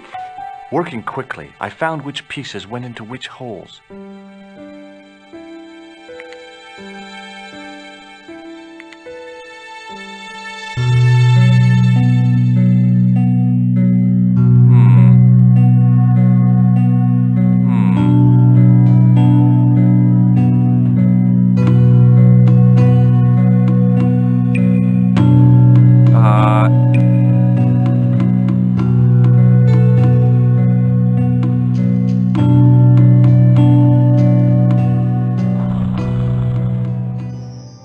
Senor Stobart, look! What is that? It's not the Holy Grail, is it? No, Senor Stobart. It is the communion chalice of the De Vasconcelos, missing for almost 700 years. Wow! Well, go on. I cannot. I can hardly believe it is real. Go ahead. Live a little. I'm sure. This is your moment of triumph, Senor Stobart. Sure, I'm sure. The possibility of death traps only occurred to me a few days later.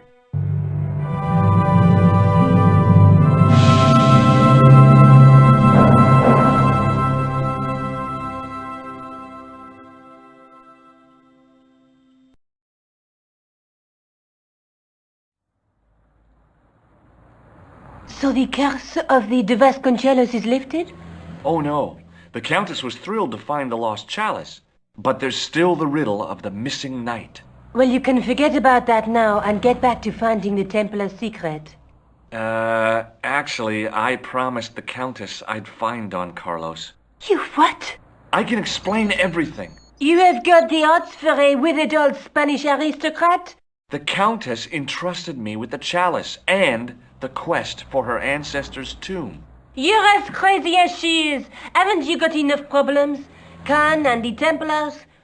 It's all part of the same thing. The chalice is important, I'm sure.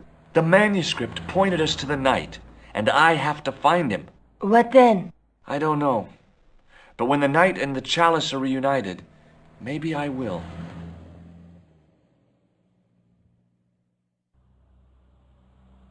I'll be back as soon as I can. Okay.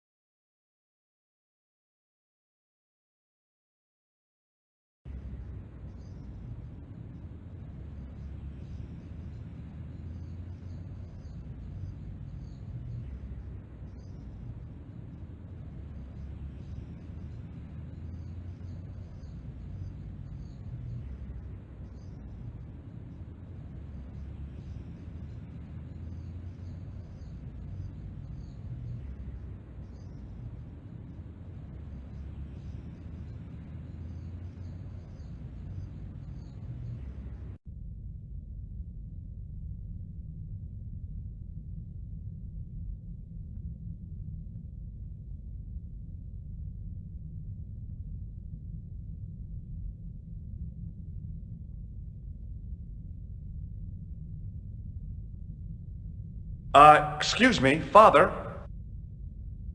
Pardon? Do you mind if I ask you a few questions? Not at all, monsieur. It will be my pleasure to help you. What do you make of this chalice? It certainly looks very old. About as old as this church, I think. There seems to be an engraving on it. Yeah? What does it say? I do not know. It is very tarnished. With your permission, I could try polishing it. I promise I will be very careful. That'd be very good of you. This shouldn't take very long. Feel free to look around. Okay, thanks.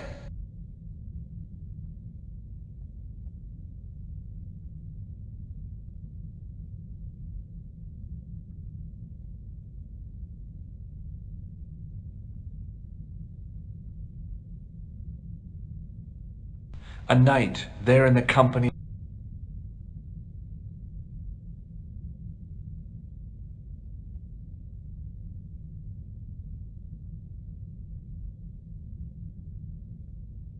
Hello again, Father. Hey, thanks. It is my pleasure, monsieur. What was the writing on the chalice? It was not writing, my mistake. It was a coat of arms. The remarkable thing is that it seems very familiar. Yeah? Oui, I think I have seen it on that wall tomb in the far corner. That winged horse is quite distinctive. Catch you later. Au revoir, monsieur.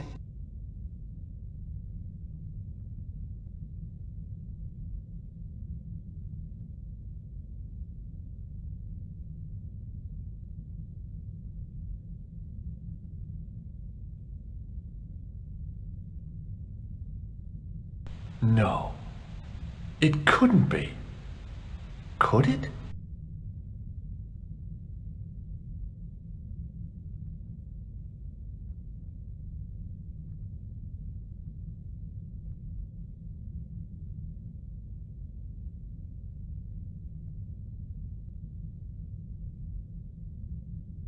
Now that my attention had been drawn to it, there was no name. I'd found the last resting place of Don Carlos. My eye was drawn to the biblical references carved into the edge of the tomb. Hey, maybe these biblical references mean something. Psalms 32:7, John 4:11, Corinthians 1:4-5, and just one more. Psalms 22:21. I may not be perfect, but I've got a memory like a steel trap. The chalice had led me to these inscriptions, but it looked like a happy coincidence to me. After all, the de Vasconcelos arms were already on the manuscript. Nope, I was still convinced that the chalice had some significance all of its own.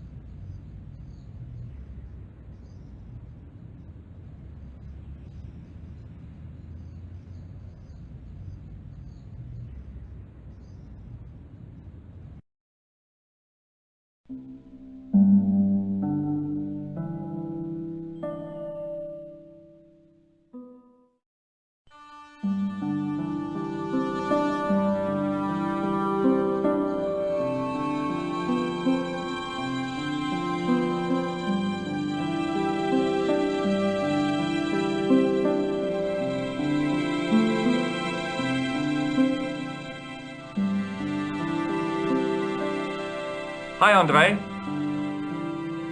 Hello, Georgie.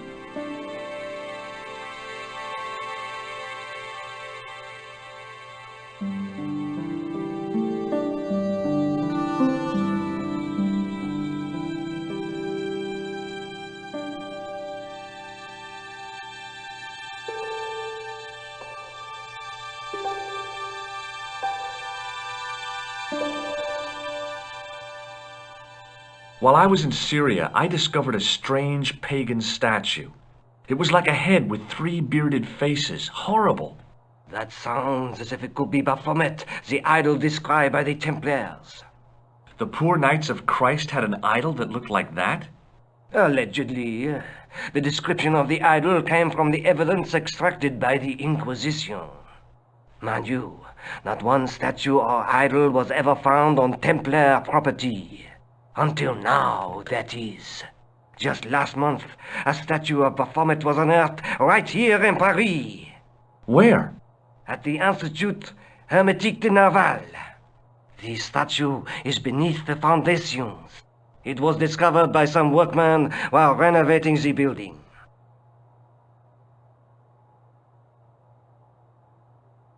Can you tell me any more about the statue of Baphomet? It's a fearful image, even now, a bearded head. The base of the statue is carved with Templar symbols. One of the workmen noticed a curious stain at the base. He claimed it looked like blood. Blood? That's right.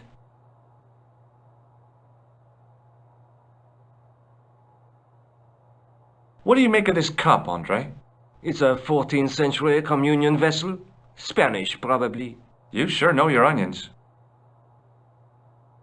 Thanks for your help, Andre. You're welcome.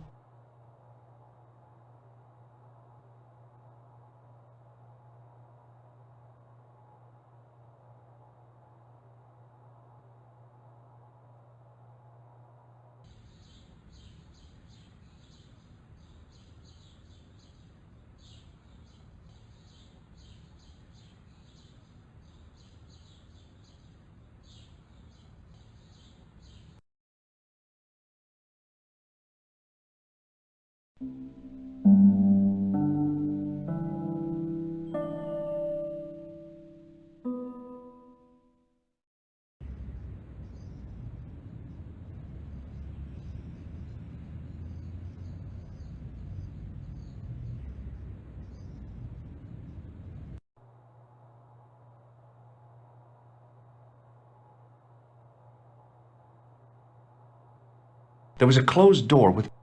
Z. Hi? Excuse me? Oui? Trying to get into a locked washroom. I had the strongest feeling of déjà vu. I'd like to use the washroom, but the door's locked. Oh, that's no problem. You can have the key. Thanks.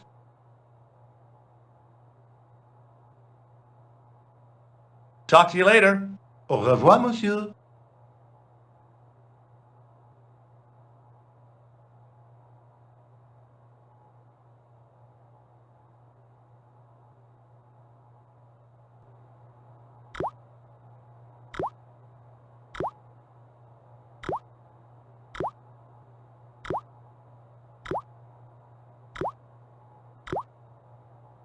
I didn't want to use that unless I... The cold taps...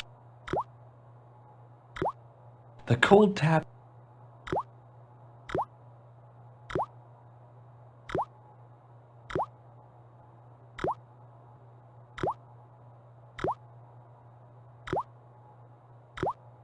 I made an impression of the big...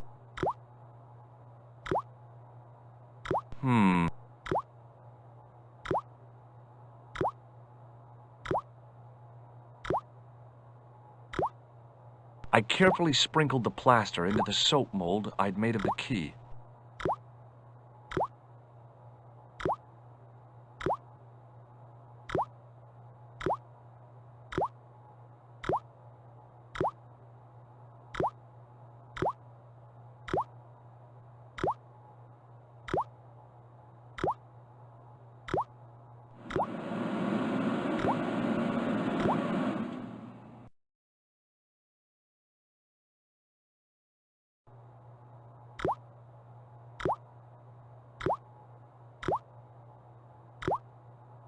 Well, it had taken a while, but I had made myself a completely unconvincing plaster key.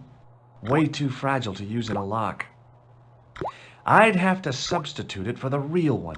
Trouble was, it looked like plaster and not metal. Then again, that plaster statue in Syria hadn't looked like stone until I'd been a bit artful with it. Maybe I could improve the key as well.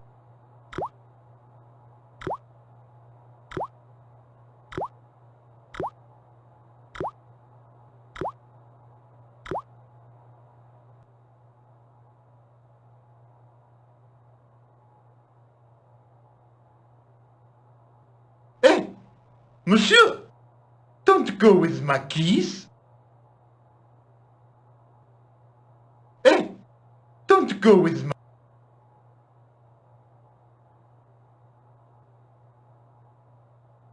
What is it? Here's the keys. Thanks. Merci, monsieur.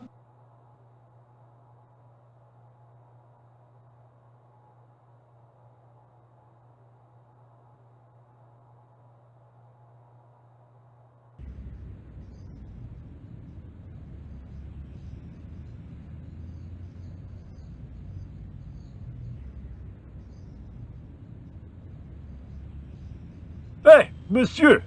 Okay. I should...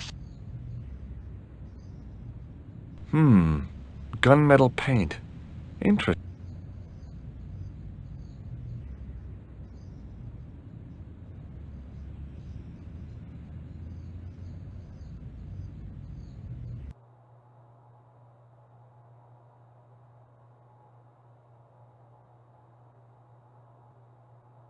Do you mind if I use the phone? Be my guest.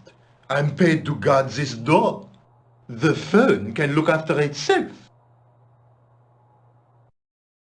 Hi, Nico? George? Nothing yet. Nothing. Is something wrong? No. George, why are you calling me? Oh, no reason. I just wanted to hear your voice. You did? Well, this is my voice saying, don't bother me, I'm busy. Oh.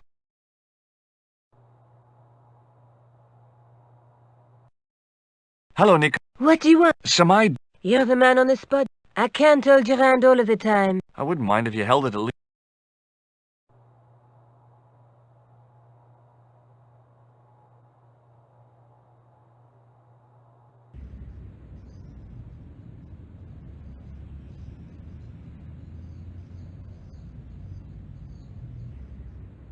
Excuse me, could you help me? What? I've got a few questions. You're doing a fine job. Merci. I have my professional pride. I don't think I've ever seen a Gauloise smoked so stylishly. It's a natural talent. I'm being sarcastic. I'm being indifferent. You're very good at that as well. Merci. Vive l'indifférence.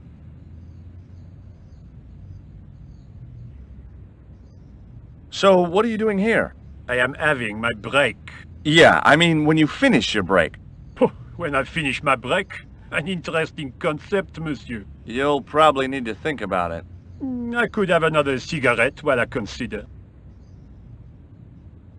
Perhaps tomorrow too?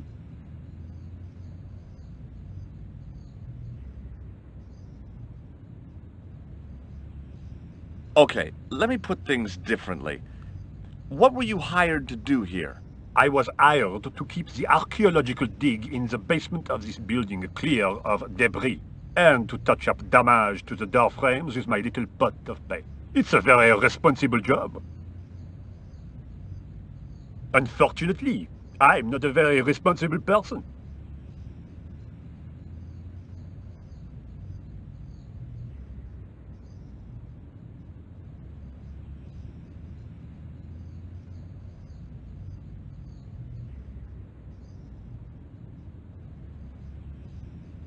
So what do you know about the excavation? I know they won't let me in to do my job. I would complain to my union, but là... You couldn't be bothered to join. Right. Tell you what, though. I'm surprised at the sort of people interested in this excavation.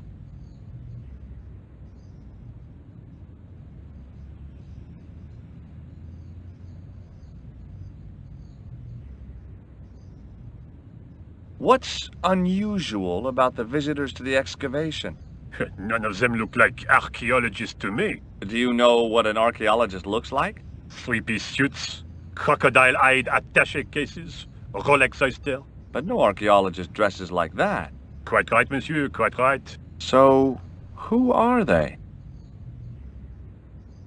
Who cares as long as they pay me?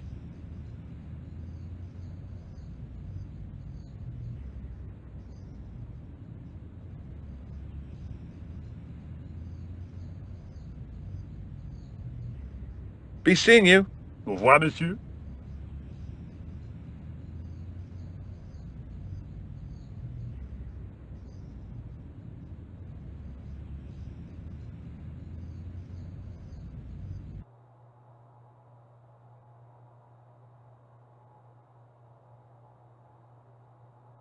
I figured I'd best not bother Nico again until I'd got a good reason.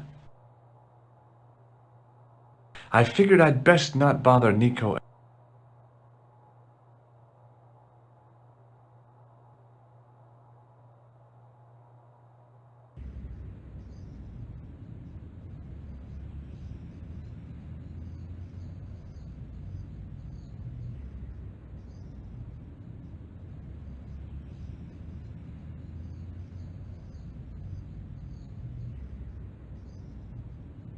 Hey, monsieur!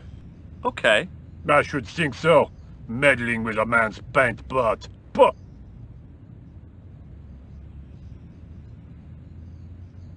Hi, it's me again. What now? What does the word Templar suggest to you? Templar? Nothing. Nothing.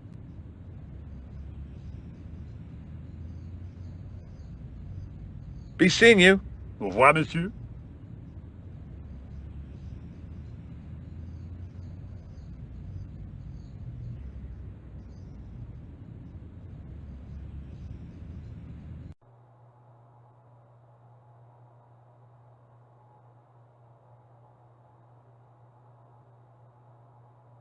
Coulard! Hi, Nico. It's me. I'm at the excavation site. Hi, Georges. What's happening? I'm at the excavation, but they won't let me in. Damn! We need to know what's in there. Don't worry. I've got a scheme. I'm going to need your help, though. Okay, what do you want me to do? I want you to keep somebody on the phone for a while. Who? A painter. I need to get at his pot. Oh, okay. Stay on the line. I'll go and get him.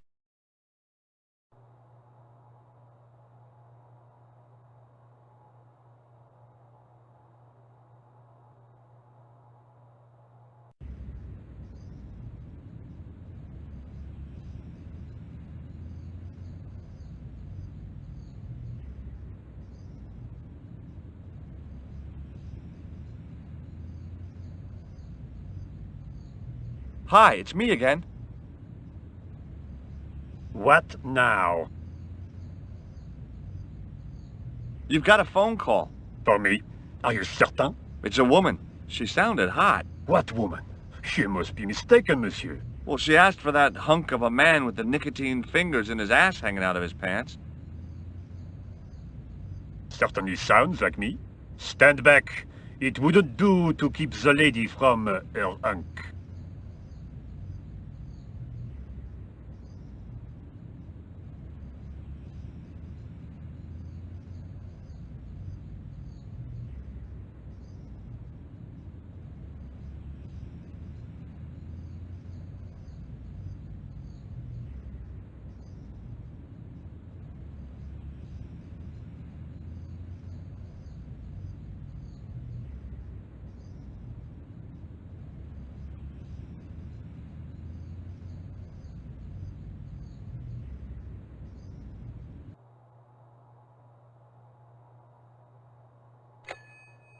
Well, monsieur, what a strange woman. She was all over me and then suddenly, nothing but abuse. Really? Why, abuse? Ah well, I have a cigarette to finish. And monsieur, if she calls again, I am not available.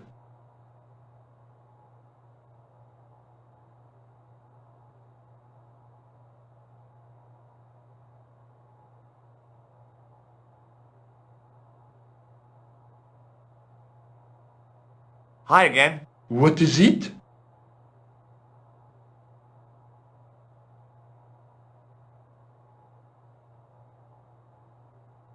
I need to use the toilet again. Again? Already? I have this problem. How technical do you want me to get? Never mind. Here's the key.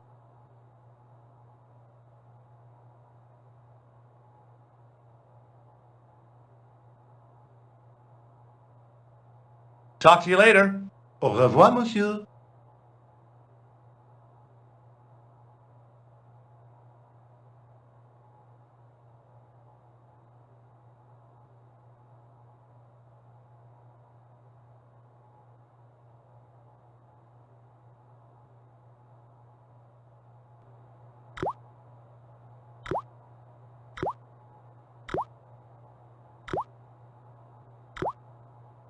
Quickly and without fuss, I swapped the fake key for the real thing.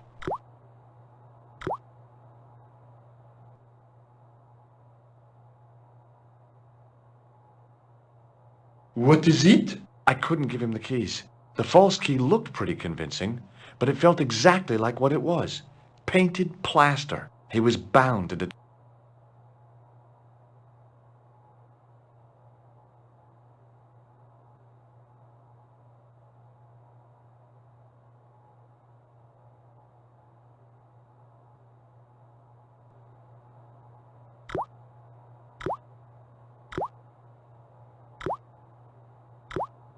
Now, I'd substituted the fake key for the excavation key.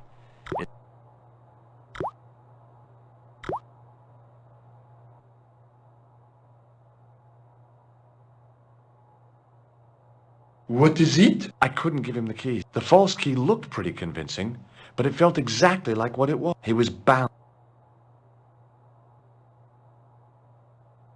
I figured I'd best not bother Nico again.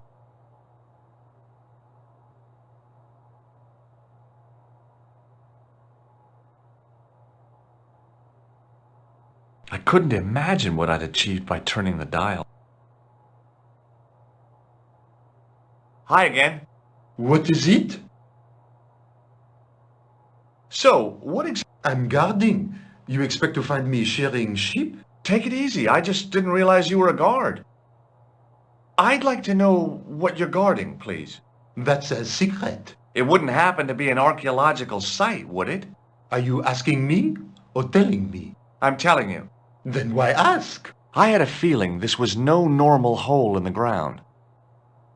What do you know about the Knights Templar? There was a long pause during which the guard said nothing. Then he said, Nothing. Nothing at all? Is this a test? What, like a history pop test? No, like a Test? Okay, yes, it's a test. Then I know absolutely nothing about the Templars. The guard was being amazingly evasive. It was going to take more than goodwill to get past him. Talk to you later. Au revoir, monsieur. A thermostat was mounted over a radiator. The radiator was pumping out heat as the thermostat was cranked right over to full. No wonder it was warm in here, even with the door open to the chill of fall. I couldn't imagine. Hi again. What is it? It sure is hot in here. I have to have the door open to allow the workmen access, so why not? I turn the heat up. You could wrap up warm. I have my gloves if it gets cold, but why bother when it's warm anyway? Talk to you later. Au revoir, monsieur.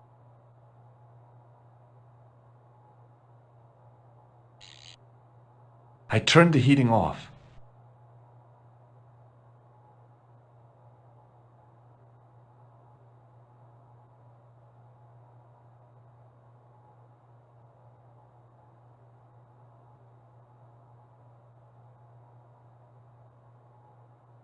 What is it? I held my breath and hoped that he wouldn't notice the substitution. Here's the keys. Thanks. Merci, monsieur.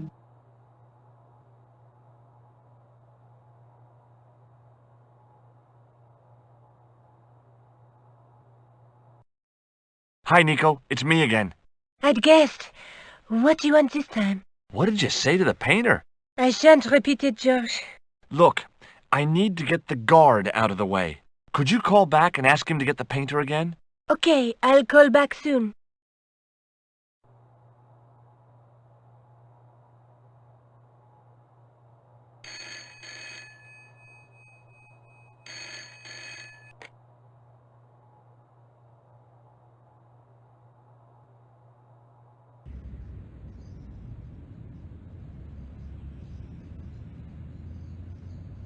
This looked like a good place to time. It was too good an opportunity.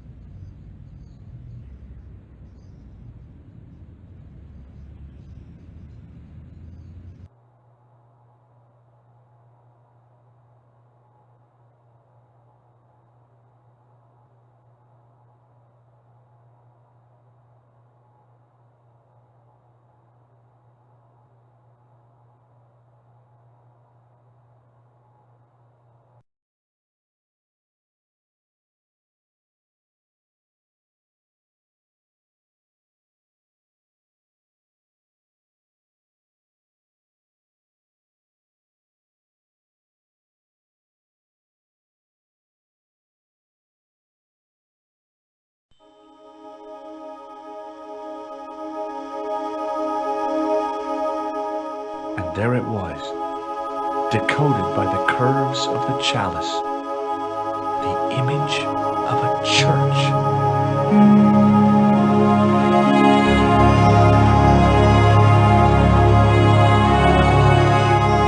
I found out what the chalice was for. You solved the puzzle? Yeah, there was a distorted picture at the Baphomet site. When I viewed it in the polished surface of the chalice, it changed. What did it show? A picture of a church with a square tower.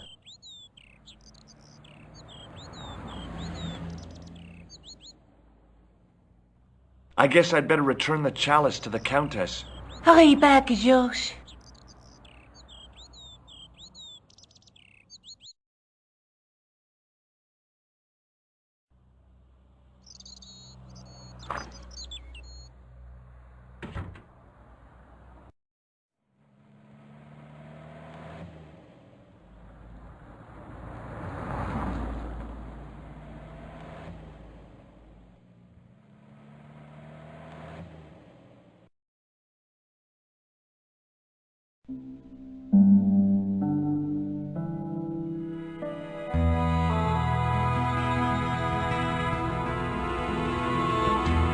I'd been planning to return the chalice anyway, but I hadn't expected the trail to bring me here.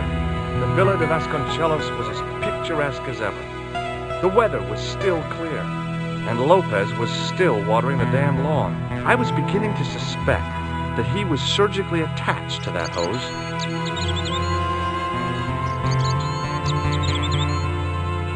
Hi there, Lopez. How's Trix? Senor Stobart, how pleasant to see you. You are well. Fine, thanks. Is the Countess in? She is waiting for you. I will show you up. It's okay, I know the way. Senor Stobart, I feel I owe you an apology. No, you don't. I was impolite on our first meeting. Look, Lopez, just forget about it. I came on like a snake oil merchant. I wouldn't have trusted me in your shoes. You do not understand. Finding the chalice has given my lady a new lease of life. It's a marvel. She smiles, she laughs. The tradesmen are saying that she is on Prozac.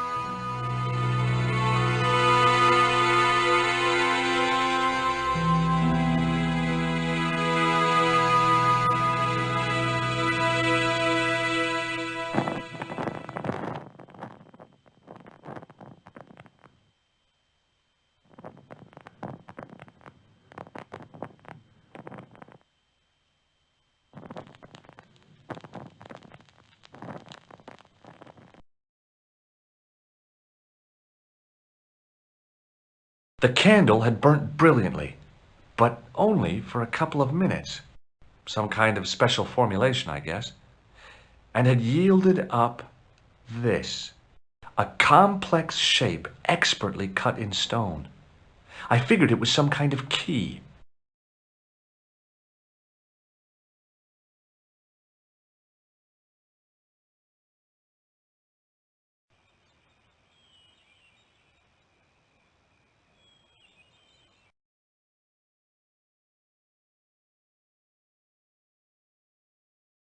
I didn't want to mess around with the lectern without good reason. The chess pieces had been removed, and the candles had been lit. The Countess's way of saying thanks to her ancestors, I guess. I didn't want to mess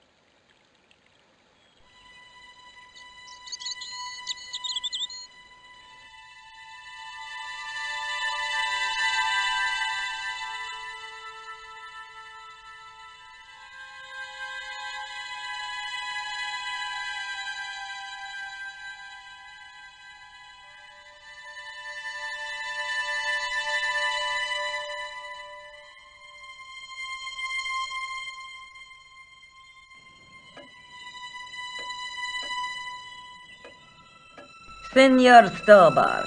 Oh, what a pleasure. Please, sit down. Hi, Countess. The pleasure's all mine. I've brought back your chalice.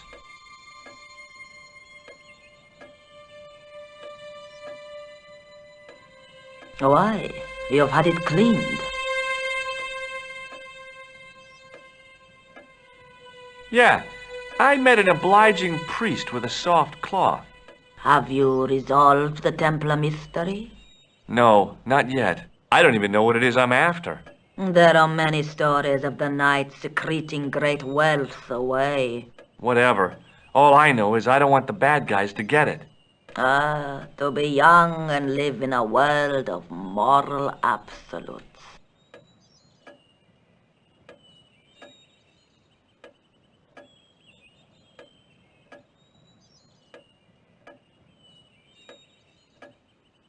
I discovered something amazing with that chalice. In Paris, I found a church where they recognized the coat of arms.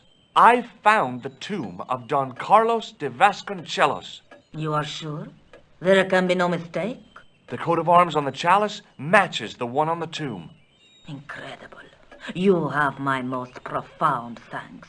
I must go there as soon as possible. Yeah? Well, I'd be happy to show you the city. There's something else that I discovered carved on Don Carlos's tomb. Biblical references. What are the references, Senor Stobart? Psalms 32:7, Corinthians. I am not a good enough scholar to know the Bible chapter and verse. I meant, what are the quotations? You know, I forgot to ask the priest.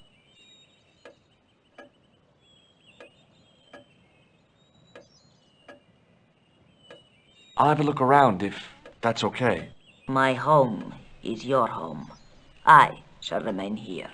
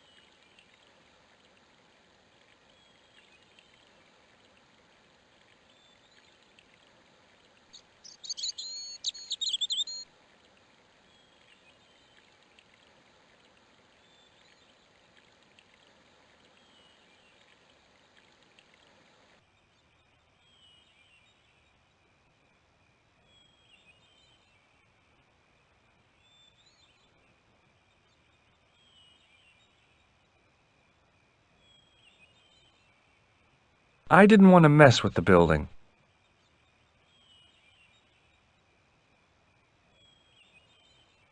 I didn't want to mess with the building.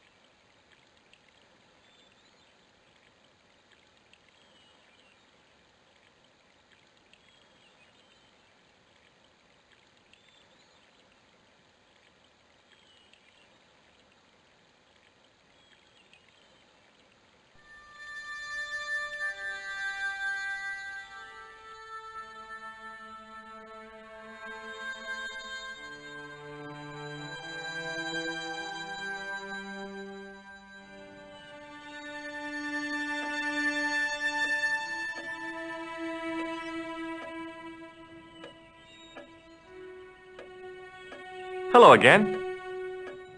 Here's the Bible from the mausoleum.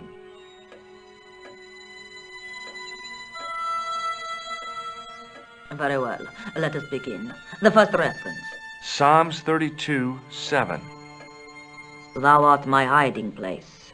Thou shalt preserve me from trouble. Thou shalt compass me about with songs of deliverance. My hiding place.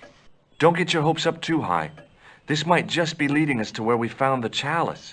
You are right, of course. The next. Okay, John 4:11. John 4:11. Here. The well is deep. The next. Quickly. Okay. Corinthians 4:5. Here it is. Will bring to light the hidden things. Any more? Just one. Psalms again. 22:21. Save me from the lion's mouth, for thou hast heard me from the horns of the unicorns. The last is confusing. Lions, unicorns, what does it mean? I can't guess. Salient points seem to be a hiding place and a deep well. In no sense is their mausoleum a well, Senor Stobart. Is there a well in the grounds? I do not know. I suppose that there must have been once upon a time. Lopez is the man to ask about anything pertaining to the estate. I'll just have another look around. Very well.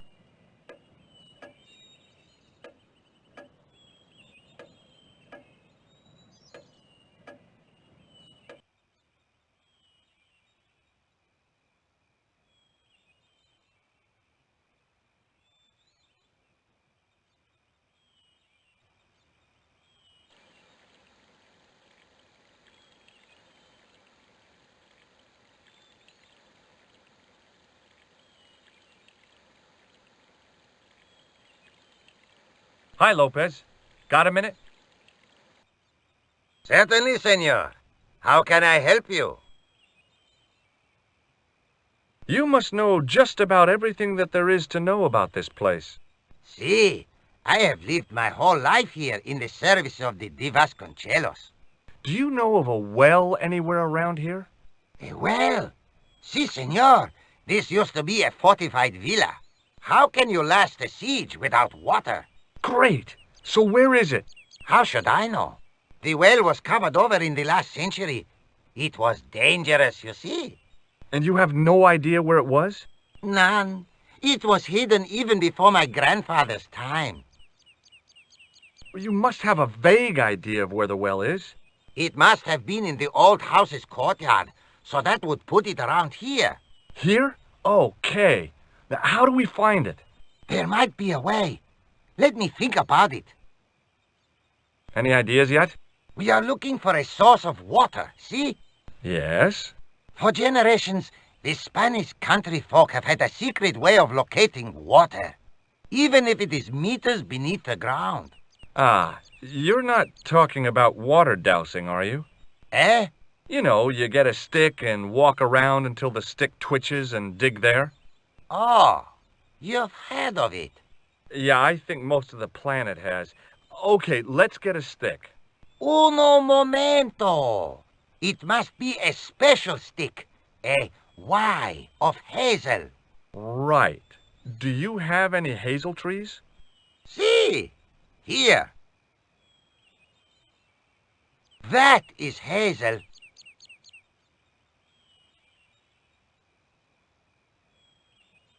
Catch you later, Lopez. Adios, Senor Stobart.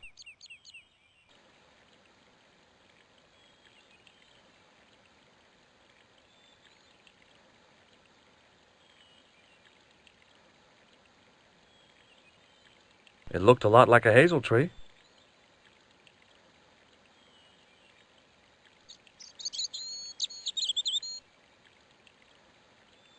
I went over to find a suitable stick. Aha!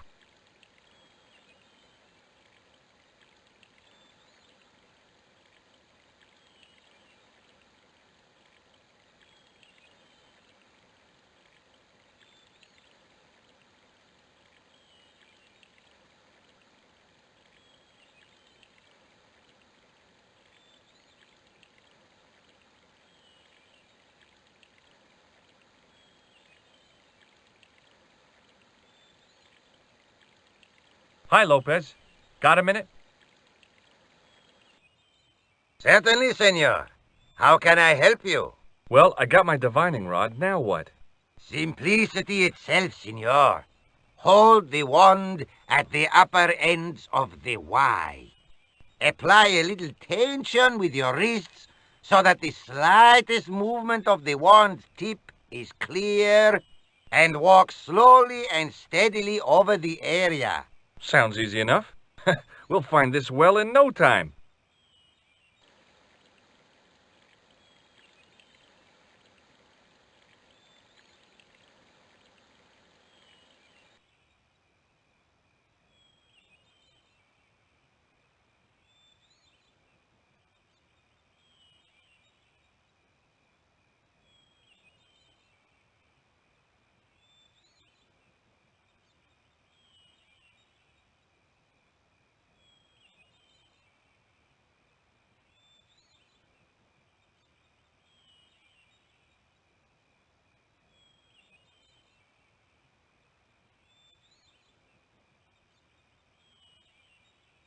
Senor Stobart, you've found something. This is it. This is where we find the secret of the Templars. Hidden here for hundreds of years. Lost from the sight of man until now.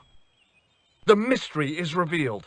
It's a tin can. I've been walking up and down with a twig in my hands, looking for a tin can. It had water in it. That's what the dowsing stick must have detected. I'd have to check with an archaeologist, but I don't think the Templars left that. In truth, Senor Stobart, the loan was laid many, many years ago. This can could date back to the Napoleonic Wars. Get rid of it and I'll try it again. Lopez threw the can away. It seemed to fall an awfully long way.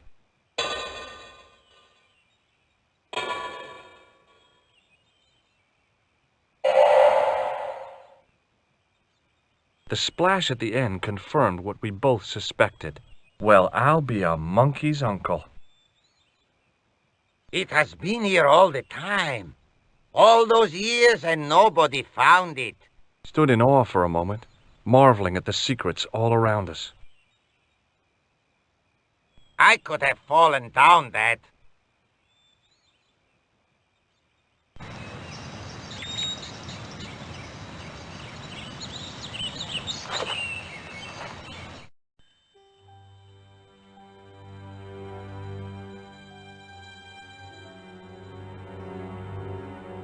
The well had been lost for decades at least. The air was cool after the noon sun, but that's not what gave me goosebumps. I have a really, really bad feeling about this.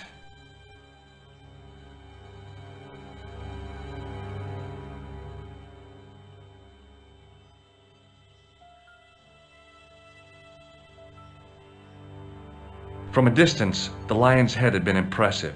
Close up, it was frightening. Hey! One of the fangs is a separate piece.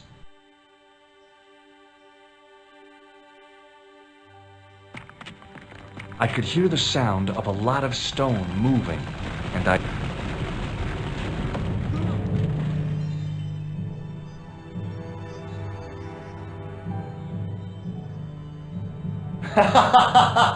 Oh, very funny, you psychos!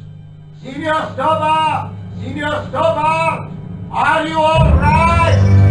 It's okay, Lopez, I'm fine! Hey, susto mi alzada! You gave me a scare! Nice try, Templars.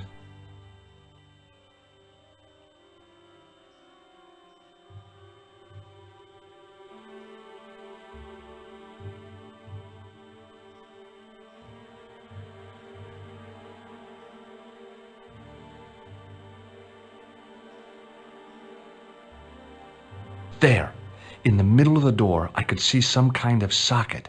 It looked like this wasn't quite the dead end it had seemed.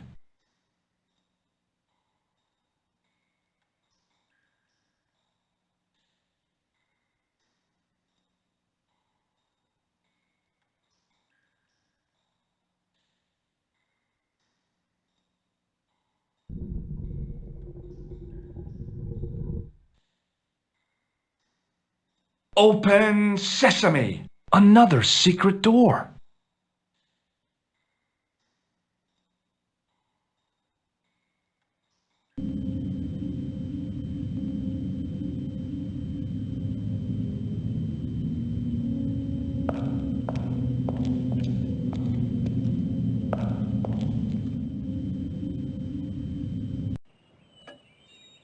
Before I left, though, there was one last thing to do.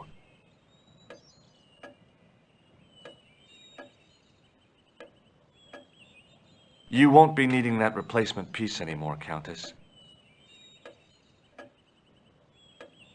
I found it with the children.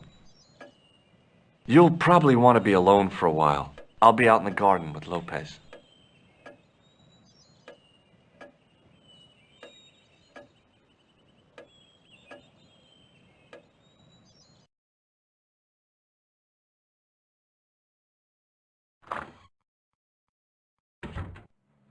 George, welcome back. Come in, George. It's good to see you again. Is it? Sure. What did you find in Spain? Without Andre, we wouldn't have got this far, George. Yeah, I know.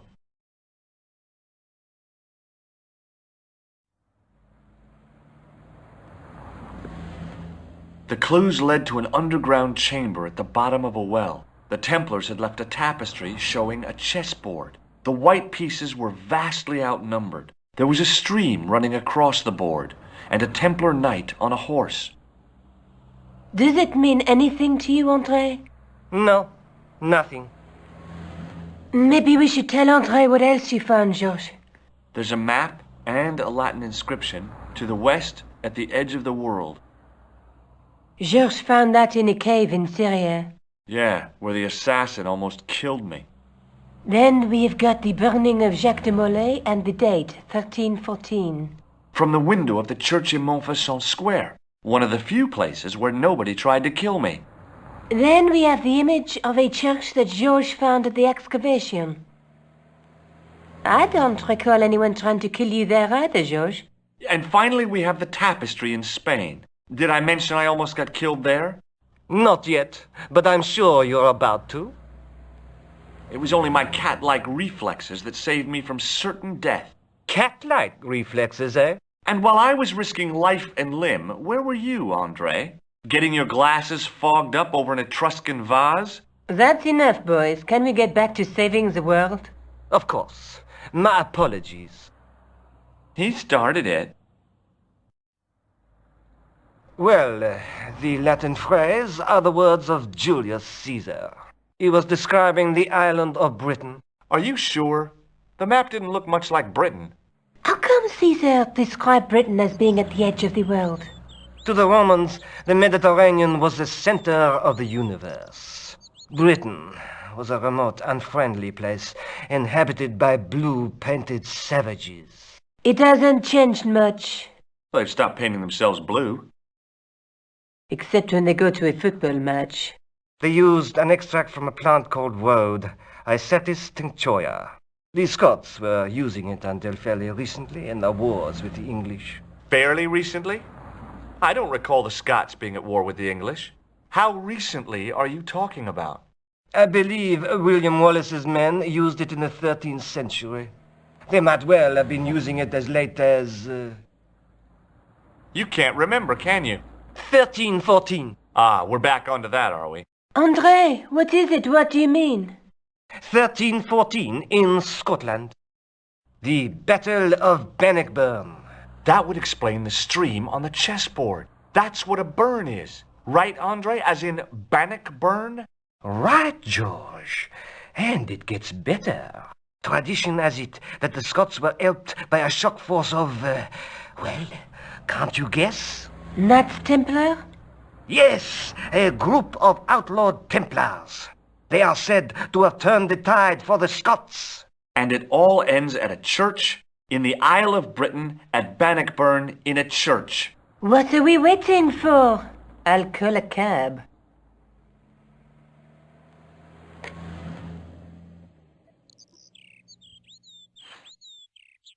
I can't go.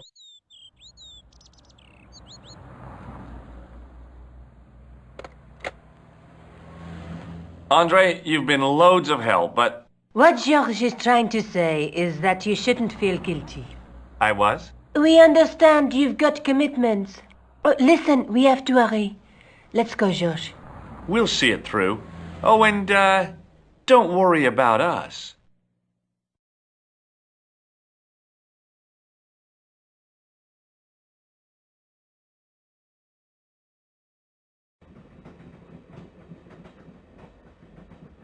Oh, it must be dawn.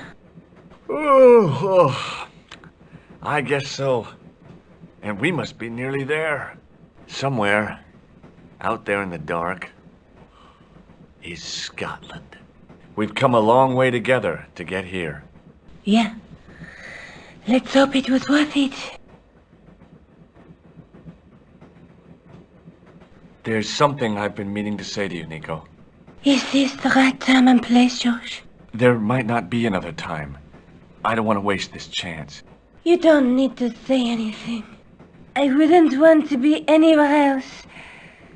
But here, with you. Now.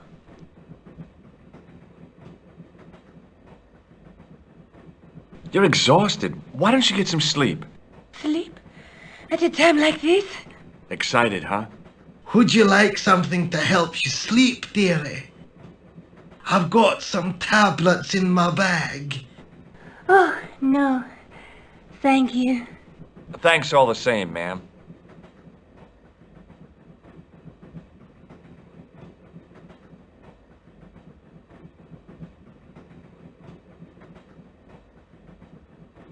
Where are you going, George?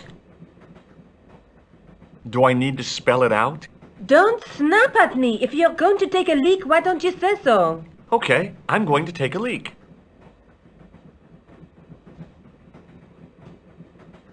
L-E-A-K. Tickets, please. Oh, hi. That's a standard full-price peak return. Don't you have a senior citizen's rail card? I rarely travel by train. My ticket is perfectly valid, is it not? Well, yeah, but you could have saved up to a third of the cost. I do not need to indulge in puffling thriftiness. Blimey, you're a funny old bird and no mistake. Tickets, please, sir. Here.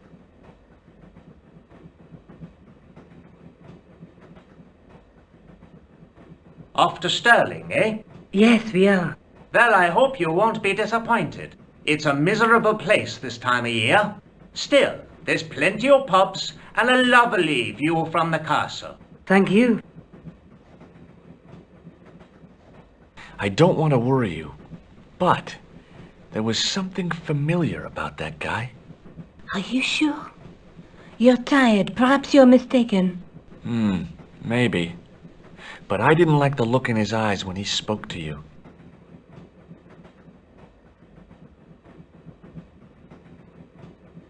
Can't you sit still, George? I need to go to the John. While you're there, check out the buffet card, George. Unthinkable though it is, I am hungry enough to eat English food.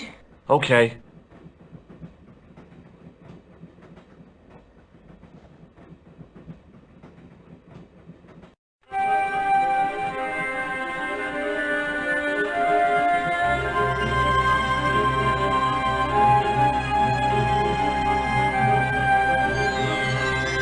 The door was locked.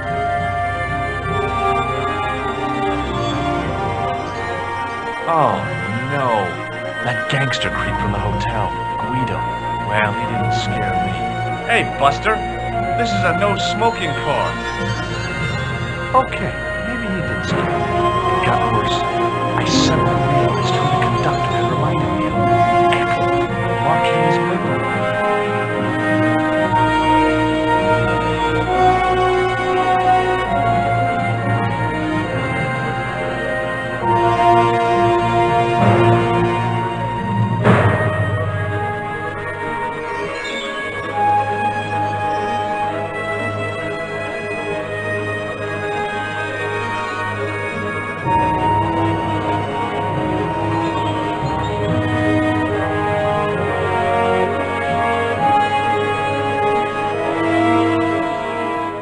I should have known better than to leave Nico and the old lady alone.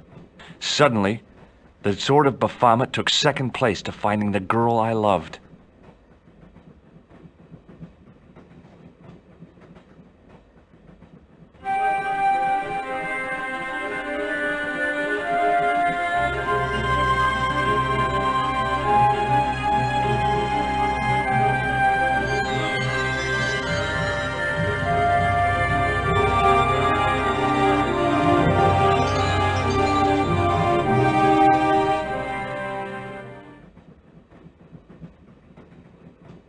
You haven't opened that window. Why not? It's free. Hi. Having a party? No, this is British. Come on, join us, man.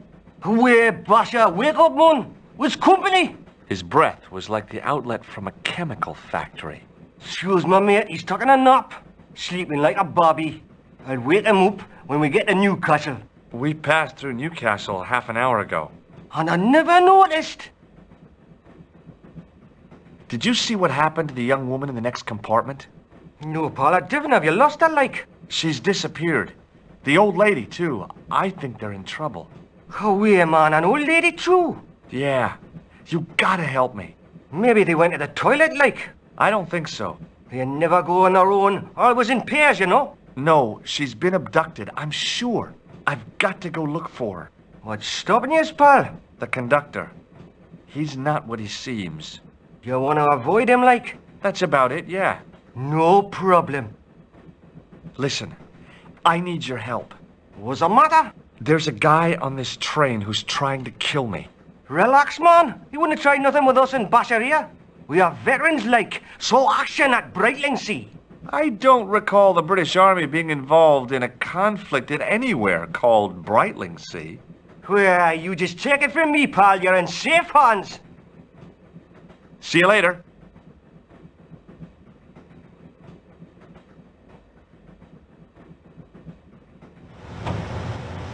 Don't do it, pal. Don't jump.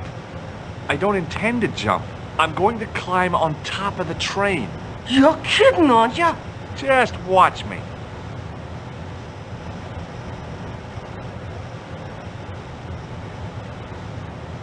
Hold on there, pal. I'll give you a hand, like.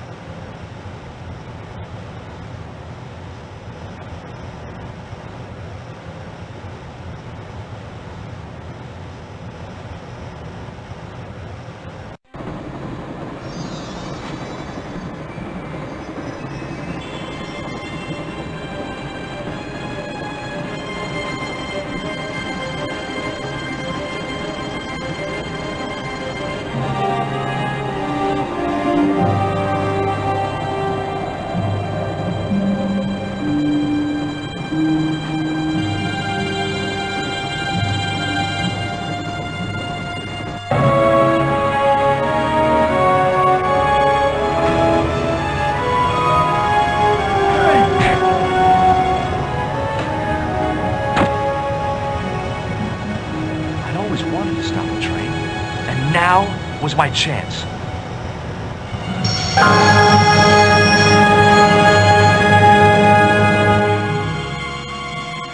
You saved our lives, but why? We were always on the same side, Stobart. Different causes, but a common enemy. The Knights Templar? Don't call them that. The real Templars were a noble foe. These barbarians have no right to that name. These men are no better than dogs. What are the Neo-Templars after? What is the Sword of Baphomet? Not what you think, my friend.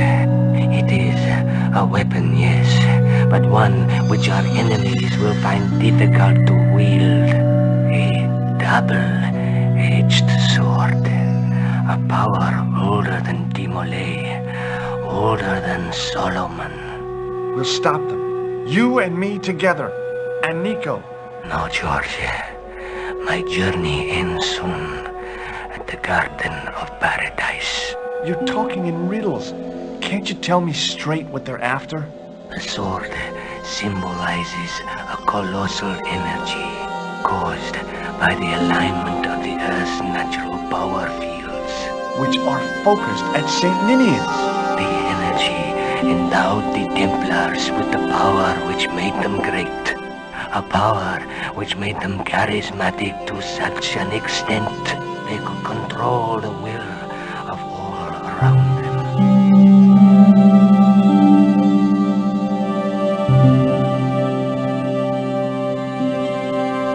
How did you escape from the bull's head?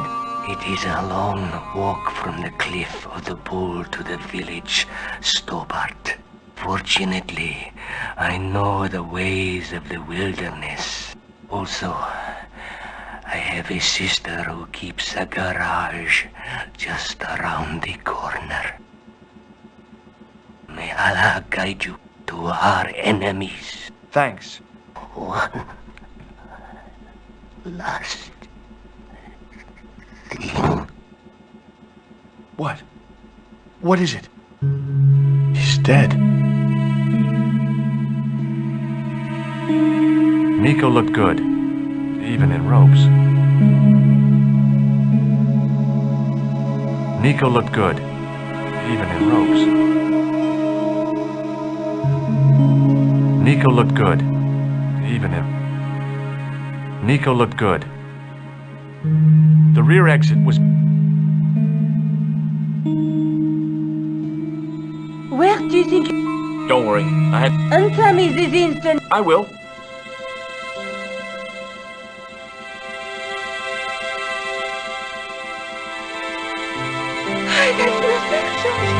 No. You took advantage while my hands were tied. When Eklund pointed that gun at me, I thought I was gonna die. I thought of all the things I'd never get to do, and kissing you was at the top of my list. Josh. Uh-huh. Josh, we've got to get off the train. Eklund could recover at any time. So what are we waiting for?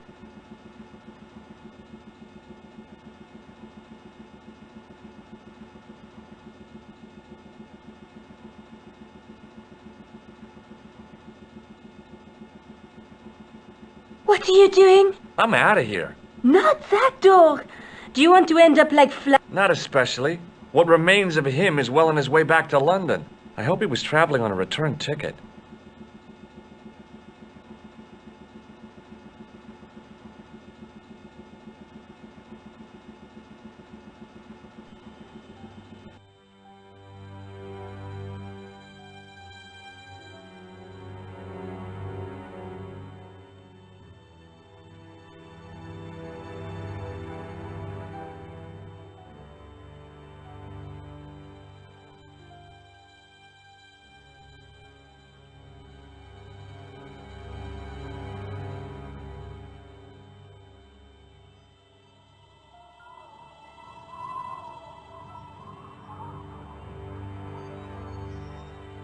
I'd feel happier if we had a gun or something. Khan gave me something. What? His handbag. Oh, great. If we run into any killers, we can give them a good buffeting. Didn't he have any weapons? You don't know the half of it. This bag's full of C4. Wow. Why didn't you say so? Boy, we'll show him now.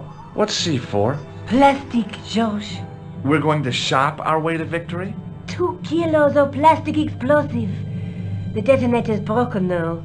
No problem. We'll buy a box of matches somewhere. It doesn't work that way. It takes a small explosion to start the big explosion. Well, that's not much use then. What does that sign say? Apparently during the English Civil War in the mid-17th century, this place was used as an arms dump. Yeah? What happened? Look at the state of this place, George. You work it out. Oh, stray spark? You got it. The tower was the only thing to survive the blast. I hope the explosion didn't destroy the Sword of Baphomet. Do you? I rather hope it did.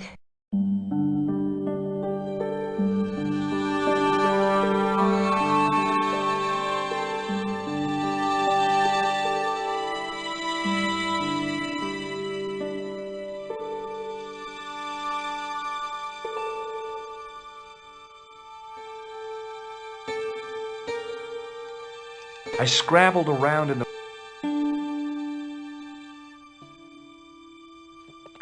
Under one of the stones, I found a metal coin which was green with age. It was caked with soil, but what I'd found was a small cog and spindle. With mounting excitement, I felt something. It was short, hard, and black. Something I hadn't expected to find here. It was a plastic pen top. I didn't find anything. The handle turned to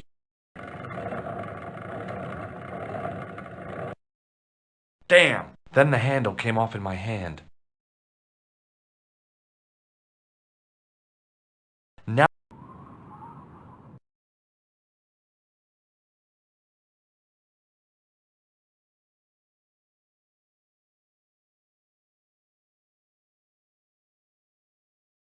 the cog slipped neatly into the eye socket.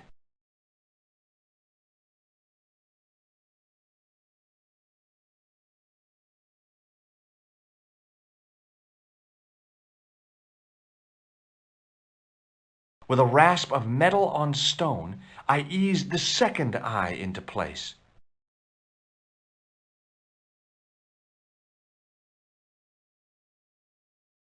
I pushed the handle into the demon's mouth. The cogs all meshed. I began to turn.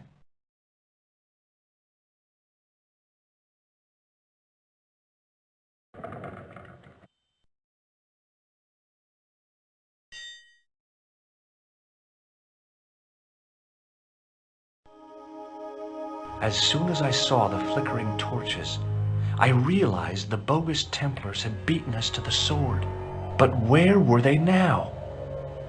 And why was it so quiet?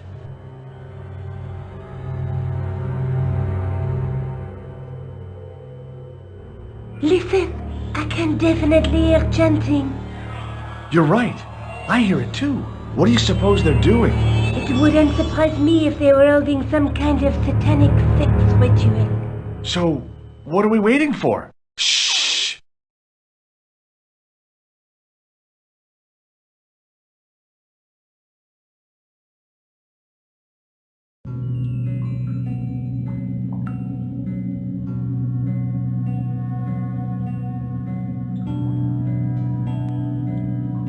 Will you look at that?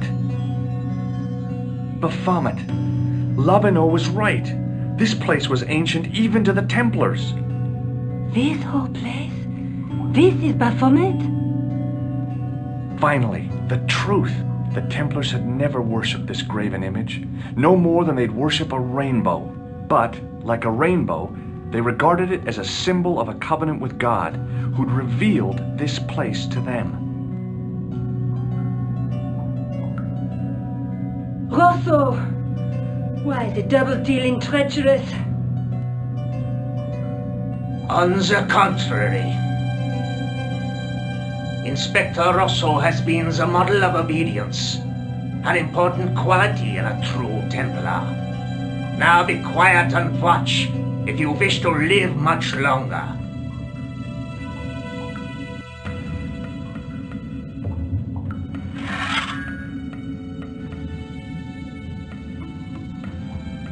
Brothers and sisters, we are gathered here to witness the reforging of the sword that was broken. Here before God's sentinel, Baphomet.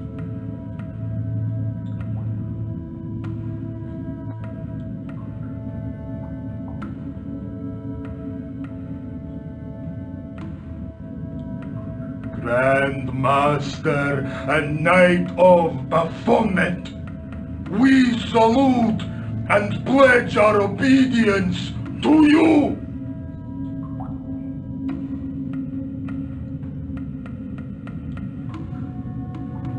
I salute you, gatekeeper of the temple.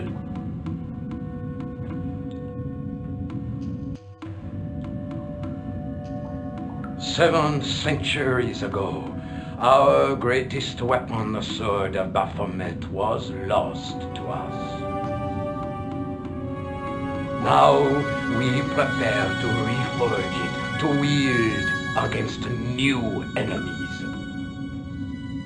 As the tired millennium dies, and this world looks for new leaders, we shall not fail. We shall lead the people to a new order, wherein all borders will dissolve.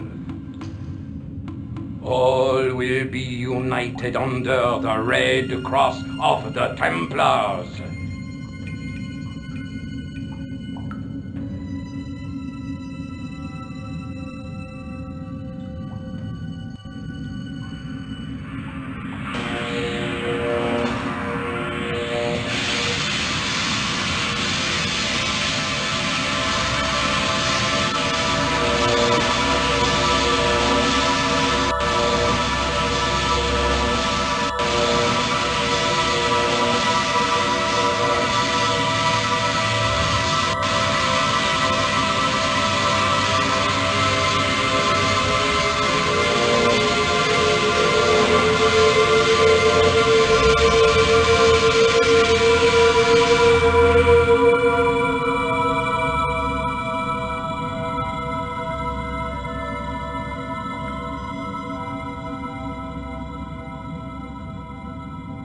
George, we have watched your efforts to stop us with respect. But surely you realize that you have been misled by our enemies. Both of us want a better world. Fortunately, no harm has been done. We need determined, resourceful men like you. Join us, George. Join us in true brotherhood. Yeah. True. Wait. Brothers? What about Marquet? What about Pegram and Klausner? You didn't look on them as brothers, only as failures. 3 men dead, and you don't give a damn. George, you know that sacrifices are necessary. Every great undertaking. Join you? I'll see you in hell first. Oh, George, I had great hopes for you. C'est la guerre. Eklund, kill him.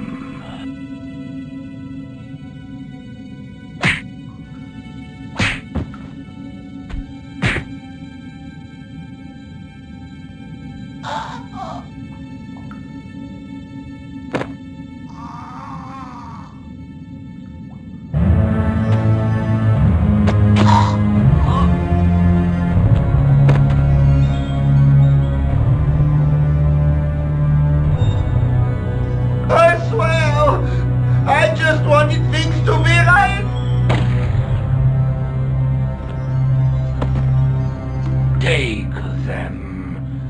Kill them. They will not escape.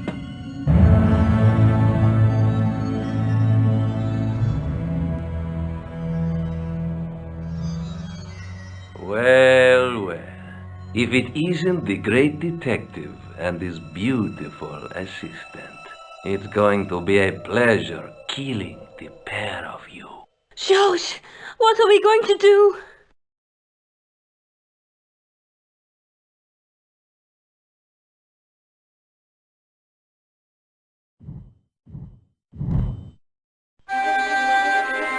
Come on, Nico. We're leaving.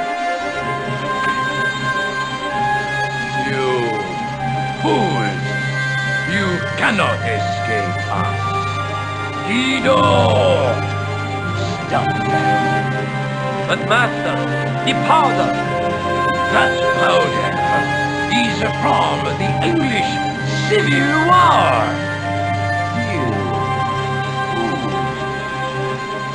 It's over. 300 years old.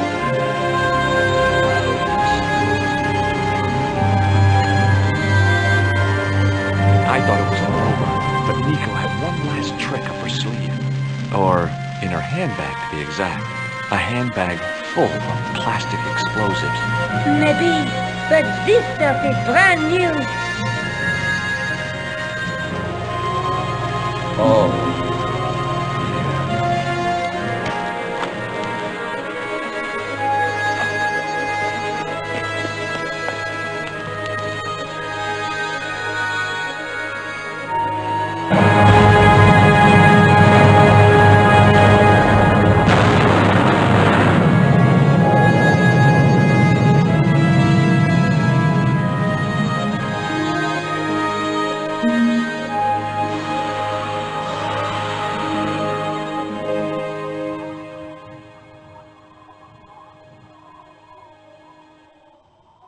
You know, you'll never be able to write your story now. I don't care. I've got what I want. Huh? Just tell me one thing, George.